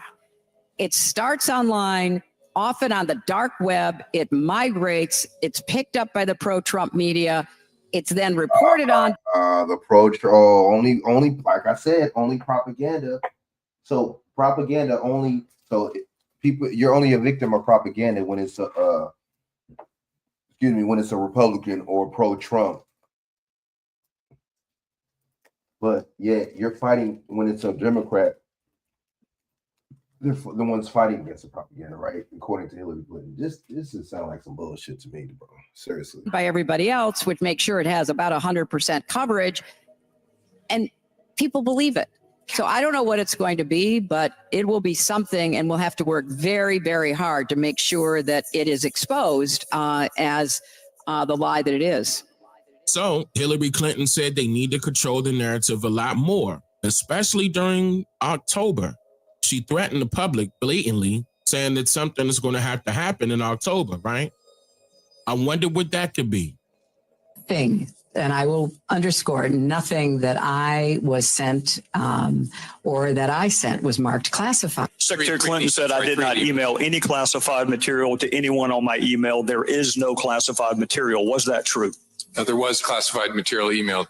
I never sent nor received any information that was classified at the time it was sent. And more lies on lies on lies on lies. Who could you believe? You see people lie so much. You know what I'm saying? Especially Hillary Clinton. She was around.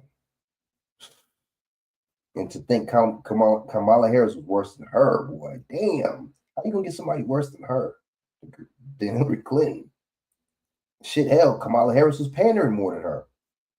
Remember when Hillary Clinton asked if he had hot sauce, and she said no, and then it was Charlamagne Goff said it feels like the kind of pandering, and he said, and she said, "Is it working?" Wow, this lady got some balls, man. She got some guts. Is it working? Instead of saying, no, it's not. Oh, no, I'm not. You know, instead of saying anything like that, she was like, is it working? Wow. Interesting stuff. Interesting. That's what these people think about us, man. And received. Secretary Clinton said there was nothing marked classified on her emails, either sent or received. Was that true? That's not true. 110 emails in 52 email chains have been determined by the owning agency to contain classified information at the time they were sent or received. When I got to work as Secretary of State, I opted for convenience to use my personal email account because I thought it would be easier to carry just one device for my work and for my personal emails instead of. And they let this white lady get away with that, right? But let Cynthia McKinley is banned, a black senator. Banned her. Exposing the truth. Banned her. Did the right thing. Banned her. Had it so hard to where she can't even work in America no more. But yet this lady committing some treasonous acts and just incompetence. You see what I'm saying?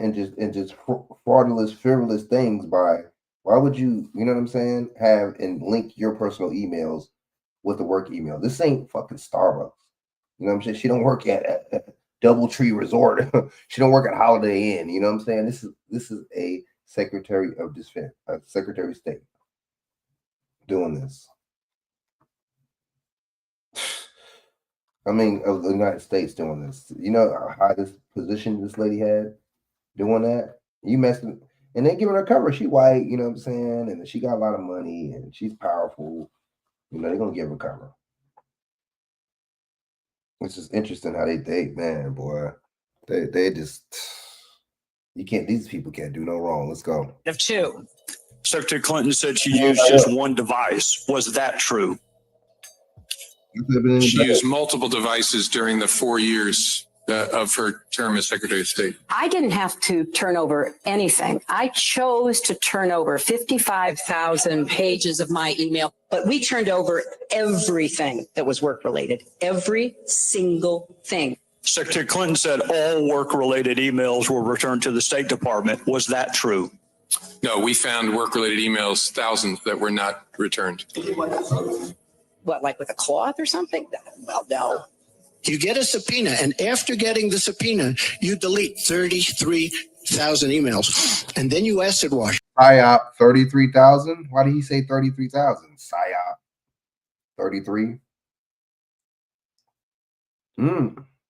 Sound something don't sound right. 33,000. I bet you that went over a lot of people's heads too. 33,000. We didn't pay attention to that. Nah. All right, let's go. Everything he just said is absolutely false. Secretary Clinton said neither she nor anyone else deleted work-related emails from her personal account. Was that true? The email software was removed.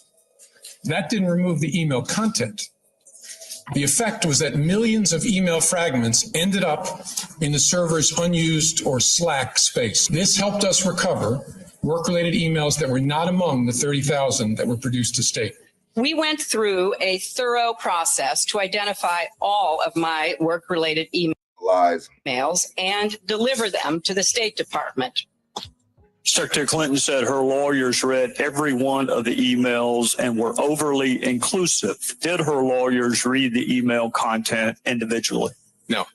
Although there is evidence of potential violations of the statutes regarding the handling of classified information, our judgment is that no reasonable prosecutor would bring such a case. Did Donald Trump obstruct justice as you read the incidences as Mueller lays them out? Well, I think there's enough there that any other person who had engaged in those acts would certainly have been indicted. Could this be why she was awarded the Presidential Medal of Freedom?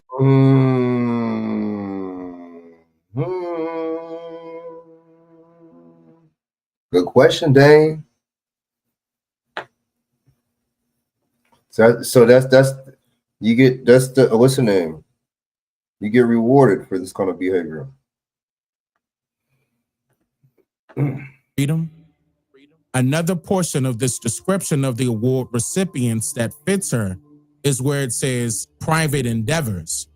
Now, it's pretty evident that she has been used many times to attempt to achieve goals set by the government, as she is their puppet in this sense. So the descriptions I just mentioned fit her well enough to explain why she would receive such an award. Interestingly, the award is called the Presidential Medal of Freedom. When people hear the word freedom, they immediately think of enslaved people being freed from servitude, or prisoners being freed due to time served in a detention center, right? Freedom is another way of saying entitlement or privilege. Do we all have this right? Freedom is the power or right to act, speak, or think as one wants without hindrance or restraint. So why would the president be awarding particular people a Medal of Freedom when freedom should be something that every civilian is naturally born with? The problem is the word civilian, which is commonly known as someone who is non-military or police. Some people would also associate the word civilian with citizen because they assume the role of an ordinary person without an authoritative ranking. In the 1828 edition of Webster's Dictionary of the English Language, the term civilian is defined as one who is skilled in Roman law, a professor or doctor of civil law.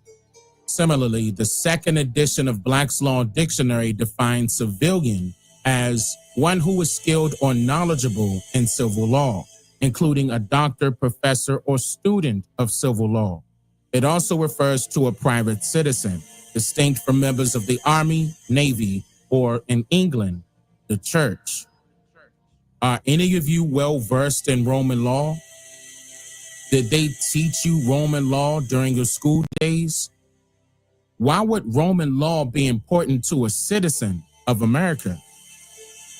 Do you believe that citizen and civilian are the same? The etymology of the word civilian claims that it originated from the Latin word civitas, which is translated in English as city. Now, just in case you were wondering, the etymology of the word citizenship claims that it originated from the Latin word civitatula, which translates in English as Small town. Small town. So when you refer to yourself as a citizen or a civilian, you are. That's why you're American national. You born here, your mama, your daddy, everybody born here. You born here, you're American national. You ain't no citizen. All right, let's keep it funky. That's why these illegals come over here to try to be citizens, right? Come on, man. Let's act like we know. Essentially identifying yourself as part of a city. Why these people can't come over here and be nationals, right? Because that's claiming a certain kind of nationality, isn't it? Being an American. National status, excuse me, not some kind of status, excuse me, national status or no? Mexican nationals, Mexican national status, right or wrong? Or small town. Real. Since cities and small towns have owners, this means that you are inadvertently labeling yourself as property. I'll discuss this further in another video because I want to highlight the next person who received the Presidential Medal of Freedom Award from Joe Biden. Stepping on behalf of George Soros is Alex Soros.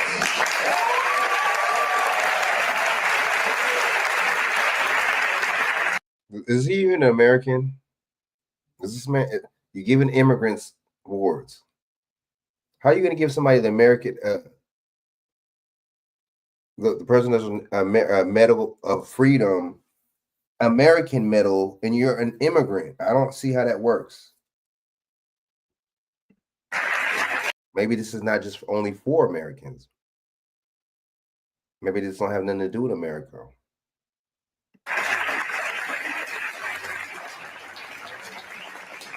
The Presidential Medal of Freedom is awarded to George Soros. Is this nigga serious? Born into a Jewish family in Hungary. Oh, no wonder why. Oh, okay. He just said the magic words.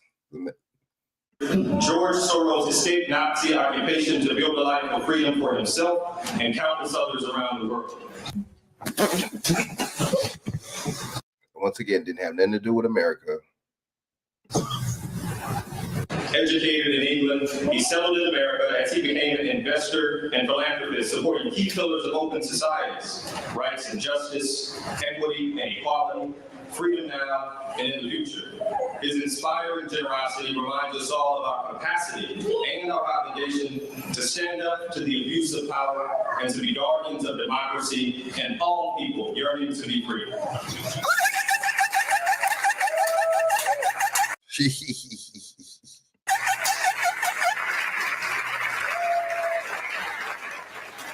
Immigrants, you're giving it to non-Americans. Wow, I didn't know you could do that.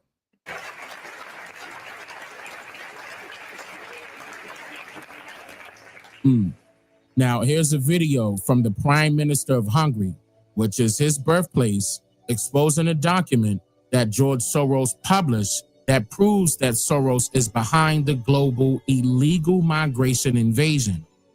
I do remember how Mr. George Soros published his plan in English in a Project Syndicate publication.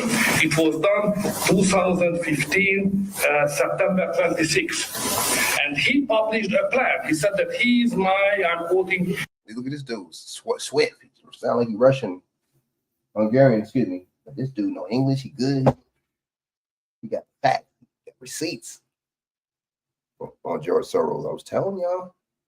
That dude is behind, that dude is an agent. He's behind all types of events, stage events. He's behind all these fake movements. He's behind all these fake uprising.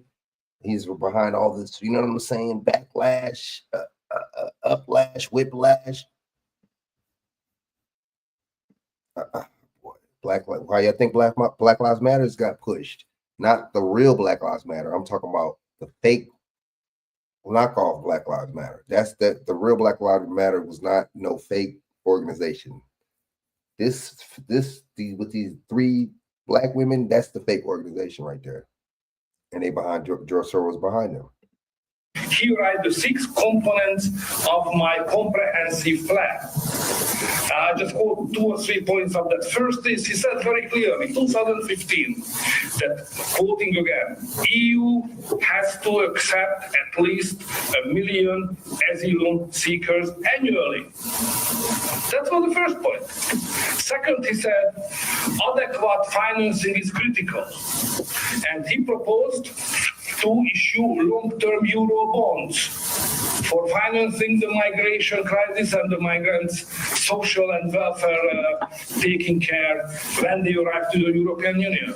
And another point which is very important for Hungary, which is involving the territory of Hungary directly into this program, he said that, quoting them, safe channels must be established for asylum seekers, starting with getting them from Greece and Italy to their destination countries, which means to bring them to Greece, to Hungary, and then have them to go to Austria. So don't forget that what we are speaking about is not an accidental stories, not a bulk of 10 years of accidental stories. It's a plan which is going on. It was written, it was published, it's known. So we are fighting again an organized gang called Empire of George Soros and NGOs who are just supporting everybody who is transgressing our legal system. Y'all see that? And our regulation and financing illegal activity against our nation. Against their nation. Benefiting to benefit the global elite.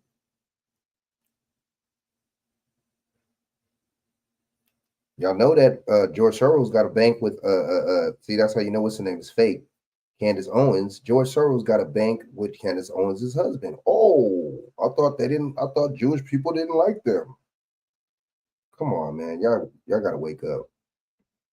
So this is why the story is not just about migration, but it's about how this European Union is working and how George Soros was able to captive the main positions inside many institutions of European Union, buying European Union. Out MPs and other leaders, and in order to execute the plan which is written, and it's against all the Christian and nation-based political forces. It's against us. It's about how to change Europe and how to eliminate and push aside all the Christian, conservative, national-based political leaders and voters from the European Union decision-making bodies. So this is the migration about, not just about migration. Well over 100 Americans have been murdered by the illegal Soros imported since Joe Biden took office. There's no ifs, ands, or buts about it. He is a terrorist. And Joe Biden awarded him for his contributions, or rather, crimes against humanity. Shout out to Dan Calloway. Salute. Check out his channel. You know what I'm saying? Check him out. You know what I'm saying? I'm getting spam on my motherfucking. How you get spam on the Facebook? Damn, that's bad. On the Messenger, damn, that's bad, boy. Spam. They get you up with a spam message on the Messenger. On the Messenger. So let's skip this to some stuff. So let's get into a little bit more. I'm playing one more. What's the name? Let's talk about the subway violence real quick. Talk about the subway violence. No, I heard what's the name is pretty funny. It was pretty good. Let's talk with. Let me a little bit of Eddie Griffin real quick, man. This shit loud as a motherfucker.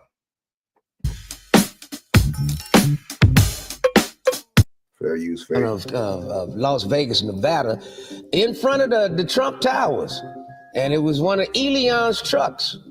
I think somebody's trying to send a message to Elian and Trump, because I don't know nobody that's gonna park a truck in front of a hotel and then blow themselves up. Sounds like a psyop to me. This motherfucker's been brainwashed by MK. Big time psyop, man. Big time. Maybe even a false flag, to be honest with you. Ultra. They trying to make it seem like, you know, it's ISIS attacking. ISIS ain't nowhere near the United States of America. ISIS was created by the United States of America. So it's all bullshit. as usual. Smoke and mirrors. They trying to scare everybody up for the big play. And the big play is martial law they trying to institute. They trying to take all your rights and bubble gum and bubble gum your ass to a seat. Sit in your motherfucking house. He's right. They trying to lock us down again, but I ain't buying the shit. I hope you ain't buying it either. Also, a motherfucker in New Orleans, ex-military also, Army MK-12. I think they were both stationed at the same base somewhere in Denver. I think they real proficient at the MK-12 Ultra shit up there. Anyway, he gonna plow through and mow down and kill a bunch of innocent people, and then get out and shoot at the police. He just so happens to be Abdullah. He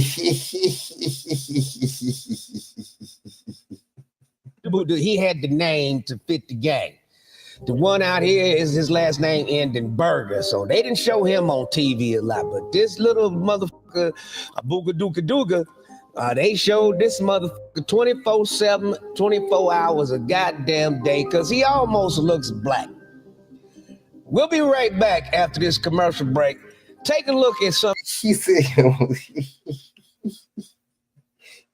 Chaq, you see this shit? Some of this footage of the explosions and shit, because at police. The suspect is Shamsuddin Japour, which is a 42-year-old real estate agent from Beaumont, Texas. Now, in this marketing video, he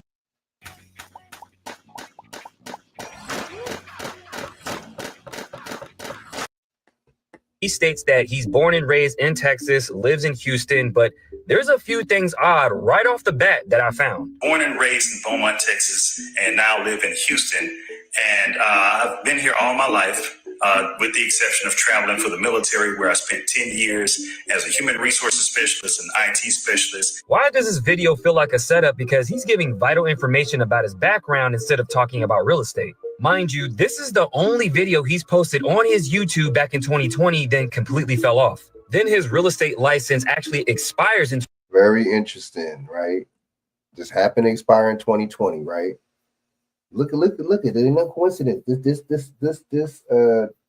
New Orleans cat is an agent. Watch this. 2023, and he doesn't renew it. So this screams sleeper cell to me. Going back to the truck, so that flag that's covered up is an ISIS flag, and allegedly that's who he has allegiance to. Now here where it starts to get really weird. Ford's X account got hacked a few days ago saying all eyes on Gaza, Israel is a terrorist state, free Palestine, and Ford even made a statement saying their account was compromised and they did not make those posts. Then you have an attack with a Ford F-150 Lightning with an ISIS flag.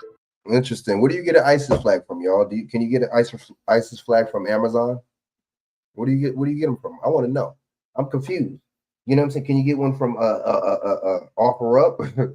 Can you get one from eBay? It just don't make no sense to me. He just happened to have an ISIS flag, right? Okay. What are the chances? And who could have hacked that Ford X account? Oh, I don't know, maybe a military IT specialist? But it doesn't stop there. This actual car was at the scene of another attack. Can anybody tell me why that same truck was in front of this Cybertruck that blew up in front of Trump Towers in Las Vegas? You can't make this shit up. Now this Cybertruck pulled up, parked, and then exploded with the driver inside.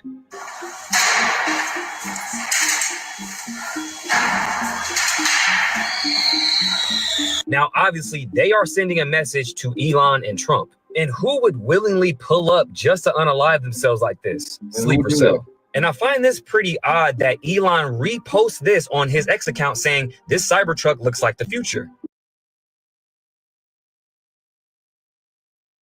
So you mean to tell me that somebody pulls up to Trump Towers, blows himself up in the Cybertruck, and then Elon Musk tweets after that tweets, you know what I'm saying? A certain kind of Cybertruck design that looks like it's on fire. Wow. I don't think, come on, man. These people just running plays, man. They're playing with our minds. That's what they're doing. This was a response to this post saying this Cybertruck is on fire and this literally looks like the Cybertruck is exploding. And it doesn't stop there. So you guys, on New Year's, the Empire State Building, the Washington Monument, and the US Capitol get struck by lightning. You mean the same name this truck, lightning, struck people in New Orleans. Got it. Lightning, get it, struck. F-150. Lightning strikes. F-150 strikes people in New York with the truck. Like lightning. F-150 lightning. Get it? Come on, man. They messing with your mind. And the US Capitol gets struck by lightning. You mean the same name this truck, lightning, struck people in New Orleans. Got it. Also, they said that this truck was sitting on a dealership lot on December 14th, then got bought, then got put on Turo, which then he rented. Not to mention that Cybertruck that was in front of Trump Tower was also rented on Turo. Then the Airbnb he rents actually catches on fire and dozens of people had to evacuate. How convenient. Interesting, right? So the Airbnb they saying that catches on fire. We really believe this?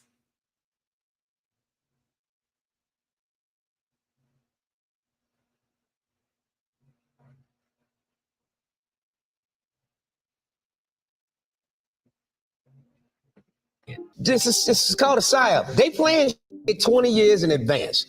His real estate business went out of business in 2023. He got his motherfucking real estate license in 2020. So he only sold real estate for 3 years, and then what the fuck did he do, huh? Yeah, do some investing research on that motherfucker. From 2023 to 2025, what the fuck was this motherfucker? What's he doing? Huh? 2020. 2003. So for 22 years, this motherfucker's just been a ghost. And also the Airbnb, the room that he rented out down in New Orleans, that mysteriously burned to the ground also. See? They covering their tracks is what I'm saying. So, and then that same truck, that white Ford motherfucking F-20 that plowed through New Orleans is the exact same truck that's parked in front of the Cybertruck out here in Las Vegas. Same license plate, lightning. And don't you know the Empire State Building, the Capitol Building, and the White House were all hit by lightning strikes. But see, that lets you know if they happened on the same day, how did that truck, that's how you know it was a PSYOP, because how was that truck parked in front of that, what's the name? How was the truck parked in front of the Cybertruck when the both events supposed to be happening on the same day and they was both in two different states? That was in Las Vegas. How the hell you get in Las Vegas to New Orleans that fast, right? You don't think? Come on now, wake up, y'all. How do you get to Las Vegas to New Orleans that quick if it happened on the same day? Didn't they happen on the same day? How do you get there that fast? See, something ain't adding up. Damn near at the same goddamn time. I thought lightning didn't strike at the same place 3-4 times. All fucking emblems of America's freedom struck at the same goddamn time. Conspiracy? I think not. Because if it's a conspiracy, it's true. We'd have figured that out. 99% of all conspiracies have come true. We'll be right back after this commercial break.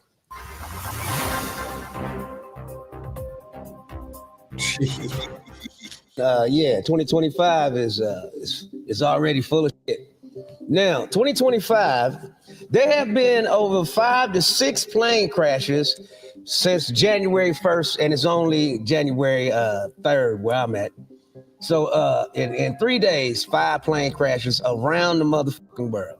So I think the Black Rock people are kind of nervous because the internet has exposed a bunch of their plans, and they've been bold enough to tell us to their face that they want us to have nothing. And HoneyBook completely changed how I do business. I'm a photographer and independent business. It's a fact. Running your own and be happy. So that's out. So now that they plans have been thwarted.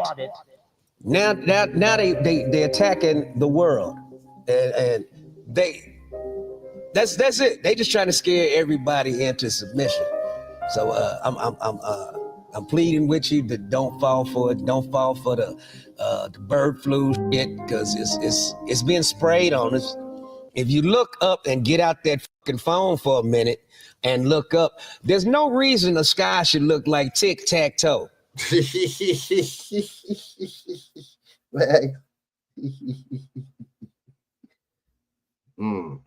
I remember when I was a child, we had real clouds, and we was trying to figure out what shape or animal or tree that we could see in the clouds. Now it's tic-tac-toe in the sky, and everybody's got sinus problems and shit. So, keep your head on the swivel. 2025 ain't no joke. It's all smoke and mirrors. It ain't no joke. It's all smoke.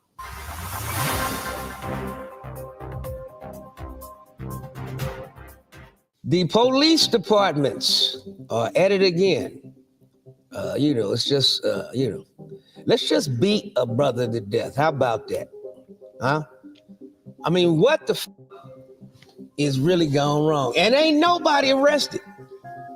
Not the motherfucking cops that was beating a brother to death, snatching him around, handcuffed behind his goddamn back, and this big old fat motherfucker throwing a boot in his rib cage 4, 5 goddamn times. I mean, what the ain't nobody arrested? And you got a black district attorney, arrest all the motherfuckers and come down with charges later. And the nurse sitting in there watching, that need to be arrested too. You gonna be a nurse. I thought you're supposed to tend to people, not sit there and watch them get killed. Right. Let's check it out.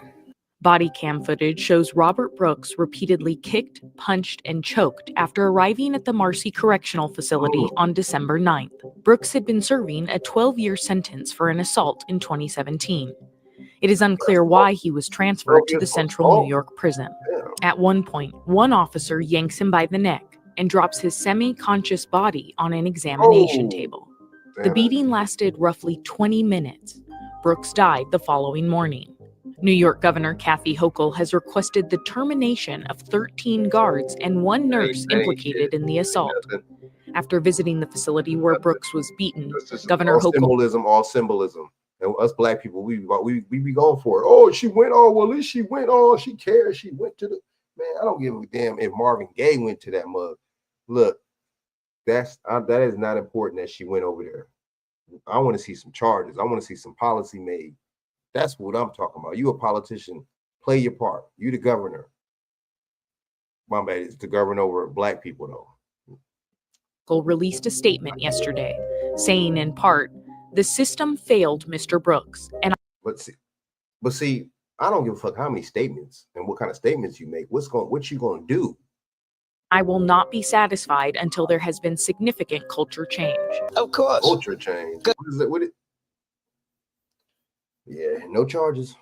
Because they get fired from another state, they move to a new state and get hired. It's the good old boys club. And it's gotta stop. I mean, somebody write the motherfucking law. Leave the fuck alone law, number one. And police must be held goddamn accountable. Period. Out of here. Trump or Kamala or any Democrats, Republicans, any of them, they're not gonna go against the police like that. They're not gonna do it. Just gonna let these motherfuckers just do what the fuck they want to do? Yeah. Most of these motherfuckers is assholes. Y'all know it.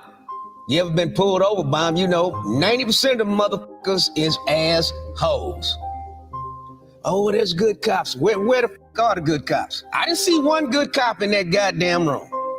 Just because the motherfuckers didn't throw a punch, don't mean they good. They sat there and allowed this motherfucker to get murked. That ain't good. So fuck them all. Take all their goddamn badges. And this is just the one they got caught on. Yeah, because somebody accidentally had their little body cam running. Now, how many of these motherfuckers did they get away with?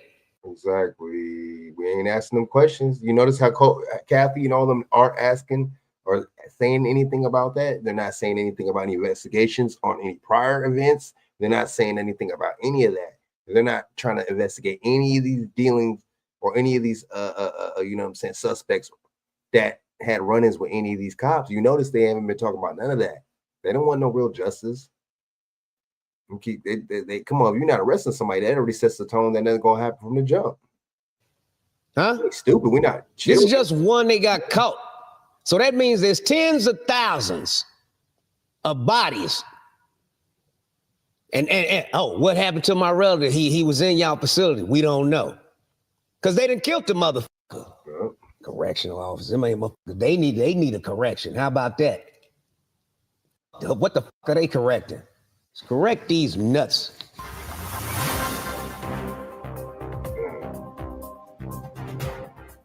The whitewashing of crime has to stop. I'm just going over some government statistics. Just Colorado alone. Murders by white people, 176. Black African American, 53. So y'all triple out killing us, you crazy motherfuckers. Now, Asian, 8. American Indian, 3. And other, whoever. Therapy has always been such a scary idea to me. Always trying to paint us in the criminal light. Because I simply did not know where to get started. I did. What the fuck else is other? See how they do that? Come on, man. You kill where you live, man. Only 12. So y'all doing the majority of the killing in Colorado, where weed has been legal from the jump. Y'all can't smoke nothing and relax, you motherfuckers. Single, never married. That's code word for white. Single, never married is the top of the goddamn list. We'll be right back after this commercial break. Keep your head on the swivel, y'all. All right, a little bit more about. Don't forget to like, comment, and subscribe. Like, subscribe, man. Leave a few comments. Channel, man.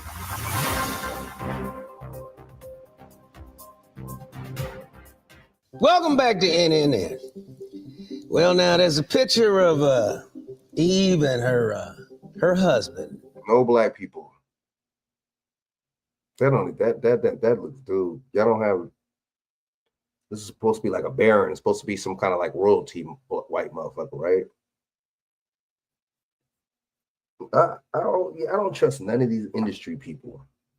I'm a Rough Rider. I'm the first, the real first lady of Rough Rider Rough. That chick. Who's that girl? You know what I mean? All this, I'm the baddie, all this, you know what I'm saying? And then she get with this dude right here. Boy, I'll tell you. And they talk about these black women. I mean, they're talking about these black men celebrities or football players or athletes that get with white women, but it's triple, double that of black actresses that get with white men, or in some cases, white women. So let's just keep it funky, man. Let's be honest. Billionaire. Come on, man. Baron of something. It's going viral because she's the only in the picture. Obviously, his entire family is there. I think that's their daughter sitting next to the left of Eve, I believe so. I mean, he's looking quite regal and all that shit, I don't see the problem. Only problem I see is that she's the only in the picture. Is your mama dead? How come your mama didn't get an invite? None of the Rough Riders? Wasn't you one of the Rough Riders or some shit? They couldn't pull up in their leather bikes and shit. They wasn't invited. I mean, these invite Queen Latifah. What the didn't y'all roll tight? I mean, you're just looking awfully lonely in that picture. That's all I'm saying. I think that's the only ruckus. We don't care who you marry, goddammit. You love who the fuck you love, but you just look completely out of place, put it like that. But your husband rich enough, we could have had a whole nother room with the same kind of table set up with all of your family. And then he got to go over there and be the token white man with all them niggas. Just a suggestion, make it make sense. Let's give both families an opportunity. Or if he don't want to pay for them, then tell him to fly his ass down to your old neighborhood and go over your mama's house and sit at the table with all them niggas. Eat some collard greens, and some chitlins, and you know, all that black eyed peas and shit, all that refined food you got. Come on down and get some of them table scraps. We'll be right back. Jeez, shout out to Eddie Griffin, man. Damn, man. Wow. Boy, he a fool, boy.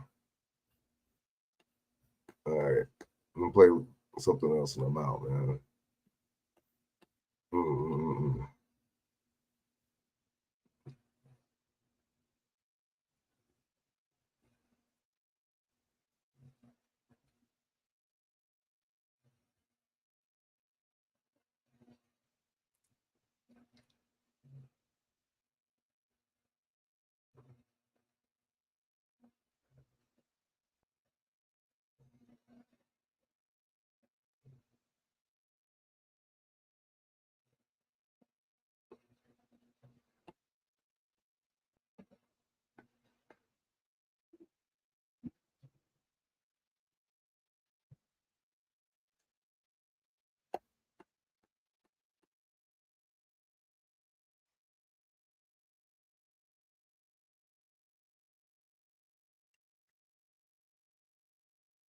Why?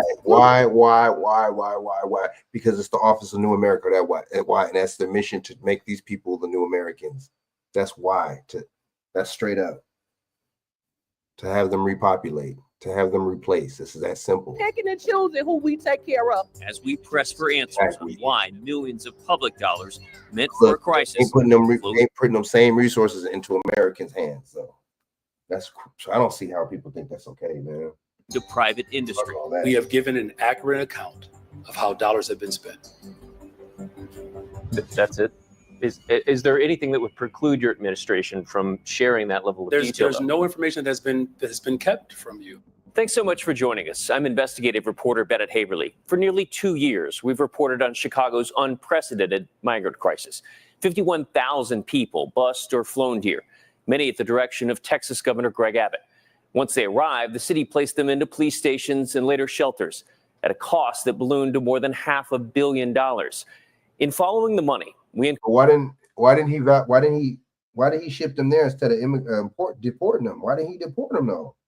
Why would you send them to New York instead of deporting to try to be funny? Oh, let's send them to the Democrat state instead of saying, let's just deport them. I don't know, man. I think they're both playing games, the Republicans and the Democrats. To me, I don't know. Covered a lack of transparency in how those public dollars are being spent and how migrants were treated. So we'll start there with a look back at our reporting on shelter conditions and the death of a 5-year-old child.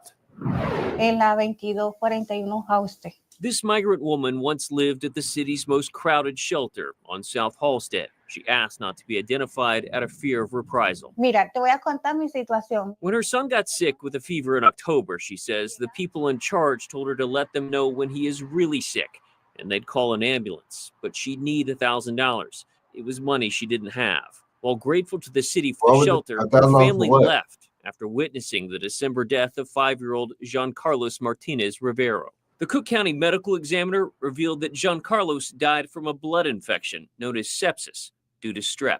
COVID and 2 other viral infections were listed as contributing factors. Records show he had a history of recent fevers and had taken over-the-counter medication, but there's no mention that Jean Carlos saw a doctor in the days before having a seizure and being found unresponsive at the shelter. These newly obtained documents show evidence of strep was found in the boy's blood, liver, and spleen, indicating a widespread bacterial infection. I don't know of anyone who's been working with this population that has felt like we have done a great job, particularly with regard to screening and medical care. Volunteers like Annie Gomberg have been critical of the city's response. In my estimation, there's always been a gap. The need has always dwarfed the effort, and there has always been insufficient coordination. NBC5 Investigates found that Jean Carlos was one of hundreds of migrants last fall who sought emergency medical care. Through a series of Freedom of Information Act requests, we examined thousands of city records that found, as far back as October, the city was aware that overcrowding shelters could put both migrants and the staff at higher risk of contagious illnesses. Yeah, we don't think about the country doesn't think about this type of stuff. They don't really think about this type of stuff before they implement this type of stuff. You didn't think putting that many people in shelters, you wouldn't think that would have a consequence. Y'all would. It's just come on, man, really. And this was around the time where it was disease, so-called. Some of these diseases was going around, right?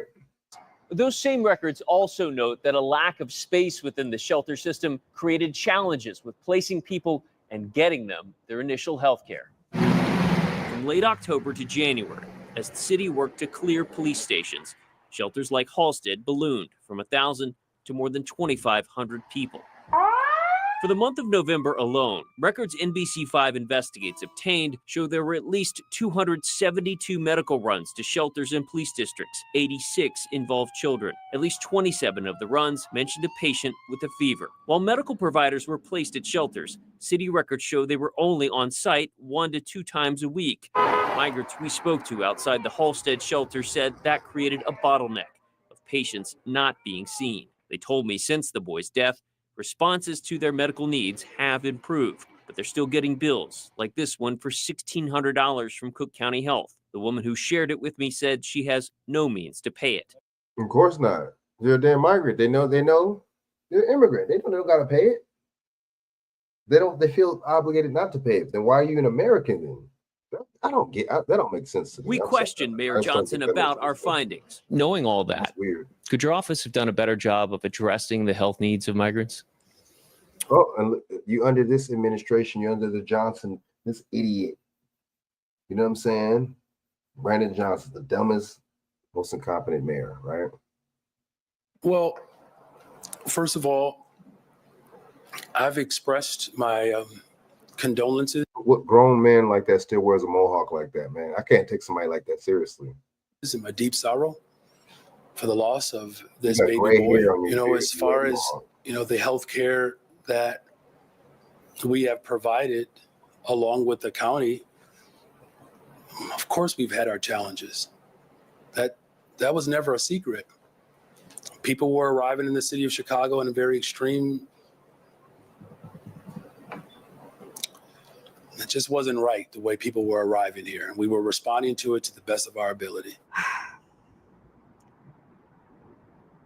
It's hard for me to think that professionals, that people who work in this field, that work in the field of public health, that work in medicine, would say that this is the best of our ability. By February, the city knew it was spending $1.5 million per day, and that sheltering per day close to 15,000 people was unsustainable, especially without additional federal money. As a result, the city instituted a 60-day stay limit and began evicting people. At the same time, we were still demanding answers on where all the money was going. We have given an accurate account of how dollars have been spent. Okay, how have they been spent then? That's it. Is there anything that would preclude your administration from sharing that level of detail? There's no information that has been kept from you. More on that when we return. Cover up, scam.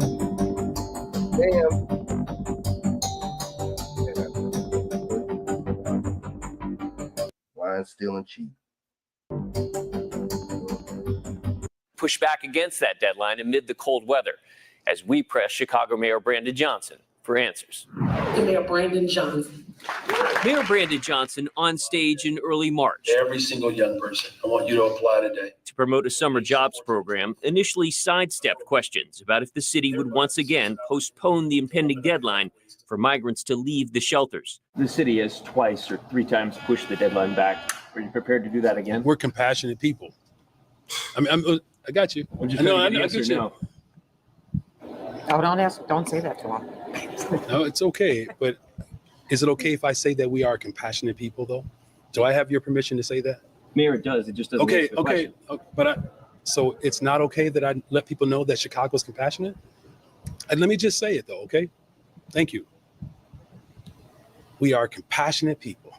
And so we're doing everything in our power to demonstrate compassion. They get, now, as far as whether or not, you know what I'm saying, to do our we will extend deadlines. You know, we haven't gotten we to do that. We got to put, the mayor's black mayor, so that you push policies that they could put immigrants over black people. That makes sense. How do you put a black person? That makes perfect sense. This pawn in there, this dummy in there to do the dirty work. Spokesman Worse later than life confirmed change. that the first wave of migrants will be asked to leave starting on March 16th. Those reaching their 60-day limit will have the opportunity to re-enter the shelter system. But Johnson told reporters the city's main goal is to resettle as many people as possible. Are you guys seeing? Instead of deport, resettle. Damn, dude. They wouldn't, if this was black people, they wouldn't be, it wouldn't be talking about no resettlement or nothing like that. Just be get the fuck out, get rid of them. This sort of the demand for this ramp up as we approach this deadline? Yeah, absolutely. Charlotte Long works with the Sanctuary Working Group, a grassroots organization helping a small number of migrant families find housing, and with the help of grant funding, is paying their rent. Grant funding. The resources are finite. Charlotte says finding landlords from federal and state grants, but meanwhile, black people don't get none of that. Willing to take on migrants who are eager to work but have no steady income is challenging. Do you worry that people will end up on the street? Absolutely. Absolutely. You already see the amount of migrants I see selling. All right, man. These people got more sympathy and empathy for immigrants more than their own people. That's sad. Putting everybody, propping everybody else over us. You know what I'm saying? That's just basically how that goes. It's going to stay like that. It's going to be like that. That's always going to be how it is. So ain't nothing ever going to change. You see what I'm saying?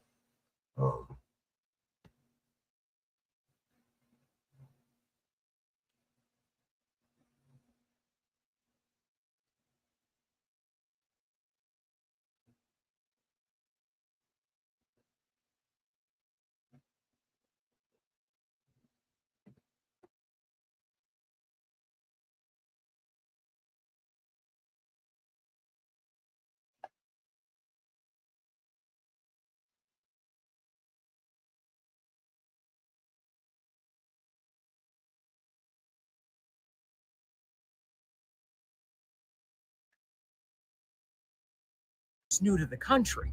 We are a nation of immigrants. Make no. Says who? Says who? It's always some black. Always got somebody that look like us to say some stupid stuff like that, some dumb, idiotic stuff like that. When we use the main original people on this land, that's so, man. No question about that. But of legal immigration. How are we going to solve this problem? It's a big problem to have to solve. We set out to talk to people in our own communities to learn all about those who are new to the United States. Coming from their homelands that have faced incredible circumstances, they help them set goals with the purpose of having a much better life. Luis David Papino Reyes, his wife Vanessa Fuentes, and their 4 children arrived in Chicago about 1 month ago. The couple left Venezuela and traveled to Colombia, then Mexico, where they applied for political asylum. They say getting their city key ID cards with the help of the Pilsen-based nonprofit Instituto del Progreso Latino also opens a whole new world of opportunities for them. Karina Ayala Bermejo is the president and CEO. Oh, Hispanics helping Hispanics. So we don't got no organization like that to help us. We don't got no organization like that, black people to help other so-called black people. We do not have that.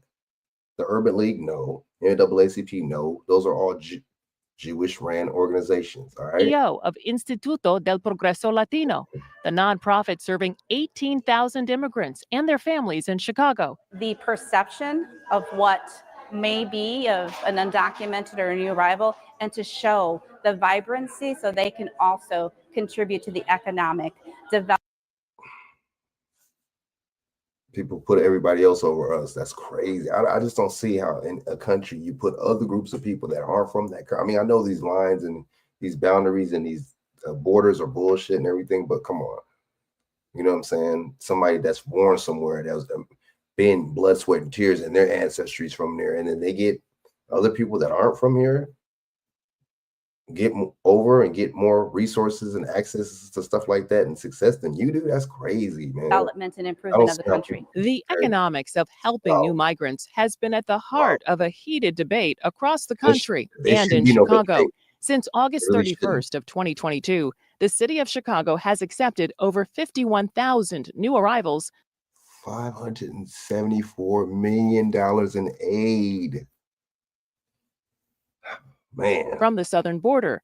The latest spending numbers provided by the city to CBS News Chicago shows. Break it down to you. All the Democrats, the only people the Democrats gave money to in 2024, 2023, 2022, 2021 was immigrants in Ukraine, in Israel. That's it. All foreign entities. The Biden administration gave money to them. They didn't give nothing to the American people. They didn't hardly give any stimulus checks. Come on, man. That's sad. $574 million has been spent to support the new arrivals mission. Why? You have to have you putting that much money behind people, you have to have an agenda. That money has been used for shelters, food, transportation, medical assistance. Waste the taxpayers' money, man. How you a taxpayer pay for something like this? American taxpayer pay for something like this, and you don't get nothing out of the deal. Wow. And legal support.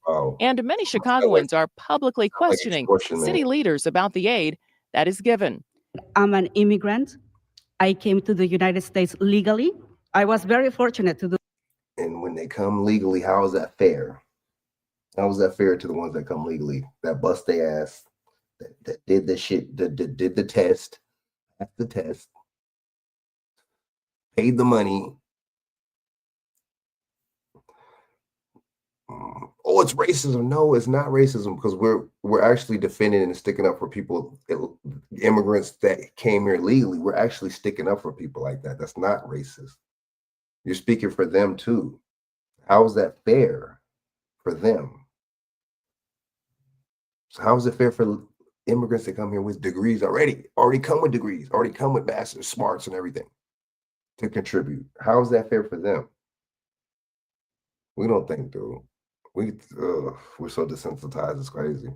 Do that. Just like this. I have never been a delinquent, and I am very, very embarrassed for what my other fellow Latin American citizens. Look at this lady. She got an accent, but you could tell she's been here for a while. Very articulate, very feminine. She said it's embarrassing. I don't blame her. Salute to this lady. Came to the country legally. She got some grades, look like she's a little older, probably, got her family. This seems like a successful lady, to be honest with you. I could tell this lady's a bit about her business. But she's right. That's tacky.